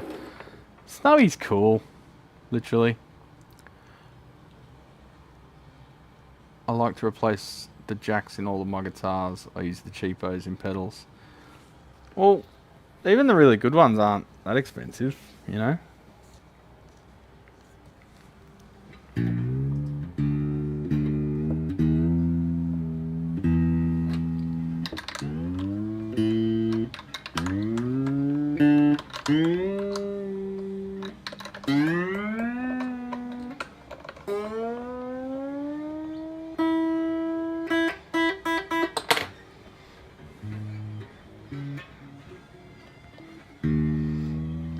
I'm just doing guitar setups, Chairman, so it can be a bit boring if you don't have someone to talk to. Normally listen to podcasts, but don't know, I'm just getting a bit sick of them.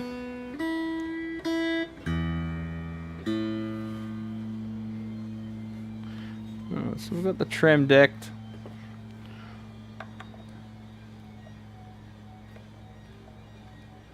Some of those screws are a bit higher than they should be.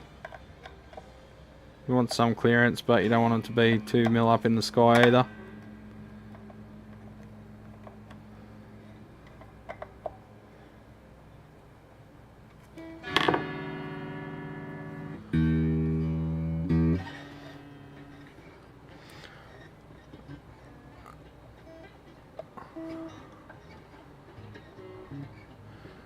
The socket on my soldering station just gave up the ghost. What soldering station would you recommend for all-time use? Need a second one to fix it anyway. What's the budget there, TK? And what kind of work are you doing?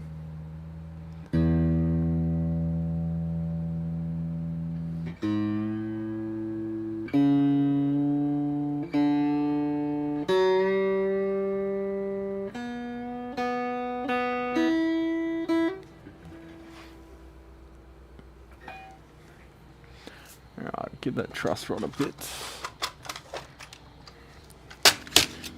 What have we got? Reamed out hole, yeah, probably. Don't talk about your mum like that.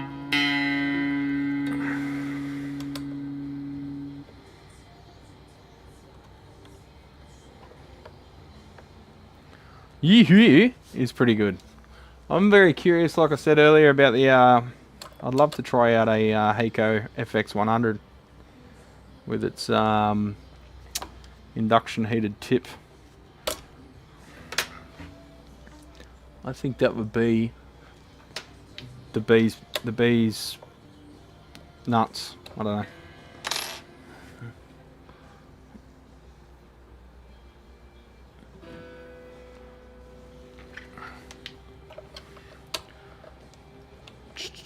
Budget up to 1K. Well, yeah, FX100, brother. If you're just after a single iron station, Tektronix has them on special at the moment for about $10.60, including GST, just over $1,000. eBay has one straight from Japan for about $700. I'm not trusting that they're not fakes. I don't think anyone's faking the FX100s yet, but you never know.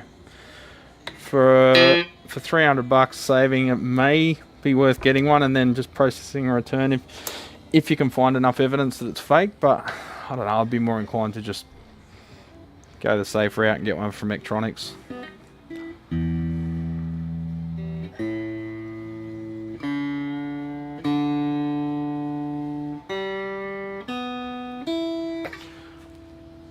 String height.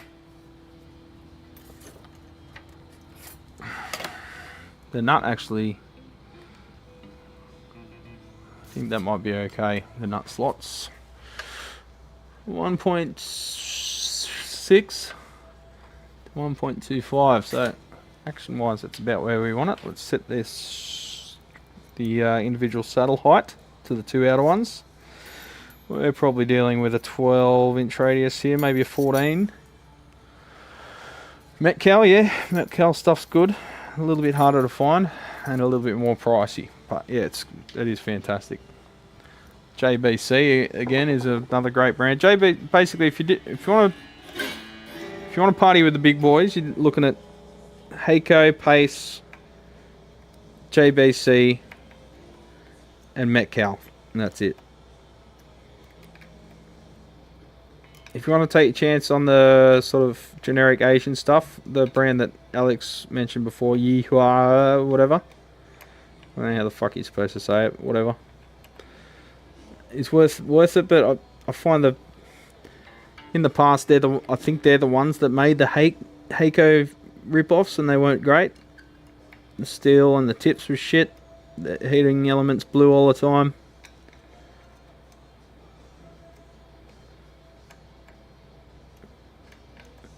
But I don't know, that they could be fakes as well, I'm not sure.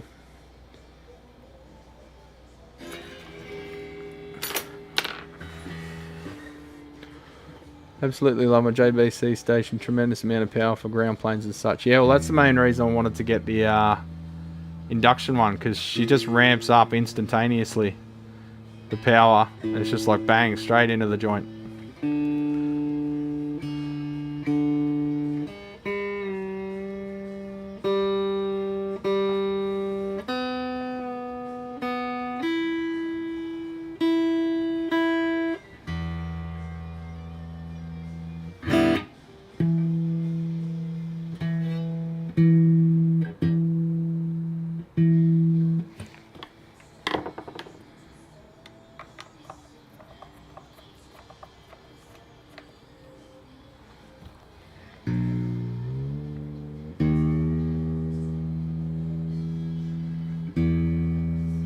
Yeah, JBC's up there.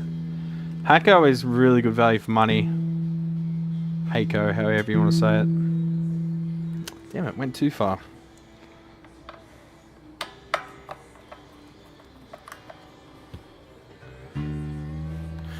FX971 was my next choice. It's a directly heated tip, which is still a step up from all this gear. But I'm figuring for another $300, may as well go induction, eh? Directly heated is better than standard, but induction is better than both. How did I go too far the other way? I think it's the pickups playing mind games with me.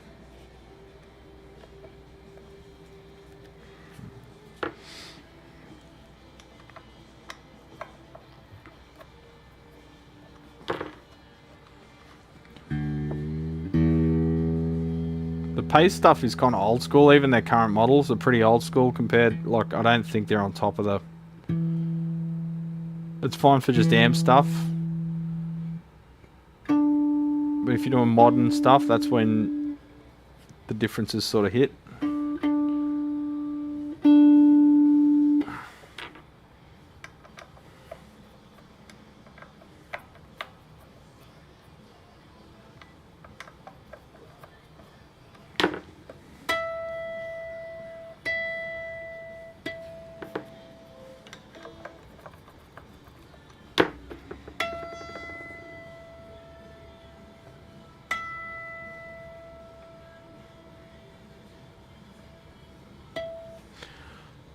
The Hakko 1000 sounds amazing, but I can't be anywhere near the induction source due to the fact that I have a defibrillator. Shit.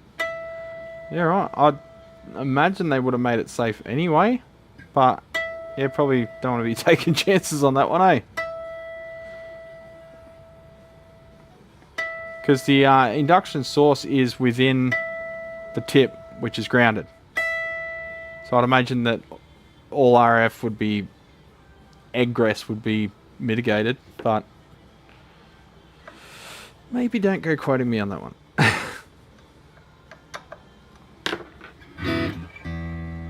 That sounds good, doesn't it?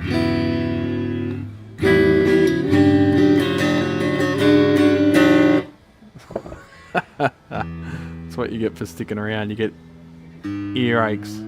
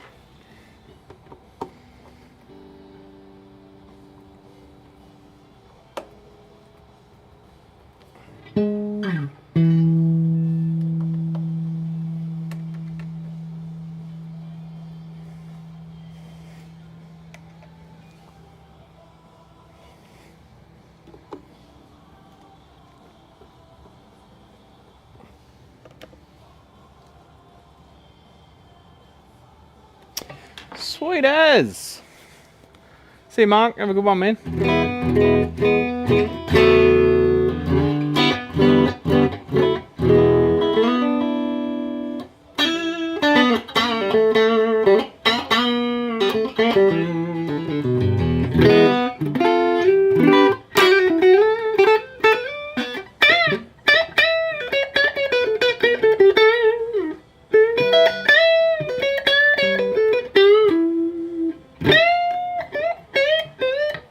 No choking. That plays like $1,000,000. I'd own that. That's nice. I like the Yamaha Pacifica stuff. It's really good value. What do we want next? Let's do a Squire because it looks shit. Missing a knob. Oh, that's good. Yeah, everything's just spinning free. Woo! Even the end pins loose. What was that? Sounded like something heavy got dropped outside. Maybe the building site next door.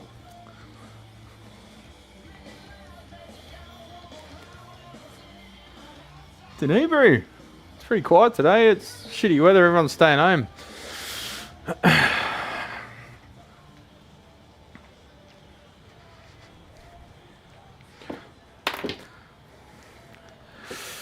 Hey Brad, would you ever consider doing a similar project as your forum board, but for the Fender Hot Rod Blues Deluxe Series stuff? You mentioned their boards aren't great. For the main board, like basically the only thing that made that economically viable for the Marshall boards was the fact that all the controls and all the other hardware and shit was separate. So it was just the power supply and the valves that were on that board. As soon as you're dealing with hardware and pots and fucking you name it, all the controls and all the extra cost there, it becomes non-viable. And particularly because people are still selling for some reason, don't ask me why, the JCM 2000 amps for like 1500, 2 grand.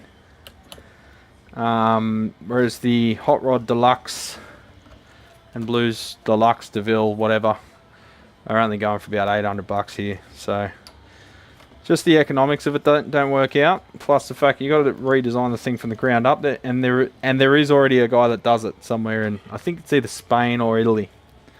There's a guy that does like dumble drop-in boards for him. Now I have been asked about the valve board, but I've literally been asked once or twice in my whole life, whereas I've been asked about the Fender, the Marshall ones a whole lot of times, and the Blues Junior ones tend to go nuclear as well, whereas it's all about, you know, cost benefit analysis, right? It's going to cost me yay much to produce the thing, to design it. It's going to be this big. How much am I going to sell it for? No one's going to put that amount of money into those amps, so not viable. Just like the TSL 60, that's not viable either, because everything's on the one board, all the controls, the fuse holders, you name it, everything's on the one. So A, it's more materials, it's bigger board as well. B, more components, more footprints to manage, more things to manage on a bill of materials, things coming in and out of stock. You got the more different line items there are, SKUs, the more chance that something's going to go obsolete and fuck your whole project, particularly when you're talking about things like hardware. So that's just not practical. The thing that made the FYM 2000s practical is the fact that there's no controls on there, and a lot of stuff can be substituted. Yo, Frankie boy! Here you go, legend. Just clicked on it to see if this is really, if I just can't believe the work binge. What? This is the first stream I've done in weeks, mate. What are you talking about? What are you talking about, man? How many of yous... Fuck, the strings are rusted in place. How many of yous have watched the Big Les show? Show of hands. Who knows what the Big Les show is?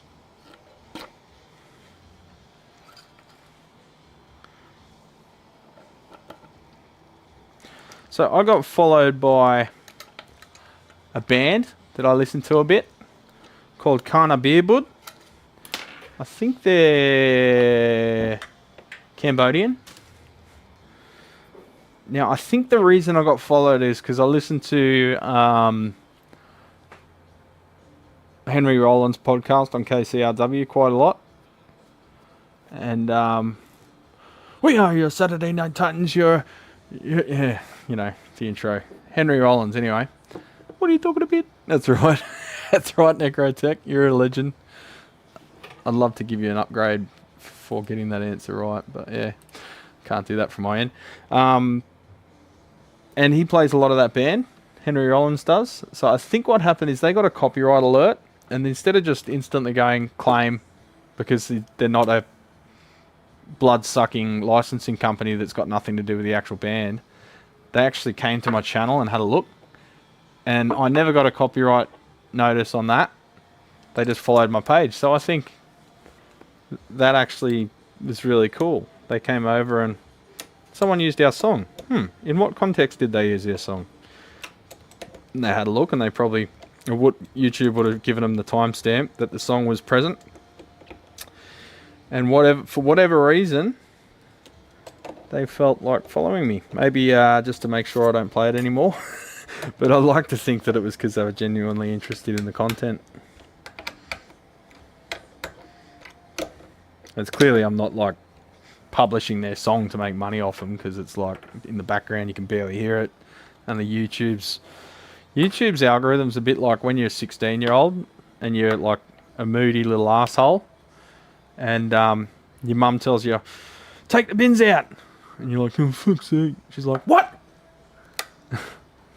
You say it like so quietly to the bottom of your, you know, vocal range from 4 rooms away, and somehow she still hears what you said. Well, YouTube's like that. It picks up a song playing in a factory 3 doors over and then gives you a copyright strike. Like as if you're trying to make money off playing that song for people illegally.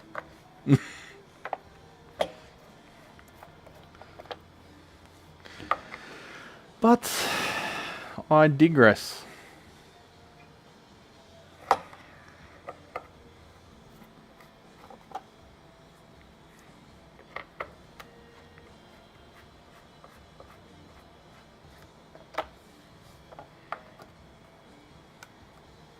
Oh, getting pins and needles in my arm. Whatever I've got going on in my elbow is pinching the nerve. And if I sit with my arm like right angles, I get pins and needles in it. Really annoying because it goes sort of numb. Hey, maybe I can do the stranger. Always look on the bright side of life.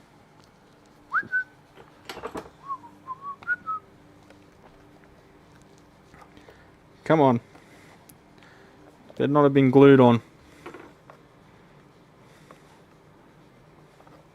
I think he might be glued on.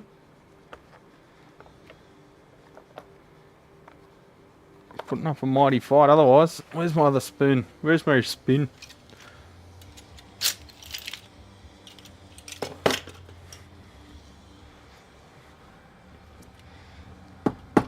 There it is. What are you talking about? Alright, so I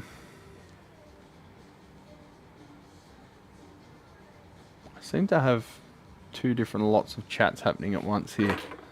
Is that up to date? How come one's updating and the other isn't? Okay, so the chat has stopped working on the OBS. I can't scroll up or down. So let me close that and reopen it. So when did that cut off? It cut off a good minute ago. What are you talking about? Yeah, the Big Les band. No, Big Les show. It's a cartoon. If you ever play a cover of a song on guitar and still get a copy strike. Yeah, I got that before. I was playing a Powderfinger song, and it must have been close enough that it automatically recognized it, and that was a bit flattering because I wasn't. Ah man, someone's glued the fucking tone knob on. Don't glue knobs on. Oh mate, no, it's come. Oh yeah, you can see there's glue residue in there, but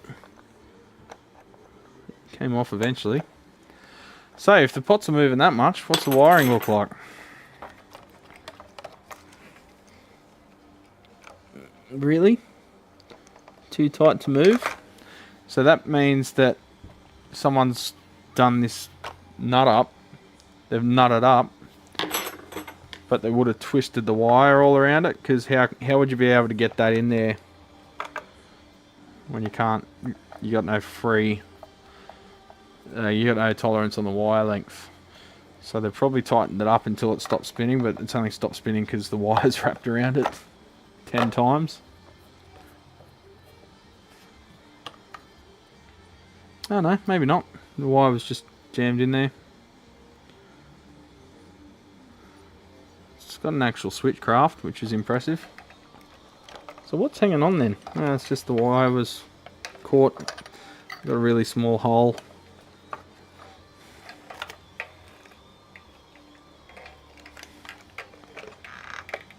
Everything's really tight. It feels weird.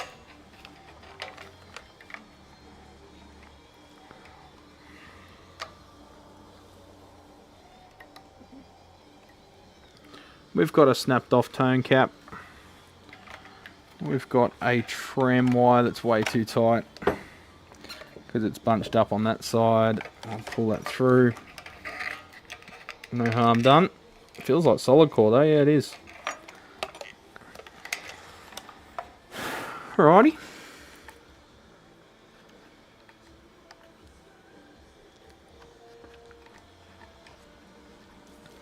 Try reopening that chat now. Does it come back to life? Yep, it has. Sweet. Oop. The ulnar nerve goes into the pinky. I know this all too well. It's my middle two fingers that are getting it primarily though. Stranger waxing your carrot. I said a few people wanted me to make a HRD board. Not that I was going to make one there. Just because they want you to. If they want to pay you $5 for one, then fair enough. Because that's about how much it would cost to do a one-off. Probably still not enough, to be honest. We talk like probably take a week to design it. Funny thing is, there are people in chat totally willing to give Brad a stranger. Well, it wouldn't be a stranger then, would it?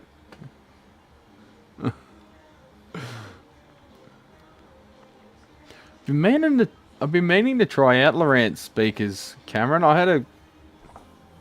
What was it? Was it a Vase? Amp come in with one and it sounded good. I don't think it was a 200 watt though. But yeah, Lowrance, aren't they made in Australia? StewMac teaspoons for knob removal. Yeah, I'm surprised they don't fucking sell them. They probably do sell some product, some weird, obscure, bloody convoluted way of removing a knob. Heading into a meeting again. Hopefully you'll be streaming later, Brad. Yeah, probably. I'll probably be here till 10 PM, mate. What is it now? It's almost 4. Like I said, Shell's got netball tonight, so I'm just trying to catch up on work, bro. Cuzzy broy cuz. Alright, let's give this a bit of a clean.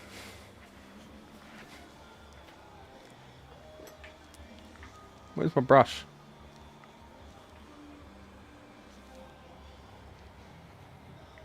How does shit just walk away?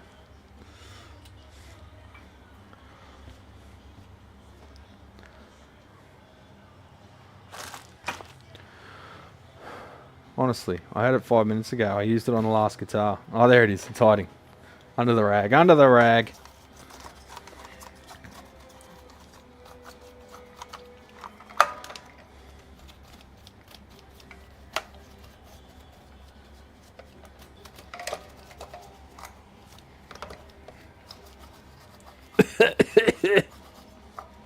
Jesus.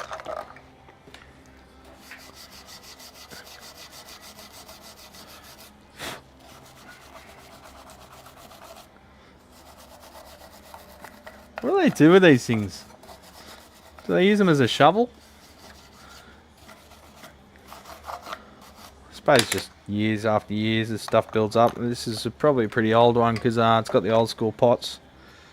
But they've actually got lock washers there. Have some lunch delivered. No, I got lunch here already. Michelle made me some some rice paper rolls. Nah, they're not going to grip on the fuck all. Oh, so there we go. I'll flip them over.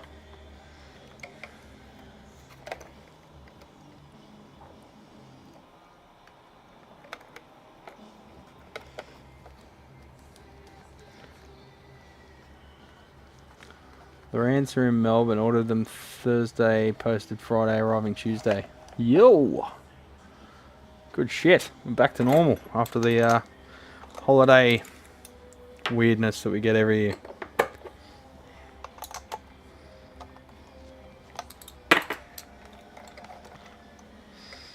So yeah, points to Squire for using lock washers. Although there is a missing washer there. Someone's played knifey spoony before. Don't think they would have just forgot a washer, but you never know, you never know.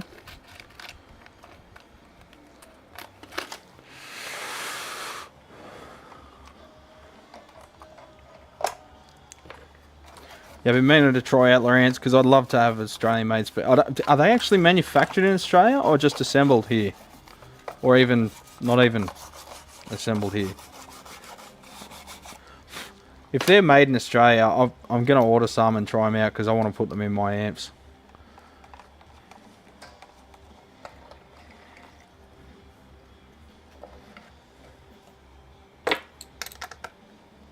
Cuzzy bro always makes me think how my cuzzy bro-in-law is mega famous, but annoyingly not close enough related for me to be able to... Yeah, you've dropped his name before.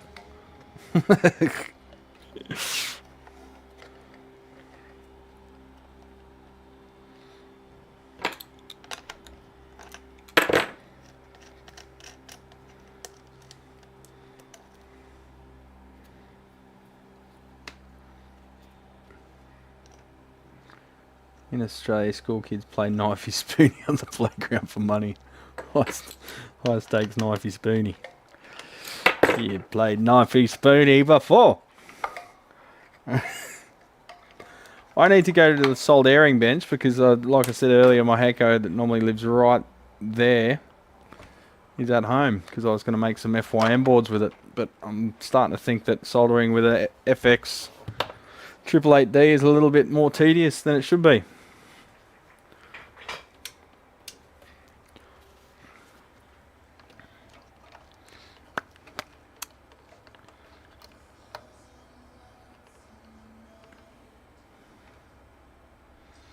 I think that lead's going to snap off.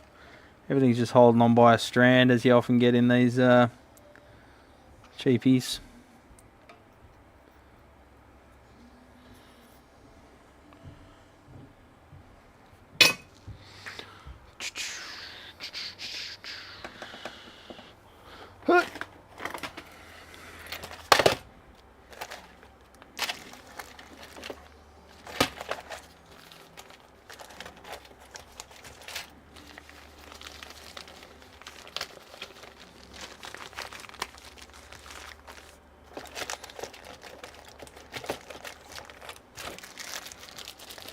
Typo Negative's another band I've got to listen to more of. I listened to them the other week, non-stop for a couple of days, and I really liked it.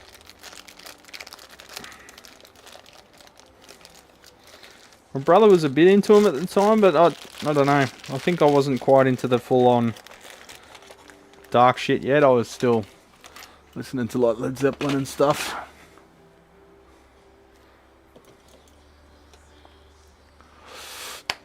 Yeah, I'll turn on the desolder gun, fuck it. That's what it's there for.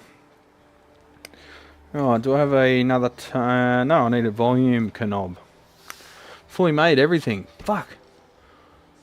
But aren't they like cast baskets? Like they cast the baskets here, really?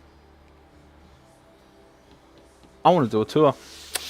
Next time we're in Melbourne, I'll get the boys together, we'll do a tour. Alex... We'll get Jace, we'll do a tour of the Lowrance factory if they'll let us. I should be promoting the shit out of those speakers if they're Aussie made. Providing that they make one that's good. The one I had here sounded awesome. That's why I wanted to look into them. Only problem was they were a different. They weren't bang on the standard sort of size. I think I had to. What did I have to do? I had to enlarge something or reduce something. I think the whole patterns was a bit of a showstopper. You can't just drop them in a normal cav or something. But they may have models where you can do that. I don't know. Yeah, I seem to remember there was some difficulty to do with the screw patterns or the cutout size. So that could be a challenge. What am I doing? Soldering something. Okay.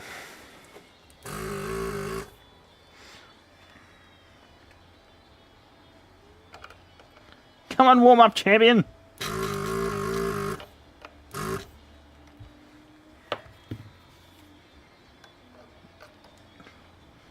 Ooh, that solder's stinky.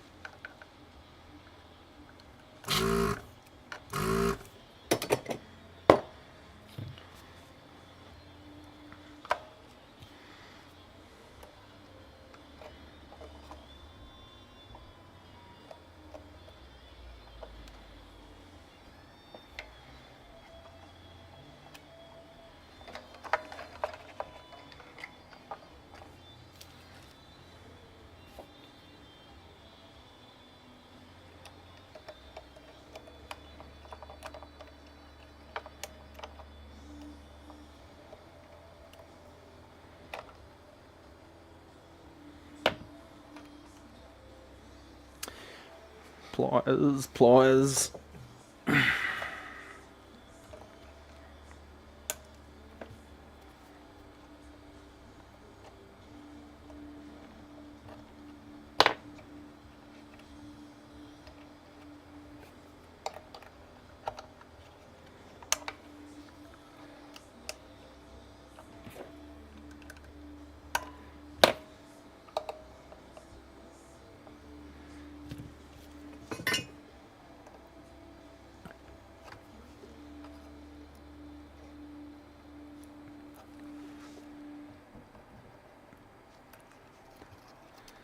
See, even on these squires, they've actually passed the solder. They've passed the wire through the eyelet, folded it over, and then soldered it. You fucking don't get that on modern squires. I tell you what. Tell you what, for nothing.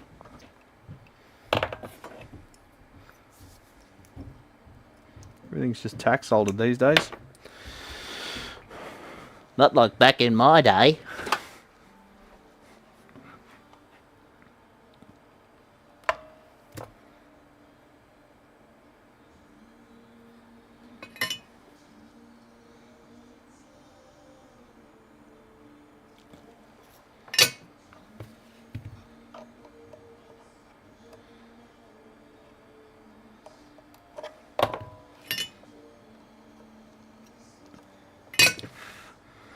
We happy? We're happy. I don't like that solid core wire going to the bridge though. It's asking to break if you flip it over a few times.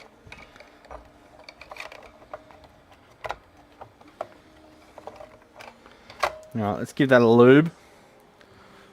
And I'll find a volume pot for it. Just a second handy.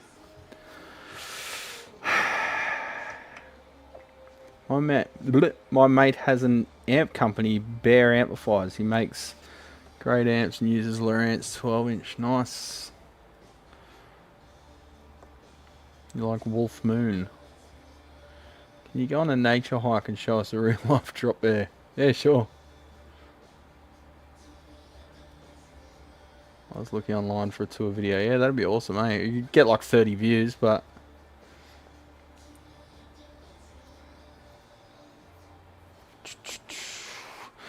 Yeah, I should touch base with them. Starting to count. I'm about due to do another batch of speaker cabinets. I've got a bunch of open box speakers here though I was going to use up. Fuck, I forget how wide angle that camera is. God damn. I'm like almost at the other wall. What am I doing? Volume knob. That's right.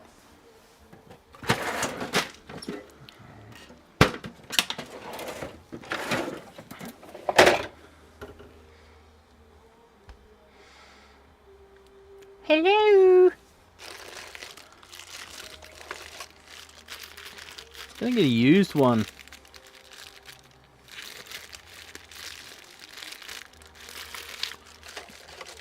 I had some floating around somewhere. Oh, there we go. Volume. That'll do. Won't charge them for it. Just a random bashed up one. If I put one too nice on there, it would look out of place, wouldn't it?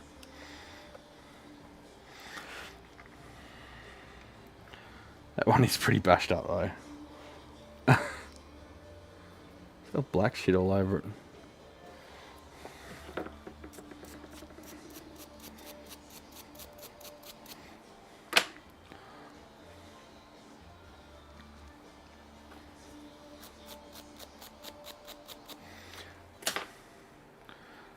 Ah, goes with the tone one.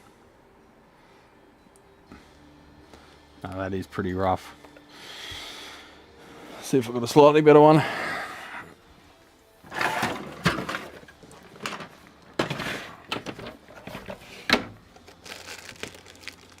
Yes, I do. Giving away my bloody rustic parts. Charge a fortune for them. I'm going to clean my knob. We'll be back in a minute.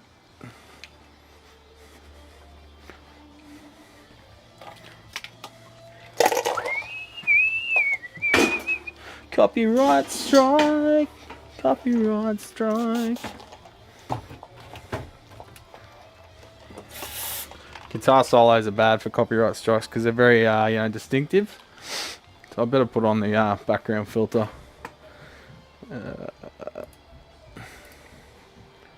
Noise suppression. There we go.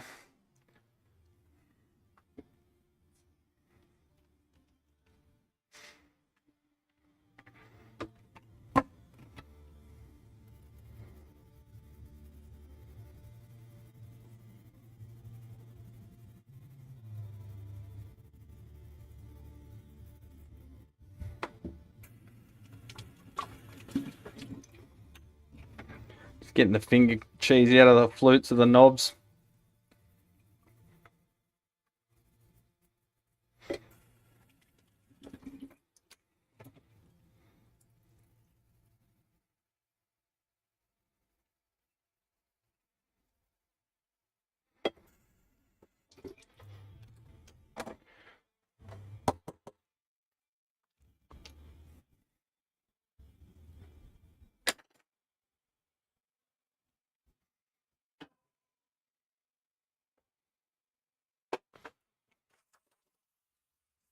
Oh, come on. I've got a fucking rolling keyboard I've got to look over to. I'm getting way overdue on that one.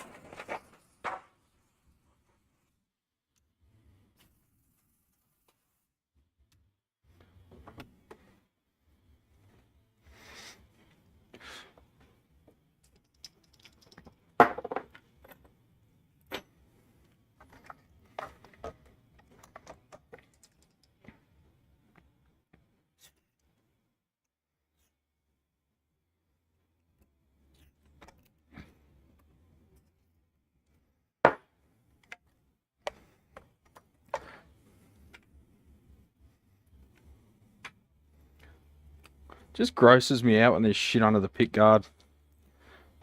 Don't know why. You don't see it, but it just grosses me out, mate. Because I know it's there.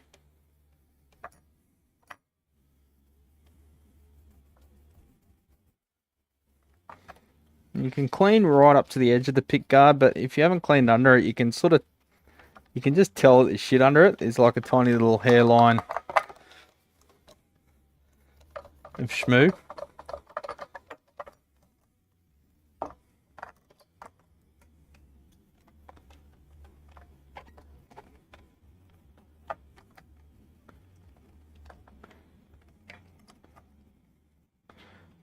Ah, that's better.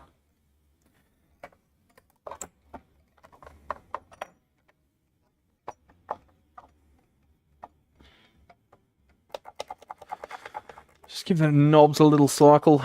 Brad, do you use Deoxit or similar product? Hard to get here in Australia. I believe it's in the description.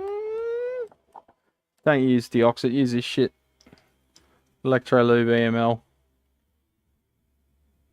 You'll find it. About $6 a can or something.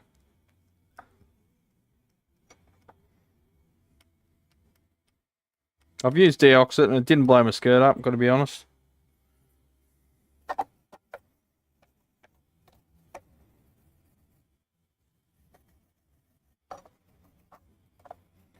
It worked, but it seemed a bit like thick. It wouldn't wick in anywhere. That stuff, although it does have lubricants, it's much thinner, so you can spray it on like a wafer, the edge of a wafer in a pot if it's just like a semi-sealed pot, or if it's real hard to get to, and it wicks its way in and works straight away. Whereas the Deoxit doesn't seem to get in there. It's too thick, and the tip, the actual nozzle on it is fucking stupid, so I don't like them. Rusty ass screws. Do we pop some new screws on there? No, the rest of the screws are rusty. This looks gross.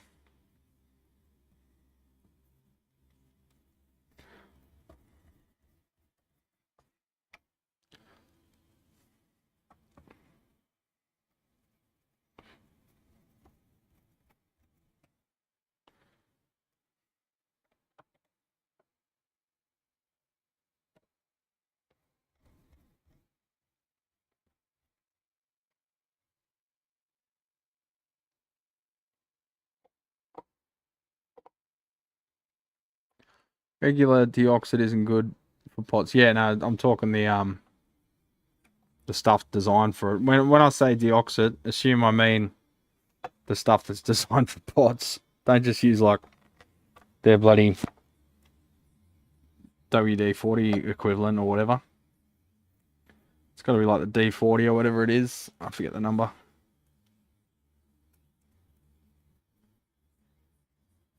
Yeah, don't use contact cleaner, because contact cleaner doesn't have a lubricant. So as soon as you use that on it, all the lubricant gets washed out, and then the wipers of the pot will scratch away at the resistive surface, the carbon track, until there's nothing left. And then you've got to replace the pot. That won't take very long. Take a surprisingly short amount of time.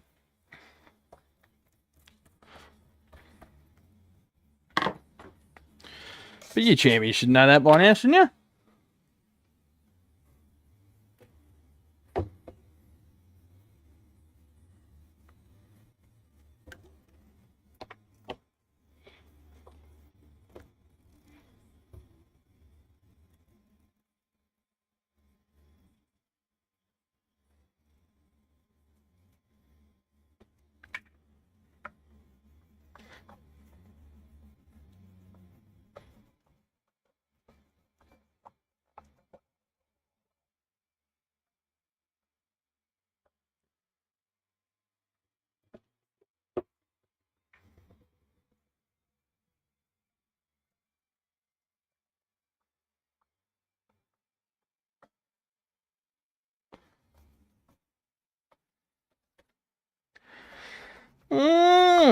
Very exciting stuff, eh?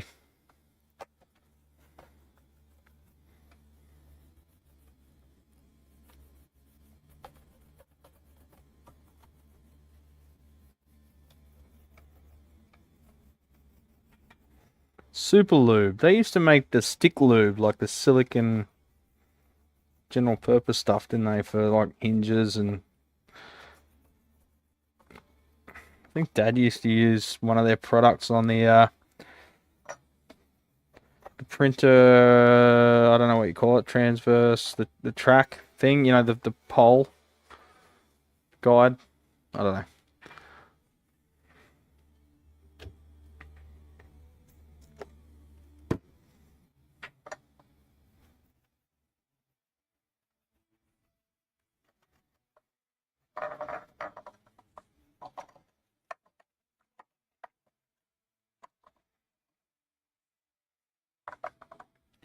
Alright, we need a lock washer on that. Why put a switchcraft on there if you don't put a lock washer on it? Watching me on the other side of the workbench. Yeah. Normally I'm over there. You can see all the parts drawers and all that shit up there, all components.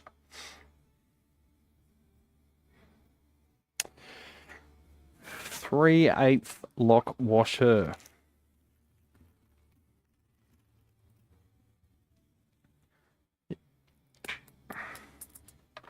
Must be a bit disorientating if you're used to watching me at the electronics bench all the time.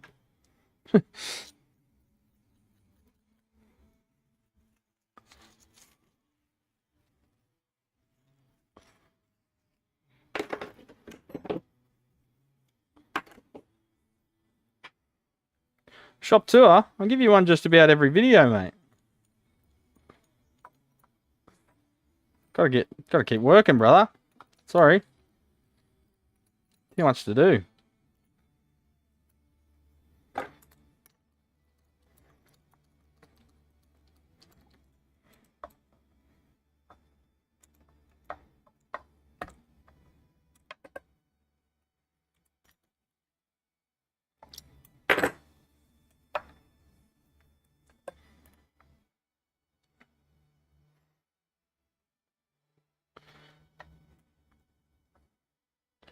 Plus, I've been threatening to eat lunch for the last 3-4 hours, and now it's 4 PM. So, probably eat something. Otherwise, I'll do what I always do and not think to eat until I try to solder something, and then my hands are shaking, and realise I can't hold anything straight. Let's just check signal.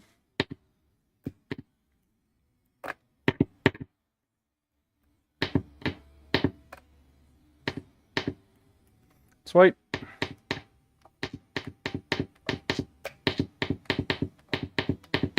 Huh? Have we lost a ground connection? Tone control's not doing anything.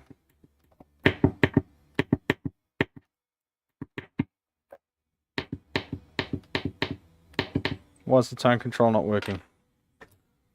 Of course, I should have tested it before I did it all up again.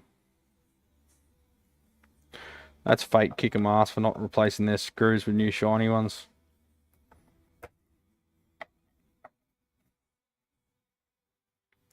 What's the go with Nifty? Is it just a general purpose cleaner? Yeah, this is diluted.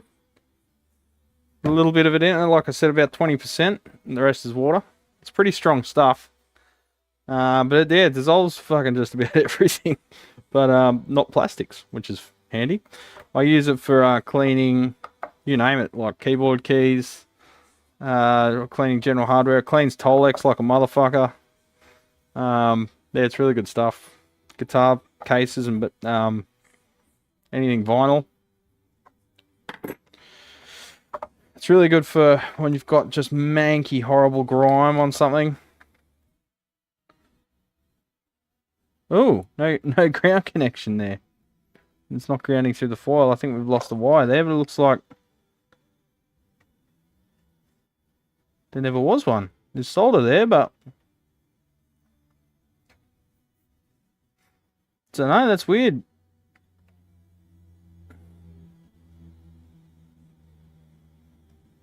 There's a blob of solder on the pot, but it looks like there's no wire there that was ever soldered to it. Strange. So yeah, we're probably not making continuity from the pot. Yeah,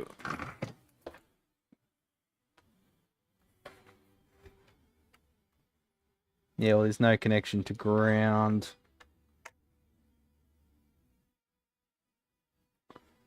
It's that one. Wait a minute. You mean to tell me that this never had a connection to ground? Oh, I must have been through the... Yeah, dumbass. I know what I've done. The old cap snapped off, but it was soldered to the casing as well as that. So let me just fix that up.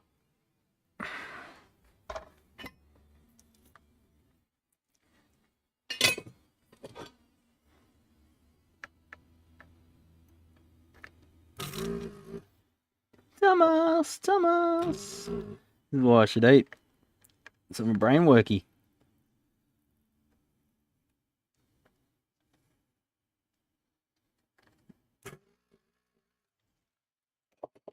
It's currently brain no worky.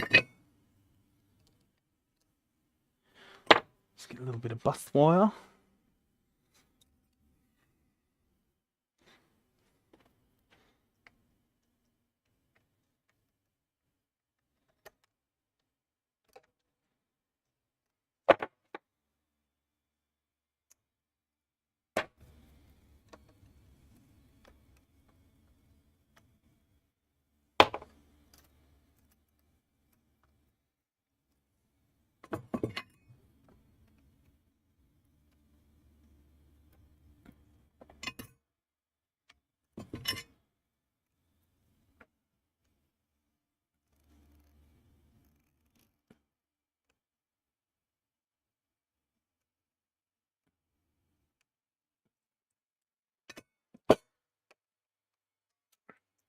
Alright, so that was fate telling me to replace the rusty ass pickguard screw, so let's do that. It's not a friggin' what am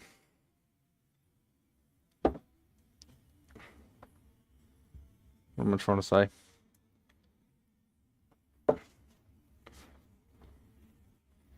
It's not a tetanus hazard then.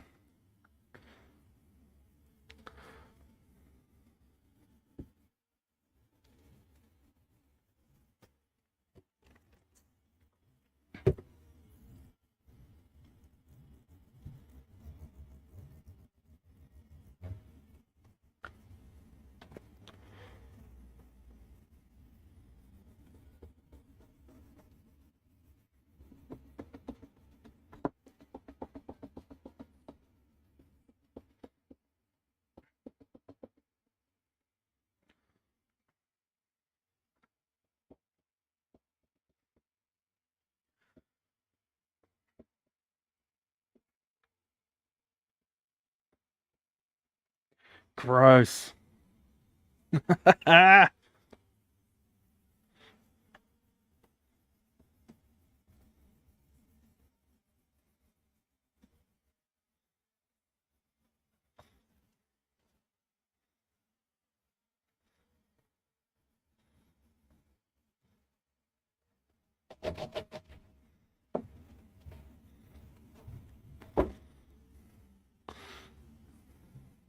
The Schmerch, there he is. Everyone was asking about you earlier, RJ, and I went and gave him a quick little tour of your website. And I told him about the paddle pop line.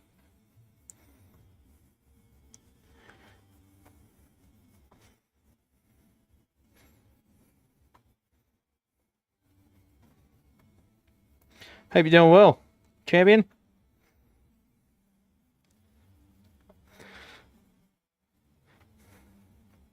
Here you going where you are. You got snow?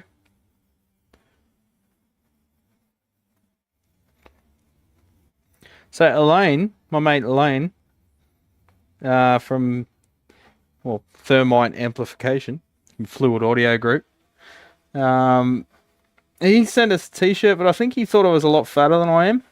Because it's like a tent. So I was going to go to the local alterations place and actually get him to make the t-shirt smaller. Probably only costs like $30 or something. Whatever, he sent me a free t-shirt. If I need to pay $30 to get it made like just a large, not a 2XL. I'll get back down to medium one of these days, champions.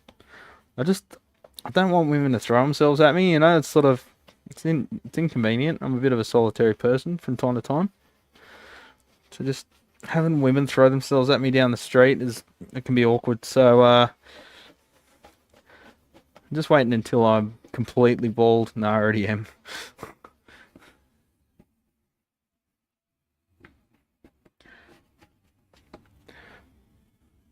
Use the car cover.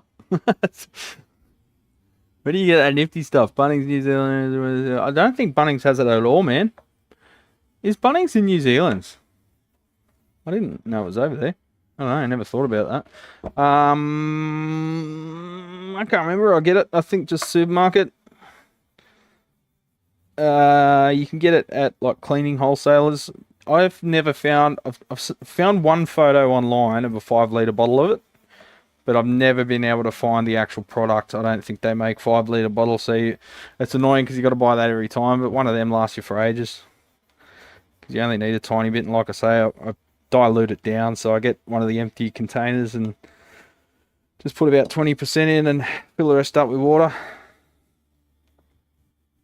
Just for fretboards and stuff. I don't want the soapiness, the, you know, surfactant floating around on a fretboard.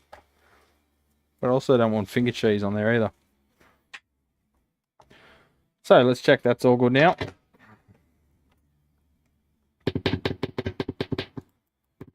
Okay, now we've got no volume. What have I done? Fucking. Oh, hang on. Yeah, volume, tone. That's throwing me off because it was 2 tone controls.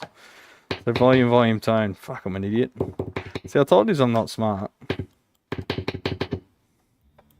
So it should be volume, tone. But it's volume, tone. So I've done something fucked. Yeah. Anyway, brain no worky. So I'm going to go have something to eat because my stomach's starting to rumble. And then I'll come back and fix my stupid wiring. But anyway, thanks for joining us. Thanks for joining us, legends. I'll see you on the next one. Don't know when that'll be, but just be another whenever. Take it squeezy. Talk to you then.